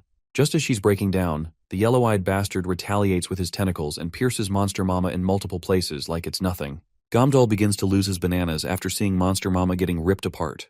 The monster, on the other hand, is having the time of his life watching his prey so helpless. He then starts bullshitting about how flawed the concept of family is that Mama holds dear. He finds it ridiculous that she's so willing to sacrifice herself. To him, these emotions are nothing but shackles, obsessions, and a curse. That's why, according to him, parents should be the center of the family, commanding the family so they don't stray, rewarding them in the name of love. That, he claims, is a true and genuine family. Giving everything to the child doesn't make anyone a worthy parent, so for that reason only, he boldly declares her unfit to be one. But it turns out the blows poor Mama took weren't for nothing. She quickly injects her daughter's body with the medicine, To understand how she got the injection, the scene shifts to a bit earlier while they were sleeping in their quarters. It was then that Gamdal had given her the injection. Since everyone in the village had already received a shot and showed no signs of side effects, he handed it to Monster Mama just in case of emergencies, especially if something ever happened to Chuckbok. Back to the present, it's finally time for Monster Mama to speak and throw some jabs of her own. She laughs at the audacity of this bastard calling her unfit to be a parent. Though she quickly admits he's not entirely wrong. She feels terrible that she can't be a normal mother to her child. It eats her up inside knowing there's so little she can do for her daughter. As for the whole parenting thing, Mama makes it clear she doesn't care about anyone's parenting style. To her, a true parent is someone who, even in this horrible world, wishes their child happiness, no matter if they're a monster or not. She wishes for her daughter to be happy because, to her, that's the essence of being a true parent. It's not a curse, it's a blessing. Even in this horrific world, even if she's a monster, wishing her daughter happiness, that, to her, is what makes her a true parent. Suddenly, the yellow-eyed bastard retracts his tentacles for some reason and quickly hops out of the building. The fact that the monster quickly distanced himself means that Chuckbok must be fighting back against this bastard inside. Meanwhile, Gamdal takes down the villagers and steps forward like the true Sigma he is. He then turns to Monster Mama, asking if she's alright. Well, thanks to her rapid healing abilities, she is doing fine. But she's curious and asks how he managed to handle the people back there. In response, my guy flashes a big smile and assures her there's nothing to worry about, especially since they have someone stronger than monsters on their side. Meanwhile, the doctor smacks Yonghee on the back, causing her to release her mother from her grasp. If the doctor hadn't arrived in time, Yongju would have been as good as dead. As the doctor and Yongju decide to inject everyone with the medicine, Hira stands her ground against that shady old coot. This piece of trash finds it amusing that she's standing there, perfectly fine and without a single scratch. Hira coolly claims she's fine because they were given the cure, while others were controlled against their will. Finally, the old coot begins to reveal his true identity. He peels the skin off his face, exposing his true self underneath. Meanwhile, the yellow-eyed bastard notices the body is starting to react on its own. A splitting headache breaks his focus, and his movements feel sluggish. Still, he's too complacent, convinced that nothing can stop him. He's sure he'll develop a tolerance to these nuisances in time. But before he can act, both Gamdal and Mama lunge at him with the agility of tigers. The bloody monster doesn't hold back either, launching his tentacles to counter. However, he struggles because the child's consciousness is waking up. At the same time, Chuckbok begins to remember everything. She recalls something crawling into her mouth while she was sleeping. After that, her body started feeling strange, and everything went blank. When she opened her eyes again, she found herself in what felt like a dream, a place where everyone was so happy, always playing with her and enjoying themselves. The biggest thing she notices is that her finger isn't purple anymore. By now, she's sure these aren't her real mommy and daddy. She finally makes up her mind to leave this dream, but she doesn't know how she's going to do it. While everyone around her keeps telling her to stay and play, Chuckbok reacts aggressively, letting them know she just wants to go home. She asks them if they know how she can get back. But that fake, zesty-ass version of Gamdal plasters a creepy smile across his face and tells her that if she leaves this place, she'll only become unhappy. He tries to remind her that there are too many people out there who hate her, and that she always has to put on fake smiles for them. If she goes back, her family will only suffer from taking care of her. They pile on, insisting that if she goes back, she'll just be a burden to her mother. They try to convince her that she's scared now because she knows she's in trouble, that she's nothing but a problem for her family. Hearing all this manipulative bullshit starts to weigh on the poor girl. She doesn't fully understand all the psychological mumbo-jumbo they're throwing at her, but there's one thing she knows for sure. Her family loves her. That's the truth, and it's not a lie. With determination, she decides she's going back home, to her real family and everyone she loves. Finally, the fake monster mama relents, deciding to let her go. But before sending her back, she warns Chuckbok that she'll regret this decision. As Chuckbok begins to wake up in the present, the first thing she sees is her bruised and battered mother in front of her. The monster, on the other hand, keeps buttering Chuckbok up, warning her not to listen to her mother, or else she's going to regret it terribly. But seeing her mommy so brutally injured makes Chuckbok tense up, and tears start to fall from her eyes. She finally sees the harsh reality of everything, and it's devastating. To think that mommy is hurt again because of her, it hits her like a thunderclap. Meanwhile, the one-eyed bastard senses the silence. His head clears, and he realizes that Chuckbok's consciousness is no longer weighing him down. With no hurdles in the way, the bastard decides to finally take them down. As this happens, the old coot finally peels off his disgusting mask, and as expected, it's Jack. He's currently locked in a fierce battle with Our Lady. At that very moment, Chunbai joins the fray, swinging his pickaxe with all his strength at this bastard. but it doesn't work. They engage in a fierce clash of blows, each side trying to overpower the other. But it's clear nothing is working, and both sides are starting to wear down. That's when Yujung decides to try shooting this bastard directly. But her shots are easily dodged, as if they're nothing more than an inconvenience to him. Jack then begins ranting about all the villagers and how much crap he's had to put up with. He complains about a granny who was always so talkative, constantly yapping nonstop. He grumbles that all of these villagers are annoying and lack even a shred of common courtesy. Literally no one has any decency, or at least that's what this shithead believes. The doctor has no clue what kind of nonsense this lunatic is going on about, but Jack keeps running his mouth. He declares that the only person among all the villagers who was easy to deal with was Chuckbok.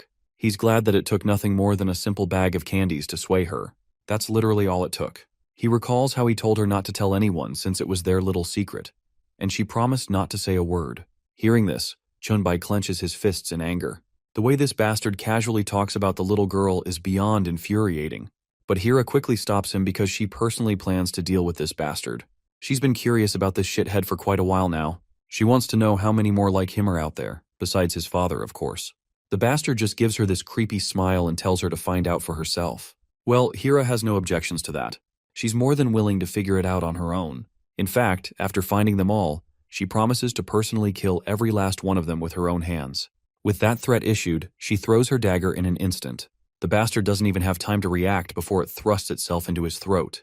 The lady strides over to him without hesitation, pulling her dagger back out of his neck.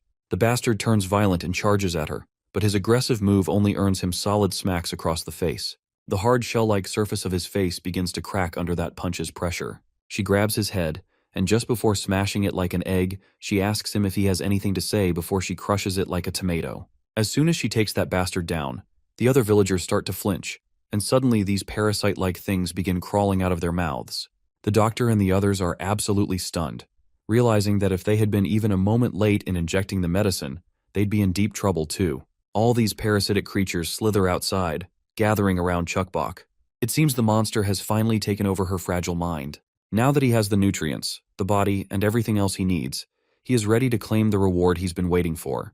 But just as his moment of triumph looms, someone slices through his tentacles and yanks Mama away. Of course, it's Hira, and she looks absolutely furious, like a mad lad ready to take him down. After throwing Mama safely back, Hira takes her stance. The monster, on the other hand, seems amused. He's almost impressed, as though he appreciates her skill. But Hira doesn't waste time. She begins her slaughter spree, slicing through his tentacles like they're nothing more than vegetables. And yet, despite all this, it's not enough to wipe that smug, maniacal grin off the bastard's face. Out of the blue, Hira suddenly freezes. As the scene pans out, we see that she's taken a heavy blow right to her chest from that bastard. Gomdal and Monster Mama lose it when they see this, while the one-eyed bastard smugly lets them know that no matter what they do, it will all be in vain against him. He then questions Hira, asking why she's going this far to save a little girl who's not even her family. He knows she's attached to Chuckbok, but the obsession she has is on a whole other level. He continues to berate her, wondering how she's devoted her entire existence to one little girl. Though he won't blame her, he understands her emotions and feelings. Even a monster like this knows that, in a desolate world like this, hope is the only thing keeping people going, even if it means playing out this family drama. Surprisingly, Hira doesn't shy away from admitting he's right. You see, she had nothing. She was nothing more than an animal consumed by destruction. She didn't care whether she lived or died, and she had no attachments to anyone. But it wasn't until Chuckbok showed up that things started to change for Hira. Once Chuckbok entered her life, everything shifted. This little one gave her the hope she desperately needed. Even though they weren't connected by blood, even though they weren't a traditional family, Chuckbok became her only hope. And Hira is determined to protect her. She's absolutely never going to lose her to anyone. With all the determination she can muster, she yanks the bastard's tentacle out of her chest. Meanwhile, the monster is genuinely amazed by her strength and willpower. He's impressed enough to decide that she'll make a great subject for an experiment later. But suddenly the bastard starts coughing up a massive amount of blood. He's completely bewildered, unsure of what's happening. He's certain this wasn't supposed to go down like this. Then the realization finally takes place. It must be the cure's effect that's making him gag up all that blood. But he's confused about one thing, since when did she inject it? That's when Hira lets the bastard know that while she may be a little slow at times, she was prepared for this all along. All the credit goes to him, she says, because his complacency is what caused his downfall. The bastard, on the other hand, continues to scream and yell as things spiral out of control for him. Chuckbok's body is starting to reject him even more, and if this keeps up, his head might literally explode. With no other choice, he's forced to abandon Chuckbok's body before things escalate to his death. The rain starts pouring down for some dramatic effect, and Hira takes the little Chuckbok into her embrace. Chuckbok's parents come running, worried sick about their daughter. Gamdal starts berating Hira for her reckless behavior, especially for getting so close to that monster. Her actions almost got her killed, and he's not holding back his frustration. But Hira quickly shuts him down, making it clear that she did what she had to because there was no other way. And right now, his yelling is the thing that might cause her death. Suddenly, Mama notices something miraculous. Chuckbok's injured finger has completely healed. She feels relieved that her little girl is no longer the target of that monster. But as relief sets in, so does guilt. She's not sure if she should feel happy after putting her daughter through so much. Reflecting on her failure, she feels like nothing more than a powerless husk, unable to protect her own child. She can't help but feel pathetic and unworthy of being Chuckbok's mother. Meanwhile, it seems that the monster is still alive. He acknowledges that his overconfidence was his downfall this time, but he swears he'll make them all pay for interfering with him. For now, his priority is to reclaim everything he's lost. He gets right back up, looking more furious than ever. That's when Chunbai steps in, unloading a barrage of bullets at the monster like it's no big deal. The poor monster groans and coughs, struggling to withstand the onslaught, while the old coot feels absolutely thrilled to finally get his revenge. You see, Chunbai has been waiting for this day for a long time. He even taunts this bastard, asking if he remembers this old man. But the yellow-eyed bastard doesn't care one bit, and makes it clear that he couldn't be bothered to remember someone as insignificant as these lowly humans. Chunbai isn't surprised by the response.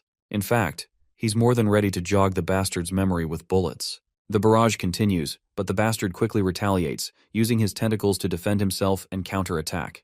Little does he know, a stun grenade lands right in front of him, and the one who threw it is none other than Yu Jung. The blinding explosion goes off, and the bastard is burned to a crisp by the intense light.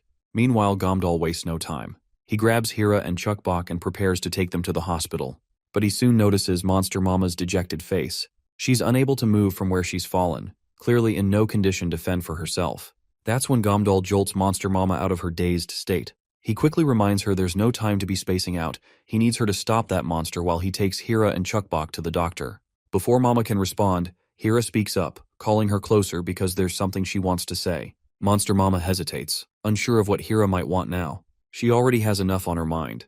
But as soon as she steps closer, Hira delivers a devastating punch straight to her face. The impact is so intense that Gamdal is left standing there with his mouth wide open. Mama reels from the blow. For a moment, she's so enraged that she's ready to send Hira straight to the heavens. Before they start throwing down, Hira tells her to stop beating herself up for not being the one to save her daughter. Now is not the time to be dwelling on that kind of bullshit. Hira tries to make Mama understand that she doesn't have to do everything alone. If she keeps shouldering the burden by herself, she'll only regret it when she fails to protect the ones she loves. So Mama better cut the crap and stay focused. Finally, Mama hits her character development moment. She begins to understand the rationality behind Hira's words. For the first time, Mama realizes that she was jealous of Hira for being the one to save her daughter. It wasn't about failure, it was about her own insecurities. Hira reassures her again, reminding Mama that she doesn't have to carry everything alone and that she's doing a good job. All she needs to do now is focus on what she must do. With newfound determination, she picks up her axe and readies her tentacles, preparing to take on the bastard once and for all. Meanwhile, back at the hospital, we see Gamdal's concerned face. He's deeply worried about Hira and anxiously asks the doctor if she'll be okay after surgery. In order to perform the surgery, the doctor reminds him that they have to reach the hospital as soon as possible. But suddenly, a loud thud shakes the entire building. Gamdal freezes, practically shitting his pants as it dawns on him that it must be Mama fighting the bastard. He realizes he needs to hurry up. Cut to the battlefield. Mama is slicing through tentacles left and right with simple, powerful swings of her axe. Yu Jung is also lending a hand, unloading a barrage of bullets at the bastard. Unfortunately, the bullets are little more than an annoyance to the monster. With a swift counterattack, he throws his tentacles straight at her. At that very moment, Chunbai enters the scene, surprising everyone. He does not waste time before bombarding the hell out of the bastard's face. But it seems Chunbai got a little too caught up in the heat of the moment. He ends up getting way too close to the monster, and unfortunately, he faces the consequences. The poor guy's chest is ripped open, and the badge on his uniform flies off. That badge stirs a memory for Chunbai. It's not just any badge, it's from his son, the one who had rebelled against him to join the cannibals. His son had given it to him as a gift. The boy had made this little badge to commemorate the achievement badges his father used to give him as a kid. Chunbei remembers almost bursting into laughter when his son had proudly handed it to him. He even teased his son whether this tacky thing could even be called a gift. His son, of course, had gotten mad, thinking his father was intentionally trying to annoy him. He had tried to grab it back, but Chunbei just laughed it off. Even though he poked fun at it back then, Chunbei had secretly adored the gift. It was the last thing he had from his son after he was murdered by the cannibal gang. In the present, before the monster could do anything brutal, Gamdol jumps in and strikes the bastard hard on its leg. The blow lands with such force that it causes the monster to writhe in pain. Taking advantage of the monster's dazed state, Gamdol balls up his fist and delivers a devastating punch straight to the bastard's face. Yujung joins the fray, unleashing a storm of bullets, one after another, relentlessly targeting the monster. Gamdol notices that the bastard is starting to falter. Its movements are sluggish. He's sure it's growing weaker. He knows if they keep pushing, they can tear this monster to shreds. At the same time, Mama jumps into the fight as well, adding her strength to the effort. Her fierce attacks crush through the monster's defenses, ensuring nothing of this bastard will be left behind. The group realizes this is their golden opportunity to finish the monster for good, and none of them intend to let it slip away. But the monster grows increasingly agitated. Chunbei, ever watchful, quickly catches on that the bastard is about to unleash its ace. He shouts for everyone to back off. Suddenly the monster swells unnaturally, and a writhing mass of parasitic tentacles erupts, spreading across the entire area. Yujung attempts to shoot them down, but it's no use. The bullets have no effect. Seeing the danger, her father doesn't hesitate. He rushes to her side and wraps her protectively in his arms, shielding her as the monster's tentacles start to wrap them up. All the poor souls are stuck in this messy situation. Meanwhile, the monster seems exhausted after wrapping everyone up in his slimy hold. But Mama isn't about to let this bastard act cocky just because he has a few hostages under his control. She makes it crystal clear that she isn't letting him leave here alive. All she needs to do to end this nightmare is take out the core. Suddenly, a loud, guttural voice echoes through the area, reverberating from deep inside the nearby building. As we transition inside the building, we see that the monster has taken over the villagers' bodies once more. The bastard proudly declares that the entire village is now his hostage. The remaining survivors have become part of him. Yongju, clutching a stick tightly in her trembling hands, does her best to hold her ground. But while she's barely keeping it together, Chukbok casually steps forward. To everyone's shock, the little girl walks right past Yongju, calm and unbothered, and stands directly in front of the zombified villagers. As soon as Chukbok finishes rubbing her eyes and stares at the zombified villagers, the yellow-eyed bastard suddenly realizes he's lost his connection to the hostages. Meanwhile, the villagers start violently puking their guts out, and Chukbok is right there, helping them through it. While the bastard is distracted, Monster Mama seizes the opportunity. She swings her weapon with precision and delivers a vicious cut to the monster. The grip the monster had on Gamdol and the others starts to loosen, allowing them some much-needed freedom. The bastard yells out in frustration, claiming that this body, Mama's body, never truly belonged to her. It was always his, and none of this would have happened if it hadn't been for Mama's interference. Well, of course, blaming others isn't enough to save this bastard from Mama's wrath. She stands right in front of him, like an imposing figure, staring him down. That arrogant, filthy monster finally starts to lose his cool. He is not vibing with the fact that someone he sees as beneath his status is looking down on him. But Monster Mama doesn't waste time. She brings her axe crashing down, shutting this bastard's yapping for good. She makes sure to chop him into multiple pieces, leaving no room for doubt. He's gone for good. That's when Chukbok steps outside and notices the calm. The rain has stopped, and on the ground lies the broken body of that yellow-eyed bastard. After seeing the aftermath, Yujung feels a little sad though, because she had wanted to be the one to finish this piece of shit off. Still, it feels satisfying to see that piece of trash in pieces. She's certain her brother, Chunsik, and the others this creature killed can finally rest in peace now. Meanwhile, Gamdol, Monster Mama, and Chukbok share a warm hug. Victory is theirs, but it came at a heavy cost. Many villagers lie dead. That's when we catch a glimpse of a remnant of that yellow-eyed bastard crawling away, unnoticed by anyone. A few days later, we see Gamdol's happy face as he, Yongju, and Monster Mama work together to cheer up Chukbok and lift her spirits. Apparently, Chukbok has been very quiet, hiding under the blankets like this for a few days. Despite all his efforts, Gamdol hasn't been able to get her to say a word. That's when Chunbei chimes in, deciding to take care of her. After all, he has more parenting experience than all of them combined. He confidently claims that once he talks to her, she'll be back to her usual self. But Gamdol and Yujung strongly oppose the idea. Gamdol, in particular, doesn't want Chunbei lecturing Chukbok. He clearly remembers just how stubborn his senior can be sometimes. Even Yujung agrees, convinced that his so-called lecture will only worsen Chukbok's mood. At that moment, Yongju joins the room, and expresses her desire to talk to Chukbok privately. As Youngju sits quietly in front of Chukbok, the little girl starts to fidget, nervous from the silence. Finally, Youngju gently pats her on the head and thanks her for saving her life. She continues, expressing her gratitude because, thanks to Chukbok, their village suffered far less damage. For that, she is truly grateful. Youngju admits she doesn't know exactly how Chukbok managed it, but it's because of her that all the infected people were saved. Though Younghee's legs will need time to heal, she's doing fine. Younghee is also looking forward to playing with Chukbok again later. But Chukbok still hasn't gotten over the recent events and can't imagine playing around so freely after causing such a mess. She blames herself, believing that everyone died because of her. Others left because they were scared of her. And, worst of all, she even hurt her own family. She breaks down into tears, convinced that she's the real monster who brings harm to everyone. She despises herself with every fiber of her being. Once again, Youngju gently pats her on the head and reassures her. She explains that a true monster is someone selfish, someone who only thinks of themselves. For that reason, Youngju firmly believes that Chukbok is far from being a monster. In fact, she believes that Chukbok is the sweetest, most caring girl she knows. She further thanks her again for saving Younghee and all the other villagers, which does not make her the monster, but rather, she's the real hero. As Youngju speaks, she too becomes overwhelmed by everything that's happened and begins shedding tears. Seeing this woman cry like this hits Chukbok hard, and she breaks down too. She throws herself into Youngju's arms, hugging her as tightly as she can. After a heartfelt crying session, Chukbok finally calms down. Both of them had cried so much that their eyes were left swollen. Chukbok declares her wish to grow into a strong adult, someone who doesn't cry, someone who is brave and capable, someone who can protect her family. She then questions Youngju if she can really become the strong person she wants to be. The woman smiles warmly and assures her she absolutely can, and she has complete faith in her. Meanwhile, the others are peeking through the door's window, watching Chukbok in an upbeat mood.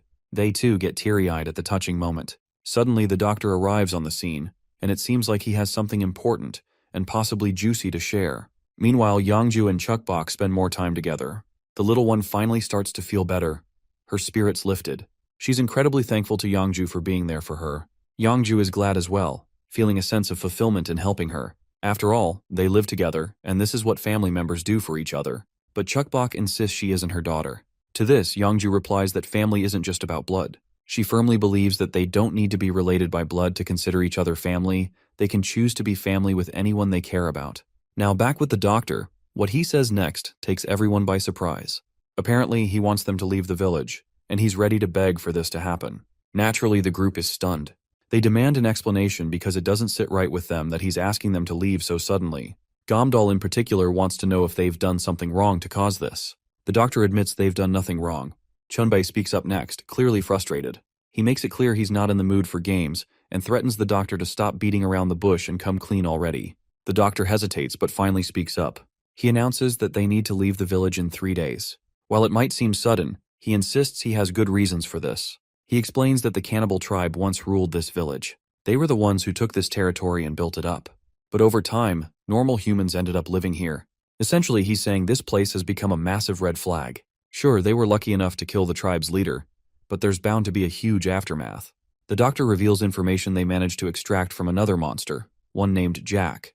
According to Jack, if anything happens to the father of the cannibal tribe, the rest of the monsters will swarm here in retaliation. He also believes that the tribe's leader wasn't just some brute. He was a cunning and calculating individual. It wouldn't be surprising if he had a backup plan. The doctor is certain that revenge will come, and the tribe's forces will strike back sooner or later. He is sure that the cannibal tribe won't rest until they've taken revenge and gotten Chukbok's mom's tentacle. He's also heard that they've been after Chunbei and Yujung as well. If that's the case, staying together here is far too risky. However, Gamdal believes that splitting up would be even more dangerous. The doctor makes it clear that having Monster Mama and Chukbok here is the biggest risk of all. He acknowledges that the village was saved, but he won't let more innocent people suffer for it. Gamdal has another concern. He's still unsure about Chukbok's condition, and besides, Hira hasn't recovered either. The doctor reassures them that he'll designate a place where they can meet, and he'll examine them in safety. He's willing to cooperate to this extent, but he insists they all leave the village. As the doctor continues pleading, his words start to weigh on Gamdal. Yujung too understands the doctor's concern. She's certain that staying here will only bring more trouble. The doctor thanks her for finally understanding, but that's when she raises another valid concern. She wants everyone in the village to move out. After risking their lives to protect the villagers, She can't just leave all these innocent people behind, exposed to danger. Though she's furious at the idea of being discarded like disposable glass after they've been used. And, more importantly, she believes that Yongju, the leader of the village, should be the one speaking up and making this decision. Yoojung keeps throwing jabs, accusing Yongju of being a cunning woman who's making others speak on her behalf just to avoid any backlash. The doctor grows visibly annoyed by her relentless remarks, and even Gamdol feels Yoojung is crossing a line. Finally, the doctor speaks up himself. He firmly tells them to stop insulting Yongju and the villagers. He makes it clear that this decision is his alone. He knows it's a selfish request, but it doesn't matter to him. They can blame him, demand compensation, or even beat him up if they want. But this is how deeply he wants to protect Yongju and his family. He doesn't want them to suffer any more than they already have, so he begs everyone present to grant him this one request. That's when Monster Mama steps in. She acknowledges that they are responsible for much of the damage caused to this place, and agrees to leave. She suggests deciding on a location where they can meet later. However, before leaving, she has a few demands that must be fulfilled. First, the doctor must promise to examine Chukbok and Hira until they are fully recovered. She warns him not to run away or shirk his responsibilities. Her second demand is simple. She wants them to be allowed to keep the remaining snacks. Suddenly, the doctor announces that he has something he wants to give to Mama. A short while later, everyone finds themselves at the hospital. There, the doctor begins by reminding them how Chukbok is the only person immune to the virus, and how her immunity helped create something close to a vaccine. This sparked an idea in his mind, a possibility he couldn't ignore. He explains that he combined Chukbok's immunity with Mama's rationality and conducted an experiment. The results, he says, were completely unexpected. By the way, by rationality he means how Monster Mama is a unique monster with her rationality intact. First, he injected Chukbok's blood into the virus. It caused significant deformation in the test subject. However, when he injected the combined blood of both Mama and Chukbok, the deformation significantly diminished. Mama listens in awe, hardly able to believe the results of this experiment. The doctor continues, revealing that he kept 2 infected test rats, one treated with the combined blood and one untreated, together for 2 weeks. Not only did the treated rat show no signs of aggression, but the 2 were even able to mate successfully. Moreover, the treated rat displayed immunity to light, a known weakness of monsters. He explains that this might be Mama's chance to return to being human. However, he emphasizes that he won't force her to take the injection. It's entirely her decision to make, as there's no telling how this antidote might react. It's a gamble and the risks are unknown. Monster Mama decides to take the gamble. With her consent, the doctor proceeds to administer the antidote. 3 days later, at 7 a.m., the villagers are busy packing their belongings and preparing to leave. Inside one of the vans, we find Monster Mama. It's been days since she took the shot, but no noticeable changes have occurred. Sadly, she still needs to shield herself from sunlight. Chukbok and the others are also ready to leave the village. They exchange heartfelt goodbyes with the village leader and the doctor. However, Yonghee doesn't look happy at all. Seeing Chukbok leave is breaking her heart. Chukbok is her only friend, practically a sister, and Yonghee doesn't want to let her go. Tears stream down her face as she begs Chukbok to stay, saying she just wants to play with her some more. For the first time, Chukbok responds like a grown-up. She admits that she doesn't want to leave either, but she has no choice. She was devastated when she learned they had to go, but she understands it's for everyone's safety. She doesn't want anyone else to get hurt because of her. Yonghee pulls Chukbok into a passionate hug, clinging tightly as if trying to hold on to her for just a bit longer. Meanwhile, poor Mama sits bored inside the van, wondering how long it's going to take before they finally leave. That's when Yongju turns to Chukbok and asks if there's anything special she wants to do before they leave. She tells her to just name it, and they'll make it happen. Eventually, everyone ends up playing freeze tag, and Chukbok is having the time of her life. As she runs around having fun, she reflects on everything that's happened. She feels responsible for the loss of their home, the food, and the displacement of so many people. So many bad things happened, and she believes it's all because she was weak. She wants to become super strong, to protect her family, and ensure nothing like this happens again. Finally, after their little play session, the van zooms through the desolate roads. Chukbok, exhausted from the fun, falls asleep quietly in the van. As the villagers prepare to leave the cursed place behind, Yonghee turns to her mother and asks if the next village they're going to build will be okay. Her mother reassures her that they'll be fine. With that, the doctor, whose name is Jingu by the way, decides it's time to get going. Jingu knows the path ahead won't be easy, but he's confident they will build a new place, a sanctuary, and protect their family. And so, they embark on their journey, each of them holding onto the thought of creating a new home. Days pass, and one afternoon, we see a group of monsters sheltering under the shade of a building. They're all in shock as they realize the yellow-eyed bastard is still alive. Although he managed to escape, the yellow-eyed monster is in a dire condition. In his current state, he's unsure how much longer he can last. He needs to find nourishment quickly. His desire to reclaim his body and shred those who dared to mess with him fuels his will to survive. But it seems his days are already numbered. Out of nowhere, someone slashes him into countless pieces. The attack is so swift and precise that he doesn't even register what hit him.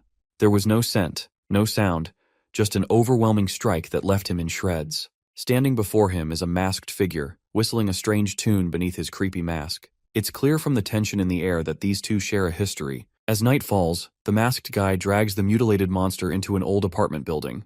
Once inside, the yellow-eyed monster is struck by how ordinary the living room looks. It's tidy and well kept, resembling a normal home rather than a hideout or lair. Many questions begin to flood his mind. Is this a headquarters? Why bring him here? What is the purpose behind this? Soon we get to see another masked dude, grinning like a Cheshire cat. He greets the yellow-eyed monster with a chilling smile. Then, almost casually, he asks about the monster's experience of the outside world. The poor yellow-eyed bastard can do nothing but tremble in fear. He's feeling utterly hopeless. The monster, once the most terrifying existence in the entire run of the series, has now been reduced to a trembling mess, dreading his looming death. Since he is unable to muster up any response, the masked bastard decides to keep the question simple and asks the yellow-eyed bastard if he managed to find her. But all the yellow-eyed bastard does is sweat profusely, trying and failing to calm himself down. It's painfully obvious he's far from composed. He takes a mental note of the multiple exits around him, thinking all he needs to do is wait for the right opportunity. He's even got a weapon ready to strike, but he doesn't want to act recklessly, so he figures giving up the information these bastards are asking for might lower their guard. But suddenly, quickly realizes the harsh truth. He can't even move, let alone pull off anything shady. The masked gentleman sighs in disappointment, staring at the miserable excuse of a creature before him. Then he drops a bombshell. According to him, he's the one who created this yellow-eyed bastard from his own body and sent him to find her. The gentleman is clearly disappointed by the lack of response from this pathetic piece of shit. This gentleman does not like the fact that this tiny piece of shit was flaunting his creator's name and trying to act all-powerful. The yellow-eyed bastard somehow ends up inside the cup against his will. He does not seem to have any control over his body, as if it's following the commands of this masked man before him. Desperate and terrified, he starts begging his master to spare him, pleading for one more chance. But the gentleman doesn't budge. He points out that he's already given this parasite plenty of chances. As the master prepares to devour the pitiful creature, the bastard continues to beg, promising to spill every piece of information he's got. His pleas fall on deaf ears, and he gets eaten right away. After absorbing the yellow-eyed bastard, the master gains all of his memories, including every juicy detail the bastard had been withholding. Satisfied with this newly acquired information, the master takes a moment to revel in his accomplishment. The lackey then asks his master if he should call rest of the family. The master dismisses the idea with a calm assurance. There's no need for haste. They'll bide their time and take things slow. Finally, it seems we're getting a good look at the real mastermind behind everything. He's revealed to be the true father, the one all the other monsters refer to with reverence. At the moment, the father looks absolutely fascinated by the memories he absorbed. He's learned that Chukbok is a special child, blessed with immunity, and he's practically dying to meet her. The scene transitions to Chukbok's bewildered face as she notices something strange. Her mama has wet the entire bed in her sleep, or so it seems. It quickly becomes clear that it's not Mama who caused the mess. Chukbok wet her mother with her own pee. But Chukbok casually strips off her wet pajamas and hops over to Gomdol for some well-deserved rest. The next day, we see Chukbok come rushing into the room, determined to snatch candy back from Hira's hand. But Hira, a brute of a woman, isn't giving in so easily. Little Chukbok is getting more and more annoyed. She wants her candy back from Hira, but the struggle is real. Eventually, she ends up hitting her head in the process, which forces her to calm down. It turns out Hira isn't just messing with her. She's trying to train Chukbok. She's teaching her the art of staying calm and observing carefully before making a move. Hira explains that if Chukbok truly wants something, she must either trick or understand her opponent. That's the whole point of this training. With her lesson delivered, Hira decides to step out before restarting the training again. As Hira heads out, Yujung reminds her that it's almost dinner time. Hira reassures her that she will be back soon, after inhaling a cigarette or two. Once she's gone, Chunbai decides it's time to play with little Chukbok. He grabs the candy and tells her to start. Chukbok recalls what Hira had taught her. The old man, on the other hand, continues to push her buttons. Frustrated, Chukbok loses her temper and charges at the old man, fists balled up. The old man laughs, amused by her spirit. But his complacency gets the better of him, and Chukbok manages to land a devastating punch that leaves him a bloody mess. She finally retrieves the candy, and the fact that she bested the old man fills her with joy. She's thrilled to have knocked down the dumb old man and gotten her candy back. Meanwhile, Hira sits on the stairs, cigarette in hand, reflecting on a recent incident. She recalls the brutal wounds she had sustained. Her ribs are shattered, and the surrounding organs have also been damaged.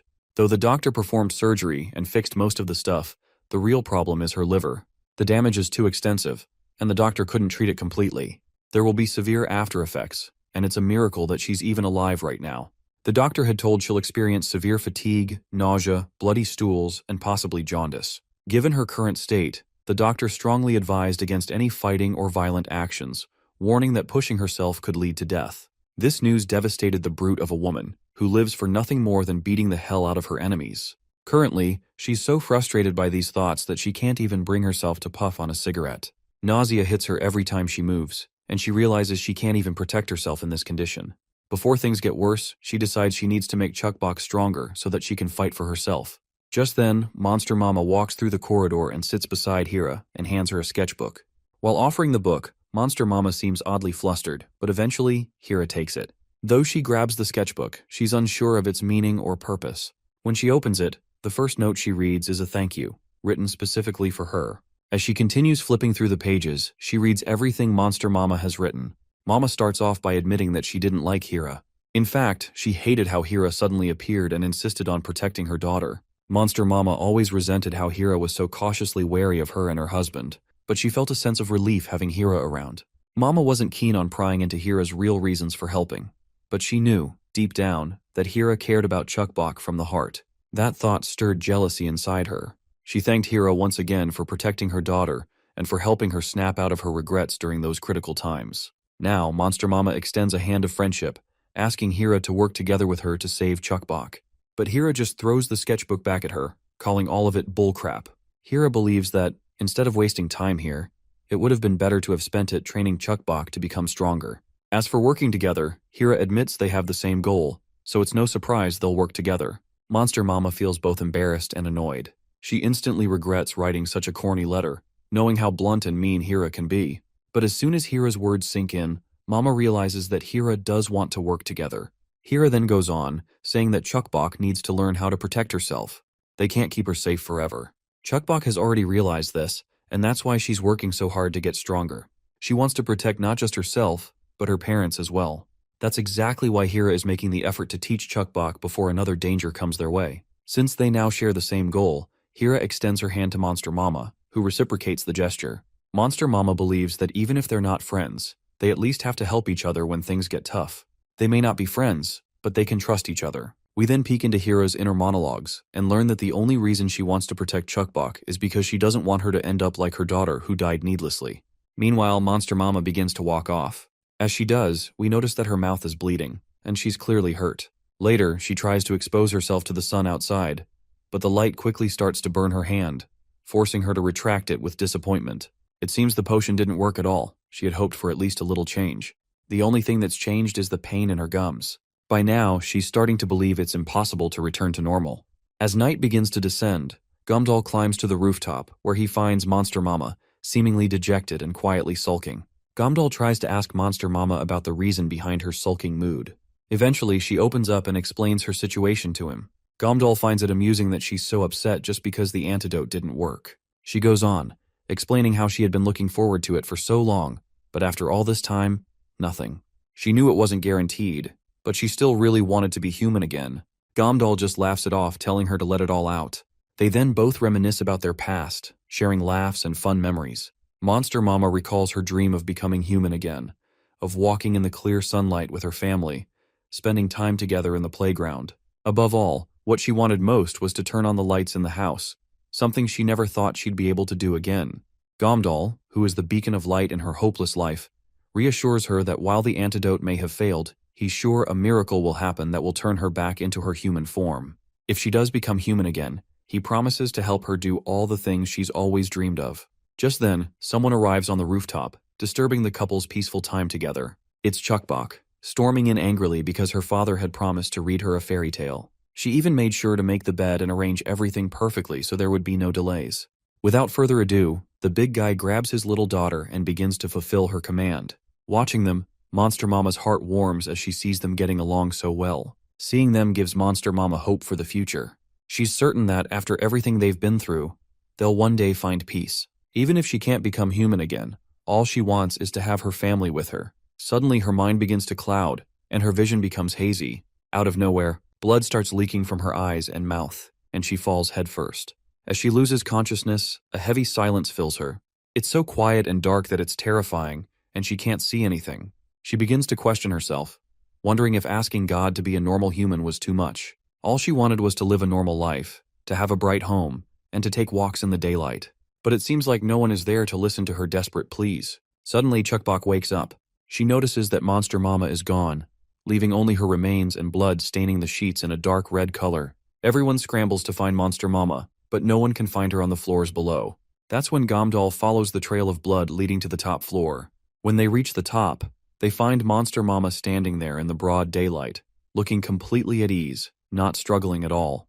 Tears start flowing from her eyes involuntarily as she greets her family with a soft good morning. Chuckbok and Gomdal rush to her and hugs her as tightly as they can. With that, the first season finally comes to an end. The next season begins in the dead of winter. We find ourselves in the park, where Chuckbok is doing her best to hide behind the swings, but eventually she's caught by her mother. The sudden appearance of her mother is so unexpected that Chuckbok nearly jumps out of her skin when she sees her there. Half a year has already passed since Monster Mama was able to walk in the sunlight once again. Thanks to the cure she received in Hope Village, she's gradually returning to her original self. Her transformation has also had a positive influence on those around her, especially Chuckbok. Monster Mama can now go for walks in the mornings and exercise when the weather is nice. At first she was cautious and only exercised for about 10 minutes, but now she enjoys exercising for 40 minutes. She used to stay inside because of the sunlight, but now she can go outside whenever she wants. During the day, their family often goes on picnics and walks together, and they help her with her training a lot. Now, they can eat together as well and turn on the lights when they sleep. While Chuckbok is extremely happy with her life now, there are still two things that bother her. The first is that sometimes it's very hard for Monster Mama to speak the words properly. Her pronunciation is simply awful. But thanks to Chuckbok's hard work, her pronunciation has improved a lot. The second problem, and the biggest one, is that whenever Chuckbok loses a training session, Monster Mama always gives her massive smooches, which are always off-putting for the little poor girl. Although her kisses stink like hell, they also motivate Chuckbok to win next time, as this is the only way to get free from those sweet smooches. But at the end of the day, she loves her mother when she smiles like this. For that reason alone, Chuckbok is willing to endure these smooches, especially considering everything her mother has gone through for her. While everything seems like sunshine and roses for the family, let's not forget about poor Hira, who still hasn't recovered from her injuries. It seems like her time is nearing. While Chuckbok is still enduring the torture of smooches, Hira barges into the scene. She seems particularly annoyed that Monster Mama isn't properly training the little one. She then directly addresses Chuckbok and asks her if the training has been helpful. Chuckbok has no clue how to answer in a way that won't upset either Hira or Mama, so all she can do is tremble. Eventually, both mothers erupt in an argument. Hira claims that Monster Mama's teaching methods aren't good enough, while Monster Mama defends herself, saying she's trying to teach Chuckbok according to her mental age, something she can grasp fully. Pushing her to the limits won't be productive. But Hira still disagrees, insisting that this game-like approach Mama uses isn't the right way. Monster Mama, however, doesn't like how everything has to be so serious, and this is one of the reasons she kind of hates Hira. While Hira admires Mama's positive thinking, for a mother, she has to admit that Monster Mama is a bit naive. Just because Monster Mama can now freely walk outside doesn't mean the world is safe. Monster Mama then tells this brute woman to stop arguing, especially since it wouldn't be good for Hira to push herself too hard and risk further harm to her innards. Of course, Hira gets completely riled up after having her ego called out. Determined to prove she's just fine, she's more than ready to throw a few punches. Meanwhile, poor Chuckbok is caught in the middle of these two brute ladies. They're bickering and unintentionally squeezing her in their heated argument, leaving her struggling and flustered. Eventually, Chuckbok hits her limit. She finally commands both mamas to shut the hell up. Suddenly, Hira winces in sharp pain, causing Chuckbok to grow concerned. She quickly insists Hira to take a rest, but this brute woman, as stubborn as ever, refuses, claiming she feels better already. Chuckbok isn't convinced, though. Ever since the incident in the village, Hira's condition has been fragile. The wound she sustained back then was severe, too severe to be treated properly. The doctor had advised her to take it easy and allow herself to recover over time, minimizing physical activities as much as possible. Because of her illness, Hira often takes care of the household and helps Chuckbok with her studies. By now, she has become like a caring big sister to Chukbok, someone who is not only supportive but also a reliable teacher. However, Hira has changed a little ever since that incident in the village. Since they left, she has been scolding Chukbok even for the smallest mistakes. Poor Chukbok now tries her best not to make a single misstep while under Hira's guidance, fearing her wrath. But what truly terrifies Chukbok is Hira's approach to training. It's as though Hira has become obsessive, pushing Chukbok to her absolute limits without holding back in the slightest. Her intense behavior during these sessions is overwhelming. At times, Hira's sharp and almost feral expressions frighten Chukbok so much that she can't hold back her tears. Though the little girl also acknowledges that she has learned many valuable lessons from Hira. Still, the intensity of the training and Hira's unrelenting attitude make her the scariest teacher Chukbok has ever faced. After the full day hunting, they finally get back home to have some dinner. That's when Hira suddenly stops Chukbok and hands her a chocolate bar.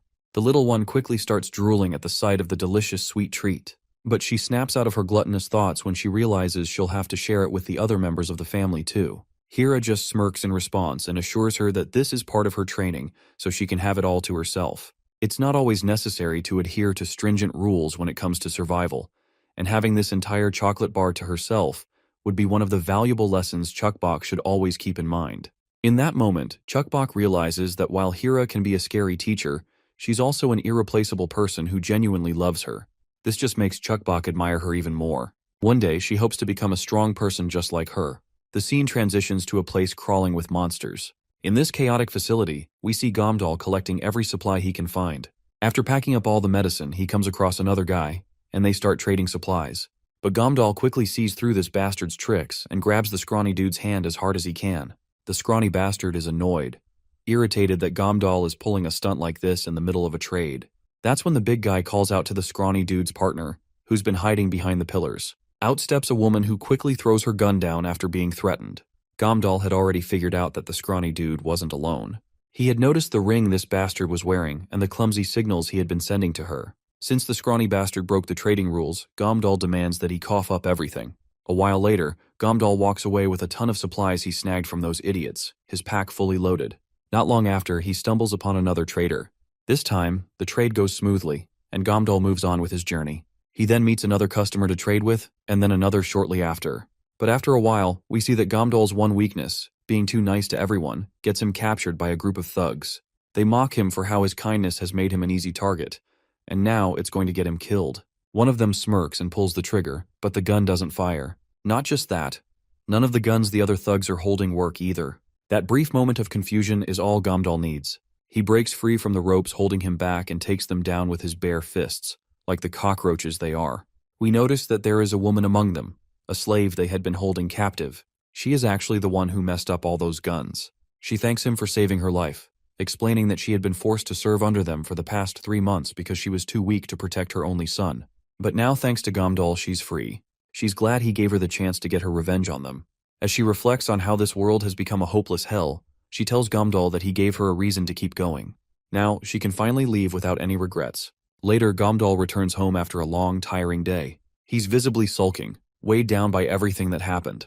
But all his worries melt away as soon as his little girl and monster mama rush to hug him at the door. He reflects on how this world truly feels like hell without hope. Yet, even in a world full of monsters and betrayal, he still has a small glimmer of hope, which is his family. He is the husband of his beloved wife and a proud father. A few days pass, and we shift to Chukbok. She reflects on how far she has come, not just in her fighting skills, but in mastering melee weapons and guns. She's even studied hard. She knows she has a long way to go, but she's grown a lot. Finally, the big day arrives for Chukbok to prove herself after all the rigorous training she's been through. She's absolutely ready for this, determined to pass the test and earn Hira's approval. But just as the little one is fired up and eager to take the test, Hira breaks the news to her. There isn't going to be any test today. They decide to have dinner together, so Hira tells Chukbok to hand over the kitchen knife since there are ingredients that need chopping. Of course, this sudden change of plans leaves Chukbok with a bewildered expression. Since her parents will be late today, Hira also suggests she just go to bed early. Once Chukbok finally falls asleep, Hira quietly gets up and dresses herself neatly. Meanwhile, Gomdal and Monster Mama arrive at the apartment and immediately ask Hira about Chukbok's well-being. Hira assures them that she's sleeping like an angel and that she made sure to feed her plenty beforehand. Gomdal is still not sure if what they are about to do is the right thing for Chukbok, but Hira firmly reminds him that there's no room for emotions. This is all for her survival. Resolute, they decide to execute their plan before Chuckbok wakes up. Yet Monster Mama still harbors doubt, unsure if this is truly the right course of action. Suddenly, in the stillness of the cold night, Chuckbok wakes up. As Chuckbok looks around, she finds herself completely bewildered. This wasn't the place she used to live, so how had she ended up in a shopping mall filled with nasty monsters lurking about? That's when she notices a letter addressed to her. She quickly opens it and begins reading the contents. The letter explains that since Chuckbok is reading this message, it means the test has already begun. Her only objective here is simple: escape this place alive. The letter informs her that she's in a department store, where there are plenty of supplies and no obstacles to moving around. On the first floor at the center, there's a walkie-talkie. Her task is to reach the walkie-talkie, contact her parents, and she will pass the test. However, there's a catch. She can only get to the walkie-talkie if she survives the numerous monsters scattered around the mall. The letter ends with her parents encouraging her to do her best, stay alive, and apply everything she has been taught. Chuckbok then realizes how Hira had lied to her about the test being cancelled, only to throw her into this situation all alone. As Chuckbok punches the ground, tears start streaming down her face. She just wants to go back home. But then she hears Hira's voice in her mind. The scene transitions into the past where Hira tells her she needs to get used to her environment. You see, humans aren't designed to adapt to sudden changes easily. For example, how would you feel if you suddenly had to stay here alone? Chuckbok admits that she'd be scared if it happened all of a sudden. Hira then assures her that once she adapts, she can use this place like it's her own home. And when that happens, she will be invincible. She can find a space to hide, a weapon to fight back, and if she adapts faster, this building she sees now can become her new home. One you'll protect. She finishes by stating that anywhere can be her new home if she makes it so. Back in the moment, Chuckbok wipes her tears and pulls herself together. She decides to escape this place and then get her revenge on Hira. That brute of a woman isn't getting away with this. As Chuckbok cautiously walks through the store, a sudden cleaver comes flying at her with terrifying speed. Luckily, it misses her by a hair's breadth. The sheer terror of the moment is so overwhelming that Chuckbok ends up wetting herself. The one who threw that cleaver is a zombie, and this zombie definitely looks more hungry than anything. The poor girl trembles as she feels her pee trickling across the floor. As the monster looms over her, Chuckbok makes a desperate run for it, but her clumsy steps cause her to fall flat. However, it turns out that this monster isn't a monster at all. It's Hira. Gomdoll and Monster Mama get annoyed to see Hira has taken things a bit too far. She was supposed to frighten Chuckbok, not actually threaten her life. But Hira remains unbothered and tells them to stop freaking out. All they need to do is just sit back and watch. The others wearing monster masks are also real humans, working directly under Hira's command. She reminds them that the test has officially begun, and they better do their job right. A bonus will be awarded if they perform well. With that, Hira cuts the transmission. Meanwhile, Chuckbok huddles in a quiet corner, shrinking in fear. Her pants are still wet, and all she wants right now is to get back home safely. The idea of getting the walkie-talkie from the horde of monsters seems like an impossible task to her. Her mind flashes back, and she remembers once again when Hira advised her that any place can become her home, as long as she adapts to its environment. The first step to making this place her home is to learn and use the environment around her. With that in mind, she steels her resolve and stands back up. Sulking in a quiet corner isn't going to help her in any way. First things first, she grabs some new pajamas and changes her clothes. Then, she starts checking the random stuff scattered around the place and eventually comes across an elastic rope. Along with the rope, she notices a few pebbles lying on the ground. Suddenly, an idea strikes her like lightning. She knows exactly what she needs to do to deal with these monsters. She makes a DIY slingshot and smacks one of the monsters hard across the face. Hira notices Chuckbok's bold move and feels a flicker of pride. Finally, the little one is trying to fight back. But now that she has grabbed everyone's attention with her reckless move, Chuckbok knows she's in big trouble. All the guys pretending to be monsters rush toward her, and Chuckbok is shocked. Thinking quickly, she launches another pebble at those bastards. And, as luck would have it, one of the pebbles hits a monster right in the balls. Hira is absolutely boggled out of her mind. She can't believe that Chuckbok's tiny brain came up with the idea of using a slingshot, and now she's actually trying to take down her enemies with it. Thing that Hira finds mind-blowing is that she never taught her this. To understand how Chuckbok got this trick up her sleeve, we flash back to the past, where Chunbai patiently showed her how to make and use a slingshot. Back in the present, Chuckbok feels grateful for her grandpa's lessons and even a little proud. But then, she realizes something alarming. There are no more pebbles left to throw. The fake monster seizes the opportunity and lunges at her, eager to take her down and claim the reward Hira had promised. But Chuckbok pulls out an unexpected move, her secret weapon, a powder of pain. After dusting the bastard's eyes, the little girl bolts as fast as she can. The monsters begin to chase her, but she's so fast that they end up tripping over their own feet before they can even get close. She knows these so-called monsters are much slower than her own mother, and far weaker than Hira, so taking them down isn't that big of a deal for her. After navigating through countless hurdles, she finally gets within arm's reach of the walkie-talkie. But just as she's about to grab it, Hira snatches her up and throws her back. Chuckbok skids across the ground and slams into a nearby pillar. Hira then walks toward Chuckbok, hoping she still remembers the lessons she's taught her. Chuckbok, on the other hand, struggles to get up as all the fake monsters swarm her from every direction. She starts to sob once again, but she's not ready to give up. Suddenly, her eyes begin to glow with a yellow glint. All the monsters around her start to glow with the same eerie yellow light, as if Chuckbok is controlling them. The monsters rush toward the building where Chuckbok is. Meanwhile, Chuckbok is thinking that all she needs is that walkie-talkie, and no matter what, she's going to get it. It seems Chuckbok is aware of the power she holds. She's confused as to why these few particular monsters aren't following her command. Even if these monsters are not moving, she decides to call for some help from the outside. In mere seconds, the ground starts rumbling, and more monsters begin swarming the entire place. They quickly make their way through the shut gates and flood into the building. No one has any clue why these monsters are here, or why there are so many of them. It doesn't take long for Hira to realize that Chuckbok must be the one calling these monsters, especially considering the timing and the glowing color of her eyes. The fake monsters quickly pull out their guns. Hira grabs Chuckbok and starts ascending to the second floor, with the other fake monsters following close behind. Those downstairs with guns start shooting at the monsters while moving, while the team on the second floor secures the entrance by firing.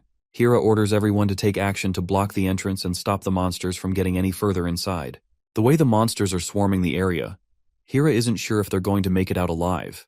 Gamdal responds, saying they're already doing their best. On the other side of the building, the monsters start losing their heads one by one, like they're nothing more than cucumbers. Some of them are even getting pierced by tentacles.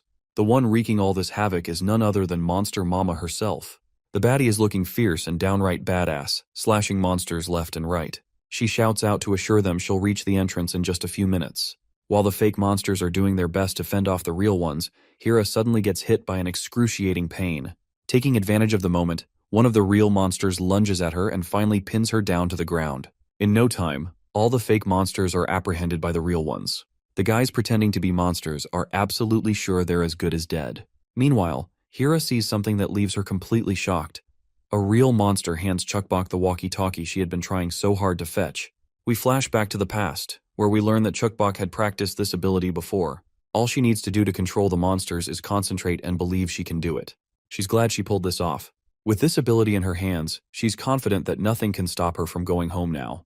But then, she starts to wonder why she can't control the monsters who initially attacked her. It looks like she's still oblivious to the fact that these guys aren't real. Shaking off those thoughts, she focuses solely on controlling the monsters around her. A cute monster dog suddenly appears before her, ready to heed her command. The little girl sits down and gently pats the adorable dog, which is just as cute as her. But as she's patting the monster, her ability to control the creatures finally starts to wear off.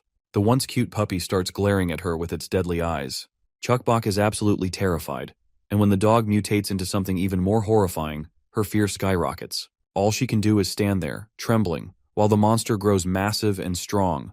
The monster doesn't waste any time and charges at the poor little girl, but Hira quickly jumps in from her spot in order to push Chuckbok out of the way.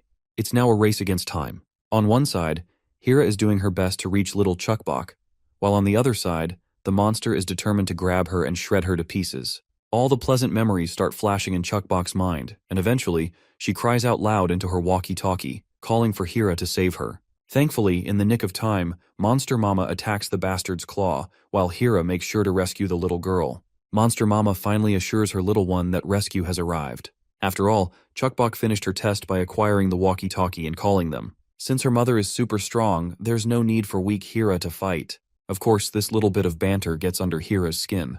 Right then, Gamdal also arrives as well. Monster Mama glares at the bastard who tried to mess with her daughter, but the monster on the other hand doesn't look like a weakling.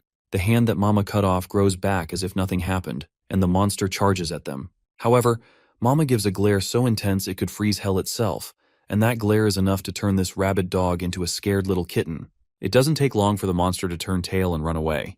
Mama turns to her little Chuckbok with a big smile on her face. It's finally time for them to go back home. But it looks like it's going to be a while before they can get Chuckbok to talk to them. Later, everyone pleads with her, explaining that it wasn't their intention at all, and it was all for her training. They promised they only wanted to check the results in a real setting. But Chukbok isn't ready to accept their excuses. As far as she's concerned, no parents would ever do this to their child. Well, both parents know she's right, so they don't have much room to argue back. Chukbok, still angry that they lied to her, declares that she's never going to listen to them again. Especially Hira. She now hates her even more and doesn't want Hira anywhere near her home, let alone inside it. The back and forth continues, but Hira eventually breaks the bickering by snapping back with a cold tone. She reminds Chukbok that she's supposed to adapt to the environment in order to survive. There will be no time for blaming others when she gets stuck in an unexpected situation like this in real life. Hira then questions why Chukbok even wants to be stronger in the first place. If she's still going to throw tantrums like a kid, Hira tells her that she's free to hide behind her mother like a baby forever. Finally, the sobbing, crying Chukbok steps out and runs straight toward Hira. She delivers a devastating punch to Hira for all the crap she's put her through. Gamdol tries to stop Chukbok for her rude behavior, but Monster Mama stops him from intervening. Chukbok keeps venting her frustration with tiny punches, one after another, all while verbally berating Hira. Eventually, she exhausts herself and admits that she missed Hira so much when she was in that dangerous situation. This remark puts a smile over Hira's face, and she quickly pulls Chukbok into a sweet hug. She apologizes for being so harsh, congratulates her for passing the test, and promises never to do something like this again. Chukbok also admits that she doesn't hate Hira, she actually likes her a lot. Hira feels the same way about Chukbok, and she doesn't hesitate to express it. After that wild test, Chukbok retires for the night and falls asleep. Meanwhile, Gamdol is concerned about what Hira had told him about Chukbok. He's finding it hard to believe that Chukbok was the one who summoned all those monsters. Monster Mama shares the same doubts, but she also believes there's no reason for Hira to lie. So the big guy decides to wait and hear it directly from Chukbok when she wakes up. Mama then inquires about the people they had hired to act as fake monsters. Gamdol reveals the disastrous news that they all perished while trying to escape from those monsters. Mama is relieved that there were no witnesses who survived to see what actually happened. Gamdol is caught off guard by her cold response, with little to no sympathy for the people who died. As he stares at her, Monster Mama asks if something's wrong, to which Gamdol quickly says no. Well, I'm not gonna lie. It's a pity that all those living, breathing grown men died just so their one damn daughter could have a test. My respect for Mama has dropped. To think she didn't even show a little concern, it's hard to look at her the same way now. Anyhow, Gamdol remembers that Hira's checkup day is coming soon, so they decide to take Chukbok with them and get her checked out as well. Since they don't have a car, it's going to take them a while to get there. Old man Chunbei took the car, and they said they would return before the checkup day. Speaking of Chunbei, the scene quickly transitions to the injured Yujung driving the car while trying to keep the bleeding to a minimum. Apparently, Chunbei has been caught by some mysterious monster, and she's rushing to get some help. The next day arrives, and our party packs up and begins their journey. Chukbok seems unusually energetic today, walking ahead of everyone as if she isn't tired at all from yesterday's fiasco. She is glad that now she has passed the test, one that they supposedly set up by lying to her. She feels entitled to do whatever she wants. She is going for all sorts of crazy fun today, and they will all have to adhere to her commands. Once they stop to take a rest for a while, Chukbok makes the grown-up Hira act like a little child. Of course, this tweaks the hell out of Hira, but she has no choice but to comply with Chukbok's commands. She even throws deadly glares at Monster Mama for laughing at her. But Monster Mama has her own role to play, the role of a cat. After having a lot of fun, dawn is almost upon them, and they resume their journey once again. Suddenly, they hear the sound of a car nearby. As they turn around, they see a van coming toward them. Monster Mama is sure it must be Chunbei and Yujung. The car slams the brakes abruptly, and Yujung doesn't waste any time before starting to berate all of them, because she's been looking for them for a while now. Then, she bursts into tears, claiming that her father is going to die if he doesn't get immediate help. Let's switch into a little past to get the full context of what happened to her father. It all started yesterday, around 6 p.m. before sunset. After spending several days scouting the area and investigating monsters, they were rushing back home when they were suddenly attacked, and their van flipped over. When they opened their eyes, they found themselves tied to chairs. The one who captured them is a monster under the hoodie who is eager to have a little chat with them. The hoodie monster quickly tells both of them to show off their skills and strengths. But the duo remains quiet, which prompts the monster to repeat his question. Yujung finally asks this bastard what the point of all this is, to which the bastard explains that their lives depend on the kind of response they give. He warns them up front, telling them to speak carefully. He starts from the beginning and questions the girl about what she is good at, but the duo does not respond to any of these questions. So, the monster grabs Grandpa by the hair and threatens them with the consequences that will follow if they don't speak. After the threat, the hoodie bastard gives them another chance to speak. That's when Chunbai decides to play a little game. He pretends to be angry and starts spouting random things. He begins cursing those in charge who sent him on this scouting mission, even though there were more powerful and skilled people available who could have handled the role better. Yoo-jung quickly catches on to what her father is trying to pull, so she starts playing along. She agrees with him, saying there were way more talented folks than them who should have been sent instead. They mention how those guys had a dude who was great with an axe and even a talented kid. Not to mention there was also a giant guy, super strong and apparently handsome too. After putting on this little charade, the old man turns to the hoodie monster and questions him, asking wouldn't it make more sense to have people like that instead of an old man and this talentless kid. He adds that if the hoodie guy lets him go, he'll bring those skilled people here and hand some of them over. But it looks like the monster isn't buying a single word these bastards are spewing, and he's not ready to believe a damn thing. Chunbei then suggests the monster to just take one of them as a hostage, while the other goes to bring those talented folks they're talking about. The hooded bastard thinks for a moment and agrees with this. So that's how the hooded bastard sent Yoo-jung out to find the talented people they spoke of, while her father stayed behind as a hostage. In the present, Yoo-jung explains that she promised to be back by 6 today, and if she doesn't return on time, her father will definitely die. Hira then questions the intent of the kidnapper and what it looked like. In response, the girl explains that she didn't get a clear look because of the cloak, but it was a female monster, about her height, and her feet were strange, each with 4 toes. When she lifted the car, Yoo-jung also noticed that the monster had tentacles with claws on both sides of her head. The mention of claws piques Monster Mama's interest. It is as if she knows someone with this description. As they're driving, Chukbok takes notes on how to drive a vehicle, but at that very moment, a giant hand grabs Chukbok and pulls her away. They quickly slam the brakes to turn the car around and chase this bastard. Meanwhile, Chukbok tells the monster to let her go, but the creature quickly assures her that it won't harm her. Turns out it's Daeun. When both ladies lock eyes for the first time, past memories flood through their minds, and they both have the same question. Why the hell are you here? We then switch back to the party. As they zoom down the streets, Yoo-jung lets everyone know that there's only so far they can chase the monster with a car. Meanwhile, Hira's condition starts to worsen, and she coughs up a copious amount of blood. She curses herself for not being vigilant enough to save Chukbok.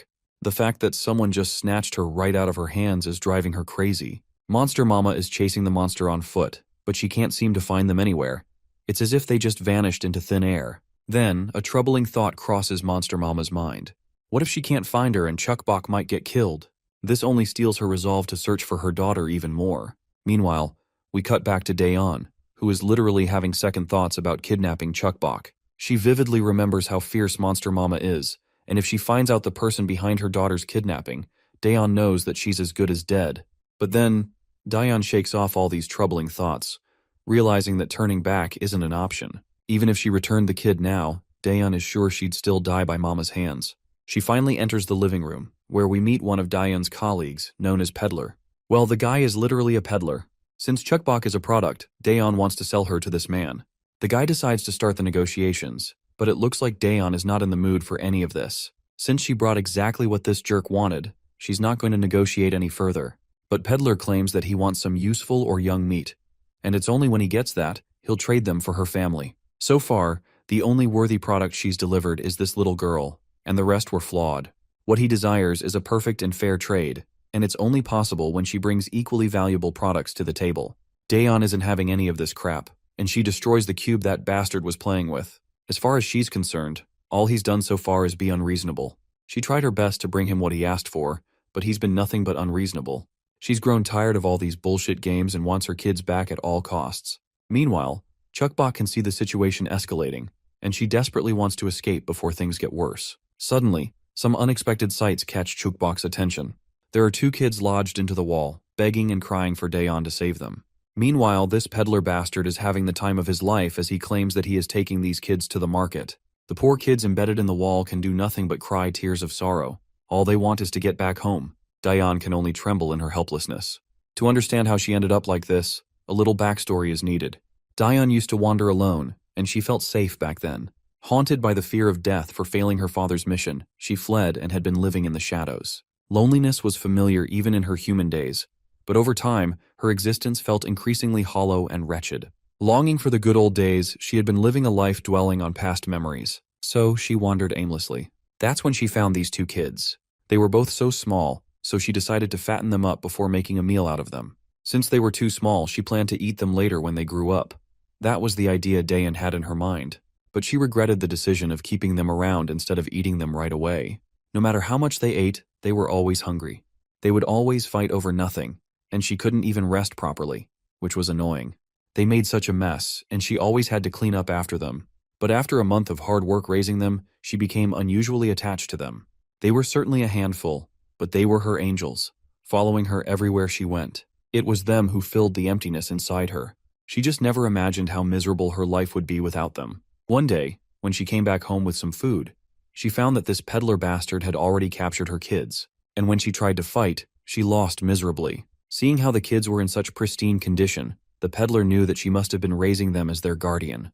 And since she was acting as their guardian, it meant she was fond of them. So, this was the opportunity for this bastard to make a trade with her. Every day had been a living hell since those kids were kidnapped. She had to keep fighting to get the people he would like. Plus, the stress and anxiety she felt every time he said that what she brought was flawed only wore her down more as time passed. She ended up thinking, why the hell am I stuck in this mess? Why do I even care about the kids? Why not just abandon them and run away to continue my own life?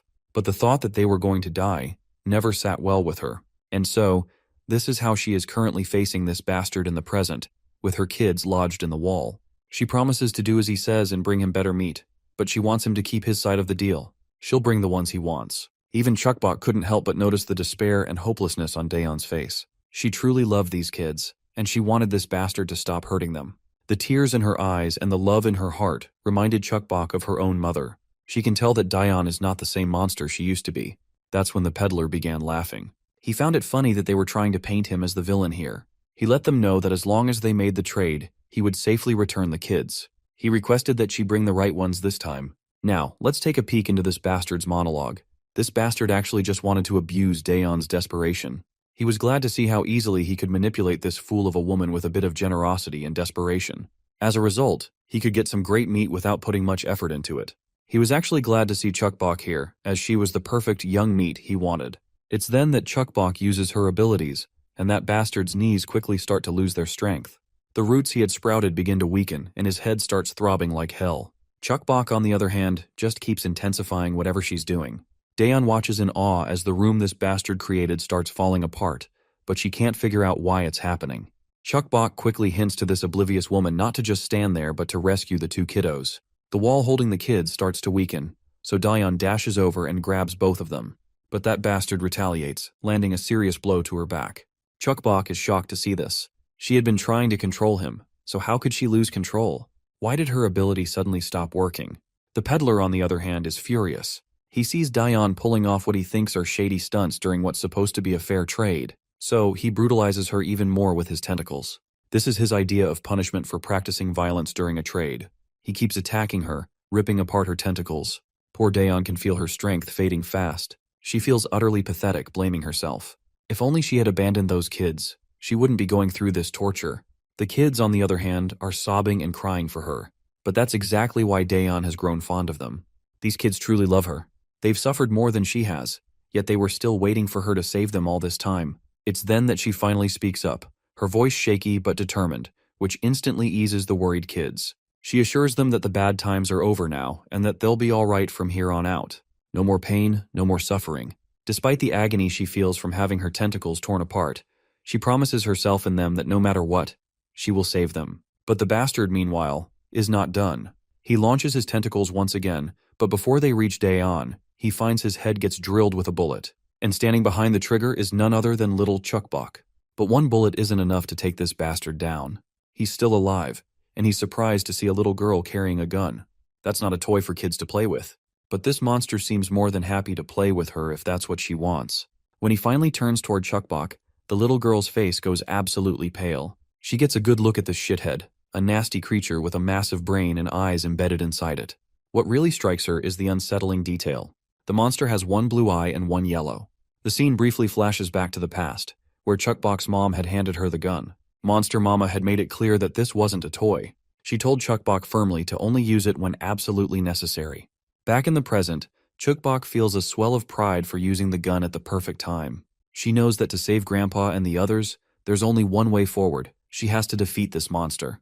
Those blue eyes are something Chukbok has never seen on any other monster before. She wonders if they have something to do with why she's unable to control him. She isn't sure what to do, but whatever it is, she knows she has to act quickly. Chukbok scans the entire room, taking note of everything around her. Since Daeon is out of commission, she can't expect any help from that direction. Escaping this room is impossible too.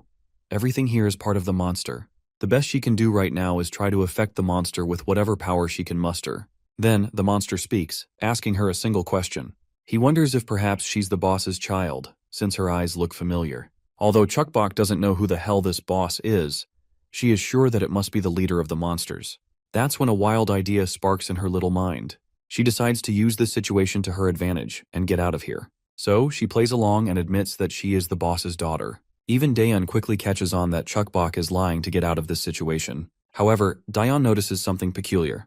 The monster seems hesitant to attack Chukbok, almost as if her eyes are throwing him off. But she's still unsure if this cunning monster is really going to fall for such an obvious lie. Chukbok, on the other hand, commits to the role of the boss's daughter with everything she's got. She even acts annoyed, glaring at the monster for not greeting her properly. To sell the act, she throws her fist in mock anger. To everyone's surprise, the monster suddenly drops to his knees, apologizing profusely for showing such disrespect. Daeon is absolutely baffled at how this idiot actually fell for the bait.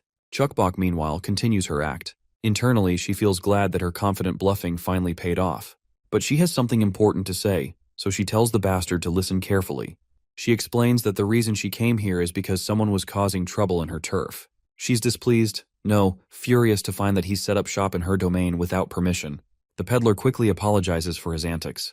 Chukbok, keeping up her commanding act, gives him a chance to redeem himself. She orders him to hand over the captives and all the other meat to her. If he doesn't comply, she warns that she'll report everything to the boss, every shady thing he's been pulling lately. With that, she dismisses him. But before leaving, the peddler hesitates and asks if he can pose a few questions of his own. Chukbok grants him permission, and he promptly asks why she would bother to come here and why she would mask her identity as the boss's daughter. To this, Chukbok confidently replies that she wanted to gauge the natural response of monsters, as how they would react while they don't know her true identity. The peddler follows up with another question, asking what she plans to do with the 2 kids she rescued. And finally, he asks for a description of the boss she's supposedly related to. Hearing this, Daeon feels her heart sink. She knows they're screwed. Chukbok goes silent in response and breaks into cold sweat as she fails to muster up any plausible explanation. The peddler takes her quietness as confirmation and suddenly lunges at her. But little Chukbok ducks just in time. Like a true Sigma lady, she whips out her gun and unleashes a barrage of bullets at him. The peddler only laughs, amused by her adorable yet futile attempt to maintain her act. Not only does he appreciate her performance, but he's also impressed by her nimble movements and surprising strength for someone her age. He finally admitted he was just playing along to confirm if she was truly the boss's child. Now, though, he's certain that she's not related to the boss in any way.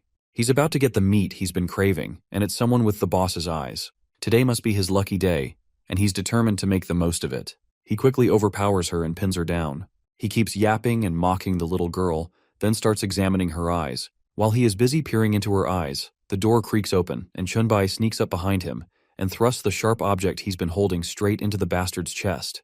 The scene shifts to Hira, who's struggling with her injuries but stubbornly insists on going to rescue Chukbok.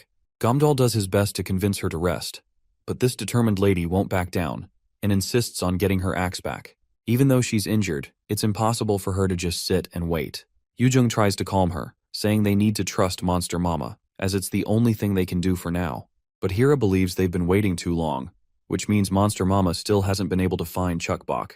The fact that Chukbok slipped right through her hands is eating her alive. She blames herself, thinking it's all her fault for being so clumsy and unaware of her surroundings. She yells one last time, demanding they hand over her axe, but Yujung snaps her out of her clouded thoughts, telling her to trust the process and wait. Suddenly they hear a gunshot nearby, and even Monster Mama, roaming outside, takes note of it. Her mind flashes back to the moment she handed her little girl that gun, making her even more certain it must be her daughter. Back in the thick of it, Chunbai has turned the tables on this bloody bastard. But this monster is too confident for his own good, and this stab is nothing more than a tickle to him. The old man, however, tells the ugly bastard to shut his mouth and warns him, if he values his life, he'd better let everyone leave quietly. Eventually, the monster agrees to this demand. Peddler still ends up staring down the barrel of the gun. The old man states that he needs answers to a few questions before they leave. But the ugly bastard snaps back, saying this wasn't part of the deal. They had agreed he'd let them go safely if they left him alone. The old man simply tells him to cooperate now that they're asking nicely because he might not get another chance to speak. Still, the monster whines that all they're doing now is bullying him. The kids sitting quietly in the corner can't help but notice the hypocrisy dripping from this bastard's words. He has no right to complain about bullying when he's the biggest bully of all. Ignoring the irony, Daeon cuts to the chase and questions him about this market he mentioned, asking what kind of trades happen there. The peddler just shrugs and says it's a market, quite literally. Daeon's patience snaps as she threatens him to cut the crap and get to the point. Finally, the monster caves and admits that at this market, young meats are sold at a premium. He explains that these kids are not only rare and delicious, but they're also highly sought after as pets. Upon hearing this, Daeon grows furious to learn that this bastard had no intention of returning the kids to her. The old man then questions this bastard about his differently colored eyes. The peddler admits it's a special seal he received from his boss. It's like an honor badge for those who qualify and are held in high regard in their master's eyes. The higher the grade, the stronger the adaptability, and the more powers you can use. But unfortunately, he's in this mess because he hasn't had the seal for long, so he was not able to utilize its full potential. The old man presses the barrel of the gun against this bastard's head and asks about the fuss over Chukbok being the boss's daughter. He sternly demands to know if the boss he speaks of is a yellow-eyed tentacle monster. Under the gun's gaze, the peddler reluctantly admits it, even though he clearly doesn't want to. He adds that he doesn't know what the boss looks like now because the boss changes forms frequently. But Chunbei is sure they've already killed that yellow-eyed bastard, and he saw that happening right before his own eyes. The peddler finally reveals that the one they killed was just an imposter. According to what he knows, that imposter created the cannibal tribe and was active for a while, but eventually, the real boss caught him and dealt with him. Daeon is bewildered to learn that her father she always held in high regard was just an imposter. The old man grits his teeth, realizing this isn't the end of these bastards. He had almost believed this place was finally safe for his daughter Yujung to live, but it looks like he was wrong. With all that said, the peddler stands up from his seat, having already shared most of what he knows. He also somehow managed to grab Chukbok with one of his tentacles, leaving Chunbei in a tough spot even with a gun in hand. Eventually, the peddler walks off on his own path, leaving the kids and the others behind. While waiting for the others to arrive, Chunbei wants Chukbok to promise him something. But before we can find out what this old man's promise is, the chapter ends. The morning arrives, and Monster Mama finally locates the apartment where her little girl is staying. Chunbei happily shows the eager mother the way, and she is finally able to see her little girl there. Although Monster Mama gets a moment of peace seeing her little one safe and asleep, she also notices Daeon sitting there, and that sight instantly unsettles her. Monster Mama starts to get aggressive, her presence terrifying Daeon, as it's clear Monster Mama is ready to end her once and for all. But Chunbei quickly steps in to calm her down, trying to reassure her that Daeon is on friendly terms. He takes a moment to explain everything to her. Later, we see everyone having dinner, though all they have is rice. Meanwhile, Yujung looks dejected, unable to eat anything since learning that the yellow-eyed monster they killed with so much effort turned out to be just an imposter. She had thought their revenge was complete, but after discovering the truth, she can't help but feel empty. Still, something doesn't add up. It's been months since they killed that imposter, so why haven't the real big shots come to finish them off? Gomdal suggests it might be because those guys don't need to come just yet. They probably already know where we are. Maybe they're just waiting for the right time. But Yujung isn't convinced. Why would they need to wait, especially since they've got all the power they need? To this, Gomdal shares his theory. They might be waiting for Chukbok to fully develop her powers. He recalls how recently she discovered her unique abilities, like her immunity to the monster virus, which alone makes her a prime target. Yujung, however, dismisses it as pure speculation with no solid proof. Gomdal counters that it could mean Chukbok's powers are still developing, and they might be waiting for her abilities to fully mature. The old man chimes in, admitting they don't have solid evidence to back any of this up. But for now, he suggests focusing on the opportunity they still have, time to gather more information about these big shots pulling the strings behind the scenes. Suddenly, Daeon grabs everyone's attention. She is inside her room, and the commotion she is causing does not go unnoticed, so they all ask her about it. To which she reassures them that everything is fine, it's just that she is having difficulty changing clothes. Meanwhile, Chukbok can be seen lecturing the two kids. Both of them are ready to heed her commands, which fills Chukbok with a swell of pride after becoming a teacher. In the background, Monster Mama and Hira are talking to each other. It seems Hira has something important to share. She begins the conversation by apologizing, and the unexpected apology coming from Hira shocks Monster Mama to her core. Hira continues to express her apologies and admitting it was her fault that Chukbok got kidnapped. She believes that it wouldn't have happened if she had been more careful. This time, they had Chunbei to save her. But she dreads the thought that if Chukbok had been left alone, She might not even be alive right now. She promises that it won't happen again, and next time, she'll protect Chukbok with her life. Monster Mama is intrigued by the unusually deep affection Hira shows toward her daughter, and can't help but ask why she's going to such lengths for Chukbok and what makes her so earnest about her. In response, Hira reveals that Chukbok saved her. She explains how her whole life had been consumed by revenge, but it was Chukbok who showed her the light and opened her eyes. So for her, Chukbok is everything. She's her hope, and all Hira wants is to continue protecting her. Monster Mama feels a bit embarrassed when she admits that she needs Hira's help too, and tells her to heal up faster. Hira, in her usual teasing manner, jabs at how Monster Mama is always ready to kill her, but now she's telling her to heal. She finds it ironic, but she also feels happy hearing this, and thanks Monster Mama for her concern. Suddenly, something happens to Hira, and she collapses to the ground, leaving Chukbok standing there in shock. The scene shifts to the peddler, who bows his head in respect before his senior, the masked dude we have seen before, known as Bigfoot. This is the same hooded bastard who had slashed the one-eyed monster into multiple pieces. Bigfoot questions the peddler about the meat he was supposed to bring. The peddler points upward, towards the ceiling, and when we look up, we see a bunch of humans, fattened like balloons, and coalescing with each other. The peddler explains that while it only took a few days to fatten them up, retrieving them became tricky because the fodder clung to each other due to their survival instincts. Still, the peddler assures Bigfoot that the quality and value are supreme, and the taste will exceed expectations. They can be sold at a premium price tag with ease. He then pulls out a small bottle containing tiny pills and claims that these will help solve their food problem. Bigfoot is pleased with the report and decides to leave. But before he goes, the peddler reveals that he has seen a girl with yellow eyes. This makes Bigfoot falter, and he stops to inquire more about it. The peddler explains that he recently encountered her while collecting, and he even makes a replica of her using his own flesh in order to show it to Bigfoot. Bigfoot, now genuinely intrigued, decides to have a full conversation about it. The scene transitions to this club, where a group of men in black are torturing a few people. Among these bullies is a guy wearing a purple cap, who's here to act as a client. He wants to hire these people. He's heard that this group does their job well, and they're known as Pitbull. The leader of the gang questions the purple hat guy, demanding he cough up the details of the mission he wants fulfilled. The hesitant purple cap guy quickly rummages through his bag, and that's when a piece of paper falls out. The paper lands right before a big dude sitting quietly with a helmet on his head. When his eyes land on the paper, we notice it's Hira's sketch. The gang leader quickly orders the helmet guy to pick up the paper and hand it over. But the helmet guy is shocked when he sees Hira's picture, causing him to momentarily lose touch with reality. One of the lackeys decides to hit the helmet guy since he isn't handing the paper back, but the helmet guy just kills him with a single punch. His left hand looks mutated, and just one punch from it is enough to knock the lackey out cold. The boss, who was all cocky just moments ago, begins to cower after seeing one of his men get smoked by a single punch.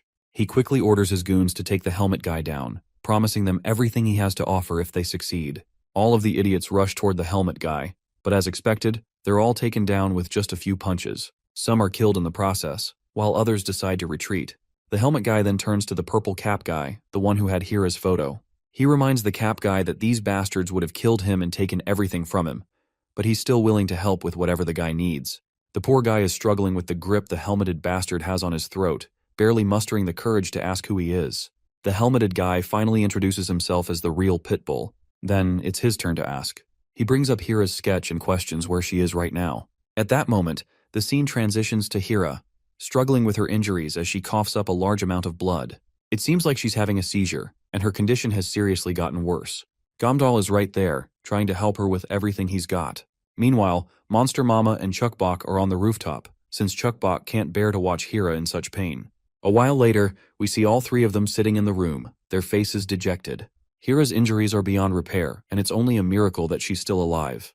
But her body is at its limit from all the bleeding and pain, and there's no way to treat her here. So it's time for them to prepare for the inevitable. Monster Mama reminds them that Dr. Jinsu will be here by tomorrow, which might give Hira a chance to survive. But Gamdal breaks down the harsh truth. Hira doesn't have the luxury of time. He recalls how Dr. Jinsu did his best to treat her in a terrible environment, and even if she stays alive, he doesn't think there's much that can be done for her at this point. Although Chunbai hates to admit it, he believes it would be better to end Hira's misery by killing her now. Whether they let her suffer until she dies or give her a painless way out, it's up to them. Meanwhile, Chukbok is trying to lift Hira's spirits by doing all sorts of comical antics. But poor Hira is in too bad condition to respond to any of this. All she can do is moan in pain. Despite this, Chukbok doesn't lose her spirit. She continues to remain upbeat and says all sorts of hopeful things. At some point, though, Chukbok starts to realize that Hira is beyond repair. That's when we notice a box lying near Hira. Hira tells the little one to open the box, and when Chukbok does, she finds 2 axes inside. Hira tells Chukbok that the axes are a little gift for her. She shares that she had planned to give them to Chukbok once she had grown up a little more, but since she doesn't have many days left, she wants her to use them to protect herself. While Hira continues speaking as if she's about to die, Chukbok begins to fall into despair. She finally hits her breaking point and lashes out at Hira with tears streaming down her face. Adorable Chukbok clings to Hira with a passionate hug, begging her not to leave her behind like this because she loves her so much. Hira reflects on how she had been so determined to take care of Chukbok in front of Monster Mama, but now she feels like she has ended up as a burden. That's when Monster Mama enters the room and tells Chukbok to step out for a moment because she needs to speak to Hira alone. Chukbok reluctantly agrees, giving her mom the space she wants. But suddenly, Chukbok notices the sharp knife in her mother's hand that causes Chukbok to panic when she thinks about the worst. A while later, Monster Mama is finally alone with Hira, while Gomdal is holding on to little Chukbok, making sure she doesn't run back into the room. He tries to reassure her that Monster Mama isn't planning to hurt Hira, but Chukbok is unconvinced because she saw the knife in her mother's hand. Meanwhile, Yujung uses a wet rag to put Chukbok to sleep. Gomdal is furious with Yujung for doing so, but the lady explains that Chukbok's constant screaming could attract the monsters. She then asks the big guy why he didn't tell her the truth from the start, to which he answers that they are unsure of what will happen. If Monster Mama's experiment fails, Chukbok will be devastated. Chunbei then steps in, warning them to brace for the worst, even preparing a gun in case of emergency. I don't exactly know what exactly they're attempting to do, but I have a strong suspicion that they are trying to turn Hira into a half-monster. Chunbei questions Daeon about whether the experiment she suggested will actually work. Daeon, however, can't make any promises. She claims it's up to Hira for the experiment to succeed. Meanwhile, we catch a glimpse inside the room, where Monster Mama is sitting atop Hira. With her struggling body, Hira musters up enough strength to tell Monster Mama to just make it quick. Without hesitation, Monster Mama swings the dagger and brings it down, causing Hira to cough up a significant amount of blood. But don't worry, the dagger didn't pierce Hira's chest. Instead, it inflicted a wound on her palm, and Monster Mama immediately throws the knife away. Hira quickly reminds Mama that such a wound won't be enough to kill her. But Monster Mama, however, admits that she doesn't plan to kill her. She'd rather turn Hira into a monster like her than see her die. She reveals that Daeon had told her of a way to create monsters with consciousness. To do this, all Monster Mama needs to do is infect Hira's wound with her own blood or saliva. Though Monster Mama explains that since becoming a monster, she's never eaten human flesh, so she warns Hira that after tasting her blood, she might lose control and want to devour her. However, she promises to keep her urges suppressed. But Hira quickly protests against the idea, but Monster Mama has already made up her mind. She reminds Hira of the promise she made, to save Chukbok no matter what. Monster Mama expresses her disappointment that Hira is now trying to back out of her decision and is unwilling to become a monster. In that moment, Hira suddenly remembers Chukbok's crying face, which triggers an epiphany. She realizes that she has already lived her life, so it doesn't matter if she's alive or not, or whether she becomes a zombie. With the thought of saving Chukbok in mind, Hira finally gives Monster Mama the green light to proceed with the transformation, but she requests that it not cause her much pain. Monster Mama can't guarantee that, but she assures Hira that she will try her best. With that, Monster Mama positions her face over Hira's hand in order to transfer some of her saliva into the body. We shift back to the guy who had Hira's photo. He suddenly opens his eyes, disoriented and unsure of where he is or why he's lying in a bed.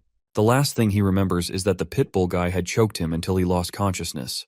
When he looks up, he notices several people staring at him. Panicking, he shouts at the top of his lungs, demanding to know where he is and what he's doing there. At that moment, the pitbull guy rushes in, grabs the poor guy by his jacket, and drags him to another room to interrogate him about Hira. Once inside the private room, Pitbull starts grilling the guy, asking how he knows Hira and demanding every juicy detail he might have.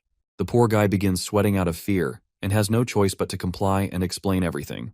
Though he's been in many dangerous situations before, nothing compares to the chilling aura this monster gives off, one that leaves an unsettling feeling he can't shake. Finally, the guy speaks up, revealing that he's also been searching for the people in the photos. He explains why he wants to find Hira and her crew. Not long ago, Hira's group had hired him to impersonate monsters. But then, a girl in their group used some strange power that summoned real monsters, leading to the loss of his entire family. Now he's out for revenge. The man requests Pitbull's help in capturing Hira and her companions so he can seek his revenge. He promises that if Pitbull helps him, he will reveal the secret location of a liquor warehouse and a food warehouse he knows of. However, in exchange, all he wants is to capture Hira and her group. But Pitbull isn't interested in the information the boy offers. All he cares about is Hira, and he specifically wants to know about her. The boy apologizes while admitting that he doesn't know where she is. Pitbull realizes that he hasn't gotten any leads on Hira, something he had been eagerly anticipating. Still, he agrees to take the boy's request, but with a different reward in mind. The reward Pitbull wants is Hira herself and nothing else. The boy gathers his courage and asks why Pitbull wants Hira for himself and what his intentions are. The bearded bastard goes silent for a moment, but he eventually decides to explain. He begins by telling that Hira is a woman he loves so much so that he wants to kill her. He explains that he likes her because she is strong, strict, and yet sweet at the same time. She's the strongest person he's ever known, in fact, an unbeatable woman. As he speaks of Hira, the scene transitions to Monster Mama, struggling against Hira, who is now transformed into an absolute powerhouse of a monster. Back to this bearded bastard Myung-hoon, who explains to the boy that he wants to make Hira his pet, to tame her like a dog, one that cannot survive without him. He eagerly anticipates seeing her and desperately wants to know where she is.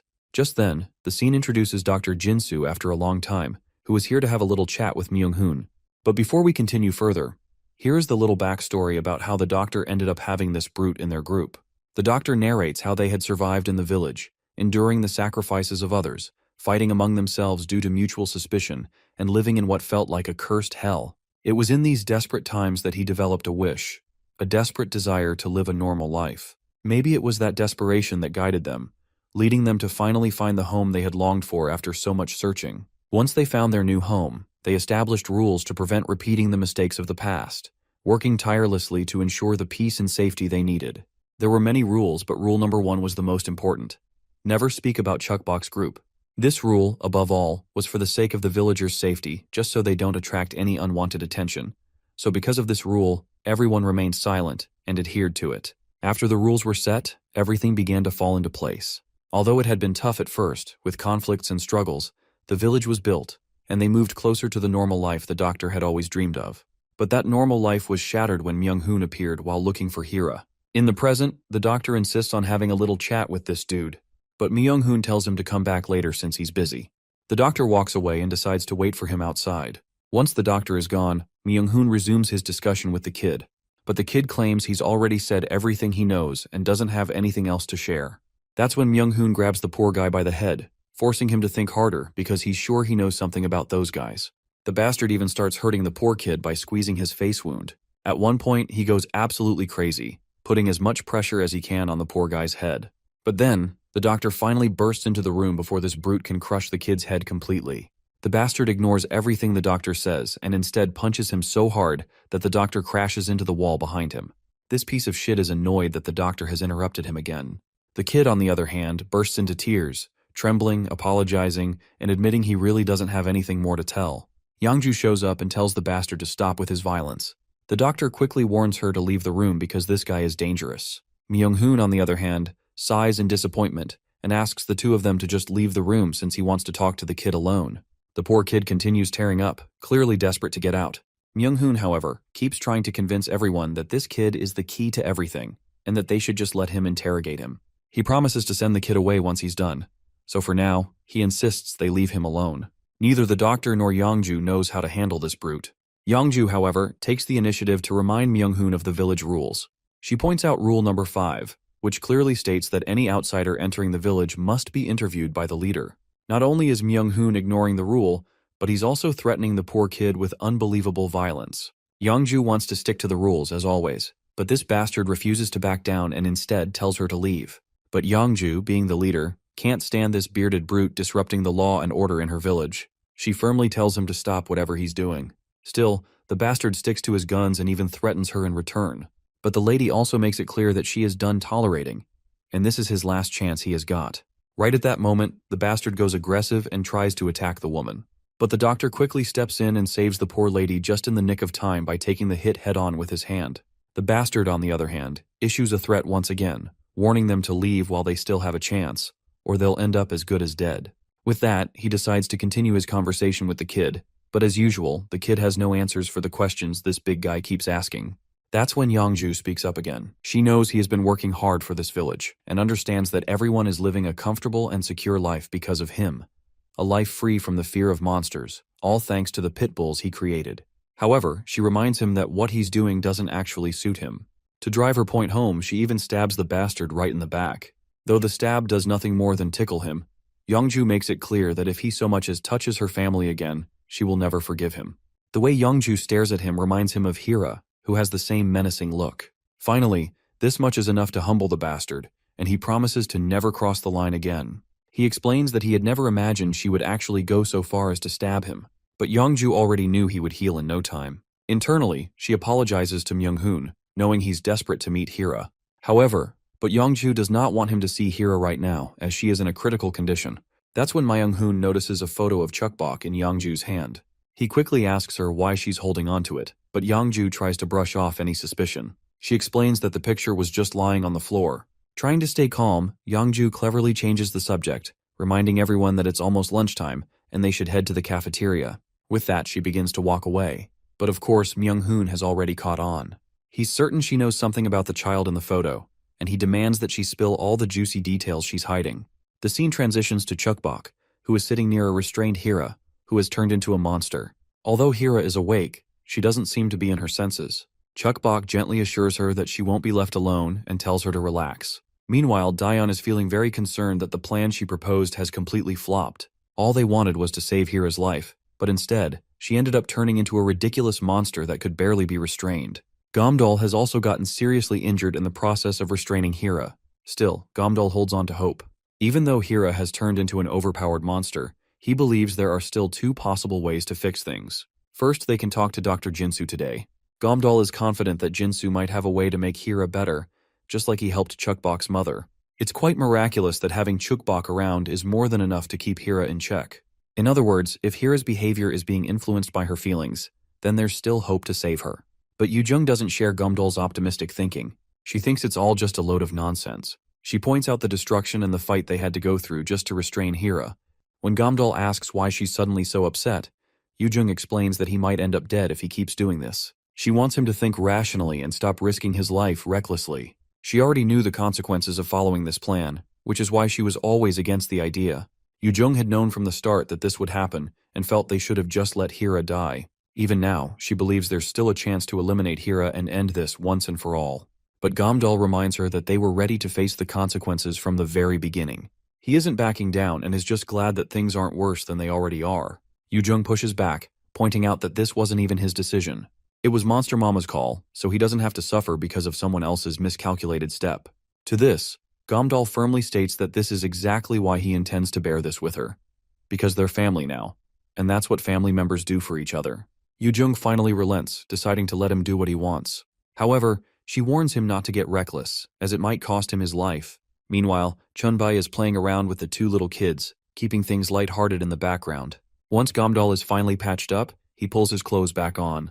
Yujung's mind, however, begins to drift into the past. She can't help but think about how, if Gamdol were part of her family, she would have never let him get hurt in the first place. She feels annoyed with Monster Mama for not bothering to show up when her husband needed her the most. Meanwhile, Gamdol is also thinking about his wife.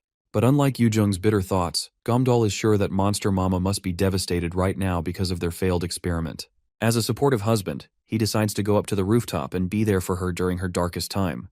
When he gets there, he calls out for her, only to be completely shocked by what he sees. Contrary to his expectations, Monster Mama isn't stressed at all. She's having the time of her life, surrounded by snacks and junk food, happily indulging. In a rather grumpy mood, Gamdol questions her, asking what in the world she's doing. Monster Mama casually burps and states the obvious. She was hungry, so she's eating. This wasn't the response Gamdol was expecting, and it leaves him feeling a bit down. Seeing his reaction, Monster Mama starts to panic. Embarrassed, she quickly reminds him that she's still human, and humans need to eat too. Gamdol perks up in happiness at his wife's antics. He laughs, admitting that he was expecting her to feel down since things hadn't gone as planned. Switching gears, Gamdol points out that the car is ready, and she should go see Dr. Jinsu with Chunbai. But before leaving, Gamdol then scoops his little wife into his big hands, giving her a warm hug. With genuine care, he wishes her to be careful out there. With that, she leaves. Afterward, Gamdol notices something peculiar. Despite the snacks being everywhere, it seems like she barely ate anything. Meanwhile, as Monster Mama heads out, her mind begins to drift back to the recent events. She recalls the excitement she felt when she tasted Hira's blood, and when Gomdal hugged her earlier, she couldn't ignore the overwhelming hunger stirring within her, the hunger to devour her own husband. She knows that if this keeps happening, she might turn back into her monstrous form. Chunbei and Monster Mama finally embark on their journey in the car. As the car zooms along, Monster Mama's mouth is still drooling, and her cravings for something to eat are growing stronger. She remembers how much better she felt after having a little of Hira's blood. Lately, though, she can barely control her appetite. But she knows she has no choice but to endure it as much as she can. Suddenly, her thoughts are interrupted when Chunbei slams on the brakes. It looks like something is weighing on Chunbei's mind, and he finally can't hold it in anymore. Monster Mama has no idea what in the world he's talking about. That's when the old man looks at her and bluntly tells her to just go and take a dump because he's been hearing her stomach rumbling nonstop for a while now. Of course, Monster Mama gets embarrassed and claims it's just a little stomach irritation, nothing serious. Chunbei, relieved to hear this, hits the gas pedal again, and the car zooms forward. To kill some time, Chunbei decides to strike up a bit of chit-chat. He brings up something Dayan told him. According to her, she saw a peddler with a strange masked guy, and the two of them were experimenting on a monster. Apparently, they managed to turn the monster back into a human. Naturally, Monster Mama finds this hard to believe. Chunbei shares her skepticism, but admits that Dayan didn't seem to be lying. He's certain that Peddler is different from regular monsters, so there might be some truth to it. If what Dayan saw is even remotely true, it means they might be able to find a cure for Hira and deal with those bastards at the same time. Monster Mama is totally on board with digging deeper into this to see if what Chunbei heard is actually true. Finally, they arrive at their destination. Dr. Jinsu is already there, waiting with an ambulance ready to go. After exchanging greetings, Monster Mama fills the doctor in on all the juicy details. She explains how Hira has now turned into a monster, and that Chuckbox seems to be developing some strange abilities as well. They couldn't bring Hira along because she wasn't in any condition to be moved. Monster Mama acknowledges that it's against the rules for them to enter each other's homes, but she earnestly requests Dr. Jinsu to come with them to check on Hira. Jinsu, on the other hand, is lost in his own thoughts, and whatever he's thinking doesn't seem pleasant. He's sweating at the realization that Hira has now turned into a monster, which only complicates the situation further. Adding to the mess is Myung-hoon, who's already gunning for Hira. Jinsu considers telling Monster Mama and Chunbei about Myung-hoon, but for now, he decides to keep quiet and simply tag along. He feels obligated to help Monster Mama and her crew, especially considering how much they've done for the village. Besides, he's genuinely worried about both Hira and Chukbok. He gestures for them to get moving. However, Chunbei and Monster Mama quickly pick up on the suspicious air lingering around them. The doctor, meanwhile, keeps acting incredibly sketchy, practically radiating sussy baka energy as he urges them to get into the car. Monster Mama and Chunbei exchange glances. Clearly understanding the body language Jinsu is using, it's as if he's silently conveying a warning of potential danger. They begin speculating. Could someone have been following them? Or maybe someone tracked Jinsu down. Whatever the case, it's obvious that Jinsu is hurrying them for a good reason. Without wasting more time, they decide to get into the van. That's when Myung-hoon finally steps out of the van and greets everyone present. He apologizes for the late introduction, explaining that he accidentally dozed off without even realizing it. Meanwhile, poor Jinsu is sweating his balls at the sight of this bastard suddenly appearing. When the scene pans out on Myung-hoon, his appearance is nothing short of surprising. The man looks significantly younger after trimming down that excessive beard, something that once looked like a patch of wild hair over balls. Monster Mama quickly pieces it together. The threat Jinsu was warning them about must be this guy. Even Chunbei can tell that Myung-hoon radiates danger. Myung-hoon, on the other hand, is unbothered and genuinely pleased to see Monster Mama in person. He mentions how much he's heard about her from Dr. Jinsu. He grins as he extends his hand for a friendly greeting. But of course, Monster Mama isn't having any of it. She radiates a menacing aura, making it clear this guy should move his hand far away from her, and fast. The scene transitions to the rest of Chuckbox's family. Here, Gomdal, Hira, and Daeon are doing their best to keep Hira restrained. That's when Chuckbox and the two kids jump into the fray to lend a hand. Chuckbox's ace up her sleeve is simple but effective. She shows Hira her love. This heartfelt technique always seems to work, and this time is no exception. Chuckbox has also brought along a book, which she plans to read to Hira. Her soothing presence begins to calm Hira down, allowing Gomdal and Daeon to finally take a much-needed moment to catch their breath now that Hira is under control. Seriously, everyone is beyond relieved that the kids are around, because without them, keeping Hira in check would have been an absolute nightmare. But Daeon is starting to worry. The kids will eventually need to sleep, and when that happens, things could spiral out of control. Gomdal, however, delivers some grim news. There's nothing they can do to help Hira until the doctor arrives. Frustrated, Daeon suggests they just tie Hira up and leave her there for now. But Yoo-jung is unsure if it's right to treat a family member like this, even in such dire circumstances. Eventually, she decides to step outside for some fresh air, hoping to clear her head. Meanwhile, Daeon is feeling the exhaustion creeping in. All she wants is a well-deserved nap after being awake all this time restraining Hira. But as she turns around, she notices something unsettling. Gamdol is nowhere to be seen. Gamdol actually steps outside to keep Yoo-jung company since she seems really dejected with all the crap that's been going on lately. But Yoo-jung waves him off as she doesn't need his company. The big guy, however, keeps walking toward her, telling her she might catch a cold and should head back inside. Yoo-jung only gets annoyed by his persistence and sternly tells him not to come any closer. But the big guy remains undeterred and suggests she at least take his jacket, promising to leave her alone if she does. She keeps insisting he leave her alone, but Gamdol refuses to go anywhere without figuring out what's bothering her so much. Finally, she snaps, admitting that she is absolutely fed up with all the shit going on. She's frustrated beyond belief. They're already being targeted by too many monsters, and now their home is destroyed too. As if that wasn't bad enough, Hira hasn't recovered and has become a dead weight dragging everyone down. On top of it all, they've got 3 kids to look after now. Yoo-jung doesn't even know where to begin. She blames everything on Monster Mama for causing all this chaos, and Hira is just making everything worse. And then there's Chukbok and her strange powers, just the icing on the messed up cake. Her father is getting older by the day, struggling to protect them all, and now they've got another monster and her kids to deal with too. All of this shit is just weighing on her mind like there's no end to her problems. But above everything else, she's frustrated with herself for not doing anything in this whole situation, even though the fear of losing her family again eats away at her. She knows Gamdol is just trying to protect his family, but it bothers her that he's throwing his life away in the process. She can't bear to see him getting hurt over and over. Before her emotions completely overwhelm her, Gamdol suddenly pulls her into a hug, catching her off guard and making her blush. But the hug isn't out of compassion, it's to save her. A sneaky bastard had just launched an attack, and Gamdol took the hit, leaving his face brutally injured. The attacker, however, seems genuinely amazed by Gamdol's skill. He'd assumed the big guy would be slow because of his size, but clearly that was a huge miscalculation.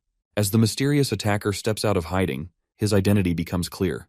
It's Peddler. Gamdol has only ever heard about this bastard through word of mouth, but based on the description Chunabe gave, he's pretty sure this guy matches it perfectly. Gamdol demands to know what the hell this bastard wants, but the ugly sucker shuts him up and asks a question of his own. He wants to know if they happen to know a young girl. The attacker says he can feel her presence here. To make it clearer, he even conjures up Chukbok's face through his grotesque melting body, showing exactly what the girl looks like. Meanwhile, inside the house, Daeon is sleeping peacefully with her 2 kids, oblivious to the shit going on outside. Hira, on the other hand, is roaming around aimlessly, bound in chains. Chukbok is also fast asleep, seemingly dreaming about Hira. But outside, Peddler continues pressing Gamdol for answers about her. Yoo-jung begins to lose her composure. This is the absolute last thing she wanted to happen, especially now when Monster Mama isn't here to protect them. To make matters worse, they don't have any weapons on hand. But Gamdol isn't backing down without a fight. He unloads a barrage of bullets at the monster and lunges at it, yelling for Yoo-jung to wake Daeon and bring the weapons. He'll keep this bastard occupied in the meantime. Gamdol knows he's the only one right now who can hold the monster off. Gamdol keeps bombarding the bastard with a relentless barrage of bullets, as he is determined not to let this bastard get anywhere near to his daughter. That's when another monster comes crashing down and lands right on top of poor Gamdol. Yoo-jung can only watch in shock, completely frozen. But she too gets attacked by another monster, sending her sprawling to the ground. Conveniently enough, her ass covers the entire panel when she falls in this awkward position. The one who helped to create this masterpiece is another cringy monster. Peddler crouches down again, ready to resume his interrogation. He claims that he knows Chukbok is here, as he can sense her presence, but now he wants to know if her mother is here as well. His voice is chilling as he warns Gamdol that what happens next depends entirely on the answer he gives. At this moment, Gamdol feels completely hopeless and helpless. There's no one around to help, not his wife, not his master Chunbai, not even Hira. It's just him, and he doesn't know how he's going to save both his daughter and Yoo-jung on his own. As Yoo-jung is on the brink of being devoured alive, Gamdol musters every ounce of strength he has left and tries to stand up.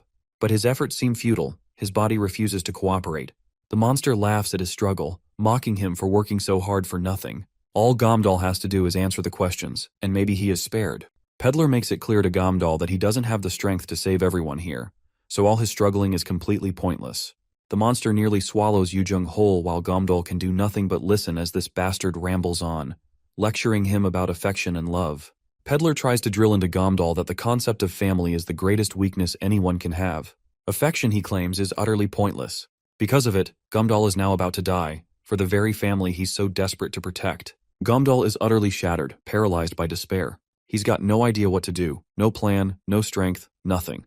This is a level of hopelessness he never imagined facing in his life. Meanwhile, these bastards give him just 3 seconds to decide his fate. The countdown begins. 3, 2, 1. Before they can make their move, a thunderous sound reverberates through the area, heavy, deliberate footsteps echoing with an overwhelming presence. Peddler starts to sweat, his confidence shaken. Whatever is coming, it's not just a monster. It's pure, unfiltered madness. And of course, that madness is Hira. She emerges from the house. Her presence is overpowering, commanding the air around her. She takes a moment to scan the scene. On one side, she sees Yujung halfway to being devoured. On the other, Gamdol lies crumpled, reduced to nothing more than a broken shell of himself. But when Hira spots Chuckbox's head in Peddler's hand, it triggers something deep within her. And that does it. She lunges at the bastard. But before we catch sight of this juicy fight, the scene transitions to Monster Mama and Myung-hoon. Myung-hoon tries to strike up a friendship with Monster Mama, especially since they're the same kind. But Monster Mama shut him down, saying she already has a boyfriend and isn't interested. She's blunt and tells him to piss off, making it clear she doesn't care why he's here. They're busy, and they don't have time for his nonsense. Myung-hoon doesn't take the hint. Instead, he smirks and offers her 2 options. The first option, which is supposed to be the good one, is simple. If she comes with him quietly, no one gets hurt. Everyone walks away in peace. But before he can even lay out the second and bad option, Chunbai and Monster Mama are already prepared to throw down. They don't wait for the rest of his speech. They lunge at the bastard. But this bastard stops Monster Mama in her tracks using just one hand, and also makes sure to catch all of the bullets with his bare hands as well. He is disappointed that they choose the bad option after all. He grabs her by her chest and effortlessly throws her through the air, sending her flying far away. His grip is so massive that her milker even leaks out a copious amount of blood in the process. Chunbei quickly starts throwing down even more bullets, but the bastard, once again, just grabs those bullets and throws them back at Chunbei, leaving the poor old man injured. Chunbei knows this bastard is no ordinary man, but he never expected someone with reflexes sharp enough to catch bullets. Guess this bastard really is a true monster. Turns out, the blood we saw wasn't from Monster Mama's milkers. It was actually from this bastard's severed hand that Monster Mama tore off. She ripped his hand off out of sheer frustration to think that this bastard dared to grab a lady by her milkers. She's literally itching to tear this bastard's balls off for the pain he's caused her chest. Myung-hoon gives props to Monster Mama for her godlike reflexes. He didn't even realize when his hand got cut off. Monster Mama makes it crystal clear that next up are his balls if he doesn't quit it. The bastard just casually regenerates his hand like it's no big deal and flips a middle finger with his newly grown hand. Because even if she snatches his pair of balls, he'd just grow them back right away. Suddenly, the atmosphere shifts, and rustling noises start to echo around them. Out of nowhere, all of Myung-hoon's lackeys latch onto Monster Mama and Chunbai. But Chunbai wastes no time and drills a hole right through one of the bastards with a precisely aimed shot, and proceeds to kill every last one in his way. With his weapon in hand, Chunbai is absolutely menacing, showing not even a shred of mercy to these bastards. Even Myung-hoon can't help but clap in admiration at the old man's stellar performance. Meanwhile, it's clear Chunbai is starting to struggle. If this were his prime, taking down these pesky bastards wouldn't have been an issue. But with this old body, he isn't sure how much longer he can keep fighting these suckers. Then he notices something unsettling. These aren't just lackeys, they're monsters hidden under helmets. Monster Mama, on the other hand, is slaughtering these bastards left and right like it's nothing. As she fights, she realizes they're just soulless dolls, which only fuels her anger. She grits her teeth as she remembers that perverted bastard's audacity in groping her big milker. Although he looks human, he's using the power of a monster. She's never encountered anyone like him before. If that bastard can wield the power of a monster while still being human, there might be a possibility he knows how to cure Hira. Out of the blue, another helmeted doll appears, riding a heavy bike. And it's not just him. There's an entire army of black-clad zombies, all wearing helmets. Myung-hoon's demands are simple. He wants Hira, and in return, he promises nothing will happen to anyone. On top of that, he's offering a reward. But if Monster Mama keeps resisting, he's ready to fight until one side is wiped out. As for the reward, he promises to reveal a way to become human again. The moment Myung-hoon finishes talking, one of the dagger-wielding Pitbull gang members lunges at Monster Mama. She quickly ducks backward, narrowly avoiding the strike. The mention of a cure has clearly shaken her. If there's truly a way to turn back into a human, she can't afford to ignore it. Looking at the monsters attacking her, it doesn't seem like Myung-hoon is bluffing. If what that bastard says is true, then there's still a chance for her and Hira to return to their human forms. The scene shifts back to Gomdal and the others. They're bloodied and battered after the relentless assault from the monsters. But those monsters aren't in great shape either. It's clear Hira isn't showing them any mercy. She looks absolutely monstrous, her form jacked and imposing.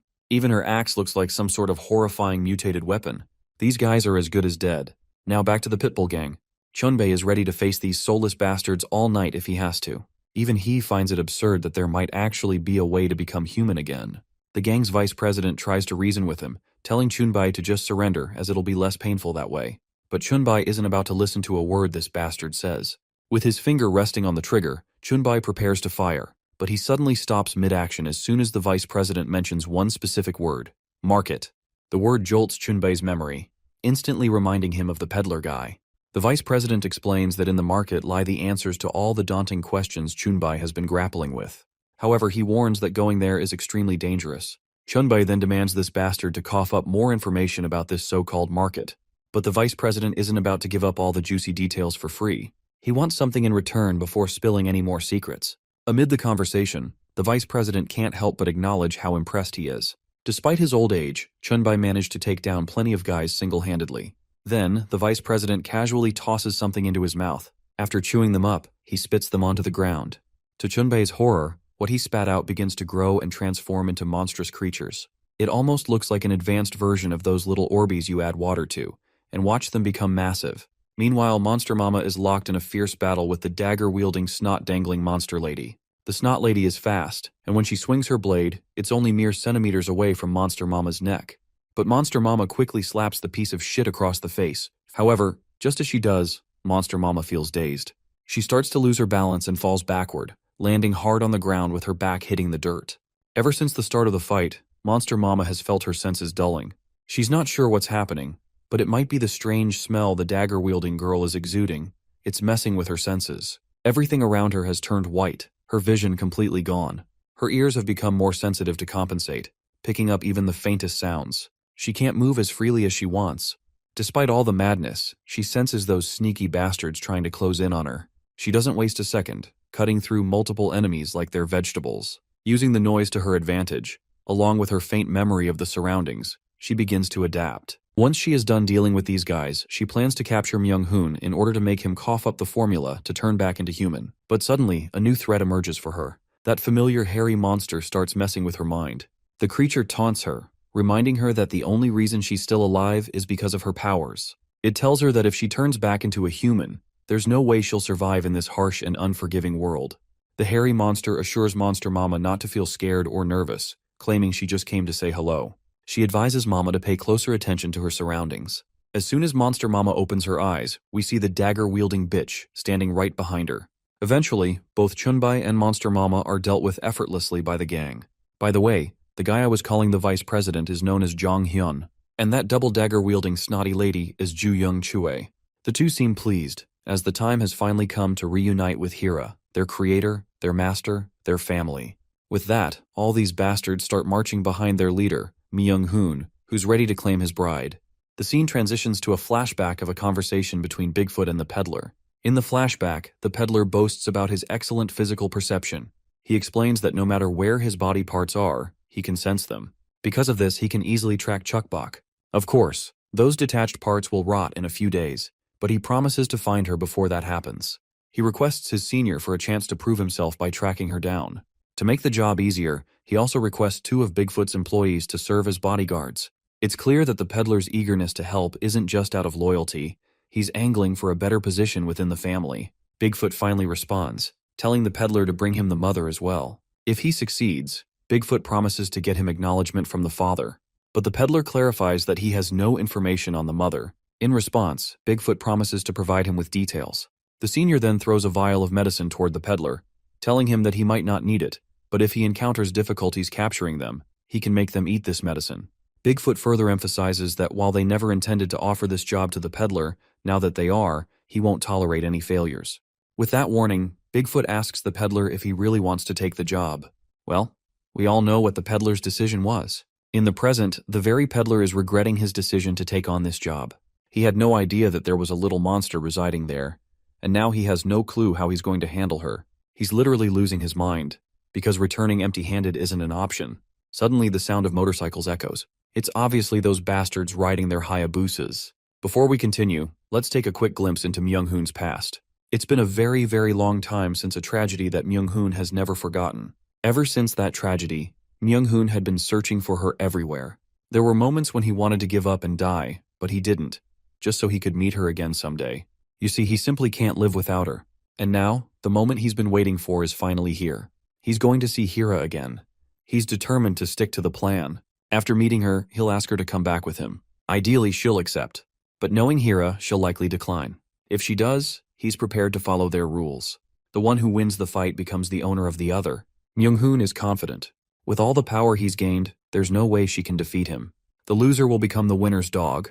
That's the rule of the pit bulls. Once Hira becomes part of his family again, the next step will be crucial. He plans to treat her well, slowly rebuilding their relationship. It'll take time, but eventually, she'll recognize his sincerity.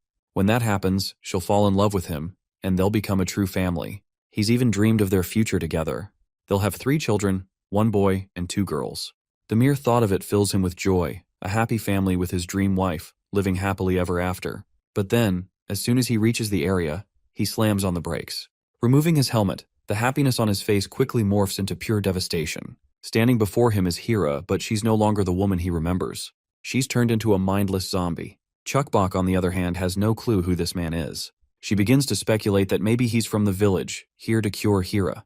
The thought makes her naturally happy. Excitedly, she starts asking him about her monster mama and Chunbai, but the bastard doesn't respond. Instead, he gives her a cold, menacing glare, like he's about to devour her alive. Sensing the hostility, Chukbok quickly pulls out her gun and points it at him. The man demands that she cough up all the juicy details about what happened to Hira. He's sure she wasn't bitten by any monster, so he wants to know why she looks like this. Chukbok, startled but honest, explains that Hira was sick, so her mother did this to her. They were told she could be fixed, so they've been waiting here for a solution. Upon learning that this was Monster Mama's doing, the man reveals that he already has her mother and promises to punish her for what she did to Hira. Hearing this, Chukbok grows concerned and asks him what exactly he did to her mother and grandpa. Before the bastard can do anything to little Chukbok, his head is suddenly severed by Hira. But instead of dying, the man quickly moves, grabs his head, and rejoins it to his body. He thanks his luck that he's still breathing, because for a moment, he thought he was as good as dead. The murderous intent radiating from Hira is overwhelming. It's the kind of fear that comes with the very real threat of death. Chukbok also pulls up her revolver and threatens the bastard, telling him to run away. Meanwhile, Myung-hoon recognizes Hira but is utterly devastated by what she's become. Even Yang-hyun and Ji-young Choi are bewildered at the sight of Hira in her current form. Hira then trudges toward the group of guys who seem to pose a threat to little Chukbok. Myung-hoon quickly tells his lackeys to stay back because things are about to get serious. He understands that everyone is overwhelmed seeing Hira like this, but he calmly instructs them to stay behind and watch silently. He then begins walking toward Hira. As he walks, he tries to remind her of the day they fought each other, a day when she defeated him, even though he had been the one to start the fight. Despite losing, he kept challenging her because he wanted to best her, and now, he's ready to do the same again. In truth, he had been hoping to meet her again on a better day. He wanted to show his family and ask her to return with them, to reunite with her loved ones. But if she refuses to come back willingly, he's prepared to take her by force. He openly admits that he still has feelings for her. He wants her to come with them peacefully and even promises to fix her current state. In response, Hira simply growls and, without hesitation, swings her blade with lightning speed. The bastard barely manages to dodge the attack, but now he's fully serious and ready to fight. Hira unleashes a relentless barrage of blows on the bastard. In the heat of the moment, she morphs her weapon into a massive spiked club and slams it across his body, sending him sliding across the ground. She continues her merciless assault. Even Myung-hoon starts to lose his composure. He can't fathom where this enormous weapon came from, and what's worse, each of her strikes is both incredibly fast and devastatingly powerful. If he were anyone else, he'd have already been reduced to mush. He doesn't know what to do or how to bring Hira back home. That's when his eyes land on Chukbok. He remembers how fond Hira seems of the little girl, and an idea forms in his mind. Without wasting a second, he dashes toward Chukbok, pouring all his speed and strength into the attempt. Seeing the danger, Chukbok instinctively aims her revolver at this bastard. But before Myung-hoon can reach her, Hira intercepts him. She grabs him and throws him high into the air. His disbelief grows as he processes her raw strength and incredible speed. While he's still airborne, Hira morphs her weapon into something entirely different and readies herself. With immense power, she delivers a punch that sends him soaring even higher into the sky. By now, frustration begins to overwhelm Ma Young-hoon. Nothing is going as he planned. All he ever wanted was to find happiness. He had hoped to meet Hira, talk with her, rebuild their relationship, and become a family again. But now everything feels like it's slipping through his fingers. He is hating the fact that everything has come to this. The more he tries to reach Hira, the farther she slips away from him. His rage grows uncontrollably as he begins to convince himself that it's all her fault. She's the one who made him fall in love with her. If she hadn't shown him affection, he wouldn't have sought her out like this. He wouldn't have ended up here in the middle of this chaos. In his mind, she's the root of all the turmoil he's facing. He's done holding back. In a fit of anger, he rips off the uniform he's wearing. Because he is done holding back, he will make sure to take her with him, no matter what. Even if she ends up crippled, he will always take care of her and love her. Gamdol and Yu-jung lie in the apartment building.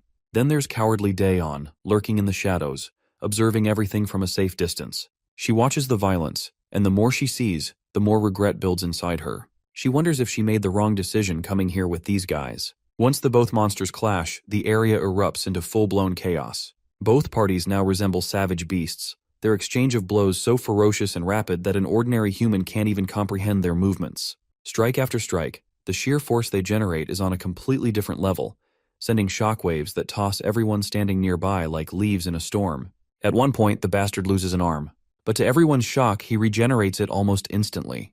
It's then that he learns the hard way that Hira not only has insane speed, but also an extraordinary level of regeneration herself. What's worse for him, Hira takes the severed arm she ripped off and transforms it into a weapon. Despite this, the bastard remains arrogant and charges recklessly at Hira once again. Before the fight continues, we glimpse a flashback into Ma Young-hoon's childhood, a glimpse that reveals the roots of his twisted behavior. As a child, Ma Young-hoon loved pretending to be a giant. Whenever he had free time, he played imaginary games where he envisioned himself as an enormous, unstoppable force, towering over everything, destroying anything in his way. To him, becoming a giant symbolized escape, freedom from the pain that haunted him. That pain came from his violent and abusive father. Ma Young-hoon would tremble in his father's presence, his body and mind scarred by the constant beatings for not scoring the highest marks in school. The insults thrown at him by his father echoed endlessly in his mind, breaking his spirit over time. And his mother was no better. Cold and callous, she blamed Ma Young-hoon for everything that went wrong in the household, reinforcing the idea that he was worthless. For years, he endured their cruelty, and in his heart, the dream of becoming a giant grew, a way to rise above the torment and prove his worth to the world. When Ma Young-hoon reflected on his childhood, he learned that while his mother was cold and distant, it was still better than the torment inflicted by his father. His father had a terrifying precision when it came to punishment, always hitting where it hurt the most, so much so that Ma Young-hoon often wished to pass out just to escape the pain. In his young eyes, his father was nothing less than a giant, a looming, unshakable terror. Ma Young-hoon felt helpless, unable to resist, and each day dragged on in despair, making him believe that escape was impossible. But then a miracle happened. It was entirely unexpected. One night, as usual, his father was drunk and causing a scene. Overcome with fear, Ma Young-hoon pushed him away. He didn't mean to do any real harm, but his father stumbled and hit his head on the table. Blood began to pool around him. Up until that moment, his father had been the source of his greatest fear, someone he couldn't even bring himself to look in the eye. But now, as he saw his once mighty father lying there, weak and dying, the man seemed so small and pathetic. That was the moment Ma Young-hoon realized something profound. He could be a giant too. Watching his father, the embodiment of his nightmares, crumble before him, was a revelation. It felt empowering, a moment of awe to see the figure of his terror brought so low. Everything changed after that day. His mother left him at the orphanage, abandoning him entirely. For a while, he clung to the hope that she might come back for him someday. But as time passed, it became clear that it was just a futile dream. Life at the orphanage wasn't any kinder. Bullies constantly picked on him, but to Ma Young-hoon, they seemed small and insignificant. Nothing like the giant his father had once been in his eyes. The fear that had kept him from standing up for himself was gone, so he embraced the idea of being a giant. Ma Young-hoon began to carry himself with the strength and confidence he had longed for, and he took on anyone who dared to challenge him. Single-handedly, he dealt with the bullies like the giant he believed himself to be, proving that he could rise above the pain of his past and shape his own destiny. The violence and fear that had once paralyzed Ma Young-hoon became his greatest tools, weapons he used to protect himself. Slowly but surely, He was becoming the giant he had always dreamed of being. At one point, he even became a bully of bullies, someone who terrorized those who thrived on the suffering of others. As he grew older, nothing seemed to impress him anymore. No matter how strong or imposing people appeared, they were no more than ants in his eyes. Through countless fights, both victories and losses, he mastered the art of survival and eventually learned how to take lives with cold, efficient precision. As an unstoppable giant in his own mind, he feared nothing. For the first time in his life, he felt truly free. But that freedom came with a cost. Over time, everything began to feel hollow. The thrill of overpowering others dulled, and his victories became monotonous. Life lost its meaning, and Ma Young-hoon sank into a void of boredom and emptiness. With no one and nothing to challenge him, he lacked the motivation to do anything at all. And then, life threw him a curveball. Out of nowhere, he faced something he could never have imagined. A real monster. A literal giant. Its sudden appearance shocked him, rendering him speechless. But for the first time in years, he felt truly alive. It was as if his life had just begun. When the monster crises broke out, Ma Young-hoon found new meaning.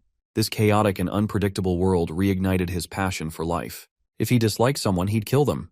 If he wanted something, he'd take it. He lived exactly as he pleased. The lawless life dominated by the biggest giant. For a while, he loved this new world. It was thrilling, full of challenges and surprises. But as time passed, even that excitement waned. The thrill didn't last. No matter how much he toyed with the ants beneath him or basked in the cheers of his minions, it all became stale. It was then that Hira entered his life. She arrived at his pitbull gang, driven by rumors that defeating its boss would earn her the title of king. Ma Young-hoon couldn't have anticipated how much she would shake up his stagnant world, so he was ready to throw down with her. Meanwhile, Hira was also absolutely ready to prove her worth, and that moment stuck with Myung-hoon vividly. As you can imagine, he lost miserably, and she became the first giant he had ever met. His own men were utterly bamboozled, thinking that her victory was just a fluke. They demanded a rematch, sure that they could set things right. But Myung-hoon knew better. He understood that his defeat wasn't just a coincidence. He could tell in an instant that Hira was something else entirely, far beyond anyone he had ever faced. Most monsters wouldn't even stand a chance against her.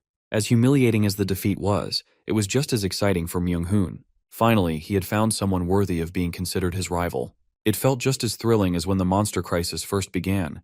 He hadn't been defeated like this in years, and he realized this was exactly what he needed. He began to entertain the idea that if he could keep her around as the boss, things might finally get interesting again. However, Hira never intended to stay. She had no plans to become part of his gang. That realization hit Myung-hoon hard. The anger boiled up inside him, and in a fit of rage, he barged into the room where Hira was staying. It was the worst possible timing. She was in the middle of changing her clothes. Hira punched him across the face for invading her privacy. Later, as they both sat down, Myung-hoon tried to convince her to stay. But Hira made it clear that the only reason she challenged him in the first place was because she needed a place to rest for the night, not because she wanted to join his gang or stick around. Besides, she believed it would be better to leave the gang as they were, continuing their lives without her interference. But Myung-hoon kept insisting she stay, promising that he would protect her if she did. That remark made Hira laugh out loud. The idea of a self-proclaimed loser like him wanting to protect her was nothing short of ridiculous. She brushed it off, firmly stating that she didn't need his protection. All she wanted was to live her life on her own terms, walking her own path. Then Myung-hoon's eyes shifted to her luggage. In that moment, Hira's expression changed drastically, from amusement to a visage of sheer menace. It was as if she didn't want him to look at his luggage, as if there was something important she was hiding. His curiosity piqued. Myung-hoon questioned why she was carrying such luggage around. Hira did not beat around the bush anymore and asked him what he was after. Well, Myung-hoon laid down two conditions. First, he wanted her to remain their boss and fight with him whenever he called for it. If she agreed to these terms, he would keep his word, promising to offer her protection and make sure she would be well taken care of. It was, in his view, a very good offer. But Hira wasn't so easily swayed. She wanted to know his true agenda before considering his options. What was his real reason for wanting her to stay? Myung-hoon's response was blunt and straightforward. The only thing he hoped to gain from this arrangement was the presence of a mighty giant like her by his side. Eventually, Hira calms down as she realizes this bastard is both gutsy and a little crazy. She decides to stay, especially since she doesn't have anywhere else to go. This decision makes Myung-hoon happier than he ever thought possible. But then Hira sets one condition. Out pops a little girl from her luggage bag, and Hira demands Myung-hoon promise to protect this little girl no matter what. In response, Myung-hoon quickly drops to his knees and pledges his loyalty like a devoted dog, vowing to follow her every command. Hira quickly adds another rule. She wants him to act like a proper human in front of the little girl and to choose his words more carefully. Later, Myung-hoon introduces Hira and the little girl to his crew of pit bulls, declaring that from this point on, Hira will be their new leader. Naturally, this doesn't sit well with the gang. None of the members want her as their boss. They even start protesting, making it crystal clear they have no intention of serving under a woman, let alone a girl. That's when Hira steps in. She acknowledges their frustration, admitting it's understandable that they'd hate the idea of being bossed around by a woman. But then she lays down a bold challenge. Anyone with doubts about her strength can face her directly. Impressed by her sheer guts, the gang members quickly warm up to her. Myung-hoon remains convinced that having Hira as their leader is the best decision for everyone. At first, everyone hated Hira, but they had no choice but to follow her. However, after a series of good results under her leadership, the complaints stopped. She was strict and terrifying, but also considerate and caring, like an older sister. Before they even realized it, Hira, who was once an outsider, had become part of their family. A lot of things changed since then, except for one person. For Myung-hoon, it was all fun and games. He constantly sparred with Hira, but every time he was the one who ended up defeated. Still, he didn't mind. But over time, something began to shift inside him. One day he took things too far. He beat up a non-hostile family so severely it shocked everyone. He didn't stop there. He kept demanding they hand over all their belongings, treating them like enemies. When Hira found out, she didn't hold back. She punched him so hard across the face that he skidded several feet backward. Despite the blow, Myung-hoon felt a strange thrill. It was as if he'd been hit by a bullet, and he couldn't help but be excited by her strength. Hira, however, wasn't not here to fuck around. She demanded to know why he had done something so senseless. There was no need for more supplies, so bullying a poor defenseless family was pointless in her eyes. But Myung-hoon argued otherwise, claiming it was necessary and that he had gained something valuable from the experience. Myung-hoon believes the world leaves them no choice but to be greedy. Things aren't abundant like in the old days, and survival has become everyone's sole focus. That's why, in his eyes, they have to do whatever it takes to stay alive, even if it's something as small as the chocolate bar he got. Hira listens and can understand his point, but she warns him that if he goes too far, he'll only end up making more enemies. However, Myung-hoon insists he had a solid reason for his actions. He explains that the family was pretending to share the chocolate, but in reality, only their kid was eating it. They looked ridiculous to him, so he snatched it away.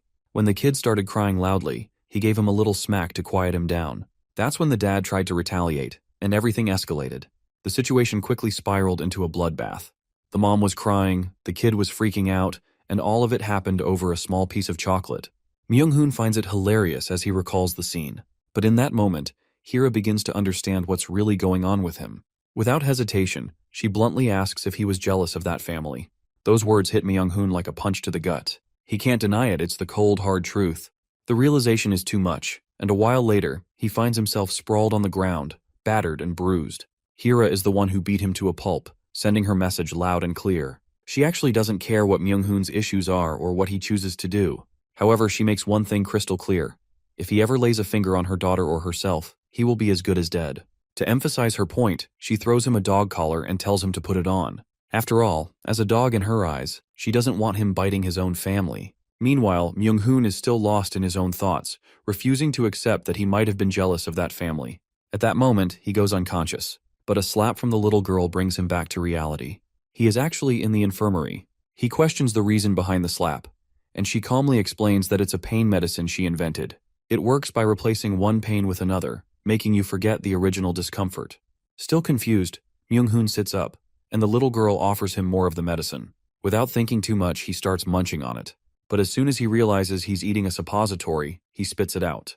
The little girl asks why he spit it out, and he reminds her about the difference between a mouth and a butthole. Then, he notices the bandages on his chest, asking her about them since he doesn't remember being hit there.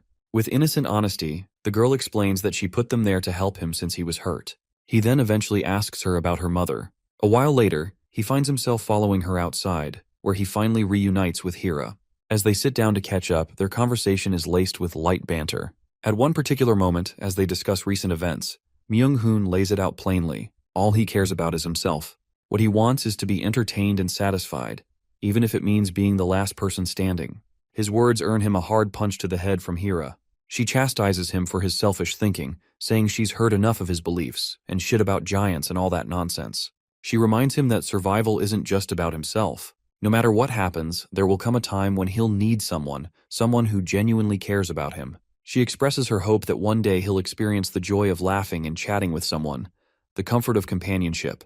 And if he still ends up alone, she promises to stay by his side until the very end. She urges him to take a chance, to try getting along with others. She's confident he'll fit in just fine if he gives it a shot. But Ma Young-hoon brushes off her words, walking away. To him, everything she said is nonsense. As he walks alone, he grits his teeth, reflecting on her words. He tells himself being alone is fine, that he doesn't need anyone. Why should he bother trying to get along with the grunts? Yet, no matter how tough he tries to act, her words weigh heavily on his mind. For a brief moment, he wonders if perhaps she's right after all. While Myung-hoon couldn't fully agree with what Hira had said, her unfamiliar words were enough to stir something deep inside him. Getting along with others had never been his thing. He always found even his gang members nosy, clumsy, and full of unnecessary worries. The way they kept approaching him, trying to connect, had always felt bothersome. But now, thinking back, he realized that because of these guys, he had never truly felt alone. Perhaps that's when he began feeling something for Hira, and their time together became something he cherished. One day, their group was ambushed by an opposing gang. The attack was brutal, and many of Myung-hoon's closest family members were killed. The weight of it crushed him. It was all his fault. As chaos reigned outside with gang members being butchered, Myung-hoon made a desperate decision. He would go out, rescue whoever was left, and kill every single bastard responsible for harming his family. But a few of his remaining gang members remind him of the danger outside. They were already overwhelmed dealing with the opposing gang here, and there was no way they could spare the resources or manpower to rescue others. That's when Hira stepped in. She believed there was still hope. She reasoned that the enemy might be holding the others hostage instead of killing them outright, and if they acted quickly, there was a chance to save them. She assured everyone it wouldn't take long. Myung-hoon insisted on going with her to take his revenge, but Hira refused to let him join. She understood his desperation, but someone had to stay behind to lead and protect the base, especially since there was always the risk of another attack. After much resistance, Myung-hoon had to give up on his demands. Soa, Hira's daughter, also wants to protect everyone and insists on tagging along with her mother. While Hira appreciates her courage, she knows this is a mission for adults only. She gently instructs Soa to stay behind and assures her that it won't take long, promising she'll return quickly. However, once Hira leaves, the situation takes a turn for the worse. The opposing gang's weapons were smeared with monster blood, which caused the remaining gang members to turn into mindless zombies. Myung-hoon is faced with the painful reality. Every monster he's forced to kill has once been a friend or family member. It's a brutal task, slaughtering those he once cared about, but he knows he has no choice but to cut down the very people who brought him happiness. After finally putting an end to the chaos and killing everyone who had turned, Ma Young-hoon decides to bury his fallen friends. But just as he's about to check on his surviving comrades, the worst news arrives. His remaining gang members come running toward him, holding little Soa. The poor girl has been bitten by Jae-ho, who turned into a zombie and attacked her. Myung-hoon watches in horror as Soa struggles. And then, Jae-ho steps into view, the very one who bit her. Once Hira is notified of what happened at the base, she rushes back, only to find chaos. The place is a massacre, with the bodies of their comrades scattered across the ground. And in the center of it all is her dying daughter, Soa, cradled in the arms of Yong-hyun. Meanwhile, Myung-hoon is being crushed under the weight of Jae-ho's body, struggling to escape the horror of it all. Seeing her little girl in such a battered state sends Hira into a blind fury. The rage she feels for the monster who caused this is unimaginable, and it's clear that Jae-ho's fate would be a brutal one. Now, in the present, Myung-hoon is completely beaten up after an intense fight with Hira. He's battered and exhausted, while Hira, though tired, isn't nearly as badly off as he is. After getting patched up, Myung-hoon decides he's ready for another round. This time, he's certain he'll finish it quickly. All they have to do is sit back and watch as he takes her down. Hira is a bit exhausted, but she's not backing down. She stands her ground. They exchange blows, unleashing a relentless barrage of punches. Just as it seems like Ma Young-hoon is about to gain the upper hand, Hira's hand morphs into a giant weapon, and she grabs his head with terrifying strength. Myung-hoon finds himself frozen for a moment, as if someone has hijacked his mind, and he's forced to endure the brutal blow Hira delivers. Hira crushes Myung-hoon as if he were nothing more than a fragile tomato, but Myung-hoon retaliates with a flurry of punches aimed at her. It's then that he finally realizes what has hijacked his mind. It's Chukbok, of course. He flicks a small piece of debris that hits Chukbok on the forehead, causing her to bleed and stumble. The sight of this seems to break something within Hira. She throws a brutal punch at Myung-hoon, but this time the force behind her blow is noticeably weaker. He can sense that Hira is running out of energy, and it's becoming clear that she's nearing her limits. Time is now on his side, and he knows that he's close to achieving his dream. He believes that he will finally become part of her family, the way he's always wanted. He's convinced that he'll be the one to offer her the company she needs during her loneliest times, and he's determined to heal her. Meanwhile, Hira clings to Chukbok while she repeatedly pronounces the name of her daughter, Soa. She repeats it over and over, a deep pain in her heart for the daughter she is desperately trying to protect. It appears that Hira is mistakenly clinging to Chukbok, thinking she's her daughter. The way she holds Chukbok closely mirrors the deep love she's always had for her daughter.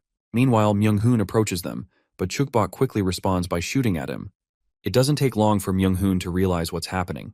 He quickly understands that, from the very beginning, Hira's only concern has been her family, which is her daughter. He recognizes now that he's never truly been a part of her family. He bonks Hira on the back, causing her to collapse unconscious. Then he turns to Chukbok and demands to know what kind of relationship she has with Hira and why she's so desperate to protect her. Chukbok can only respond with anger, making it clear that Hira is her precious family. This response was food for thought for someone like Myung-hoon. It's clear that Chukbok sees Hira as family, not as a mindless monster, which gives him pause. He grabs Chukbok by the throat and thanks her. He is grateful that Hira is still alive because of her. After a moment, Myung-hoon decides it's time to head back home, and he orders his friends not to forget those who had been hiding in the building, ensuring that no one is left behind.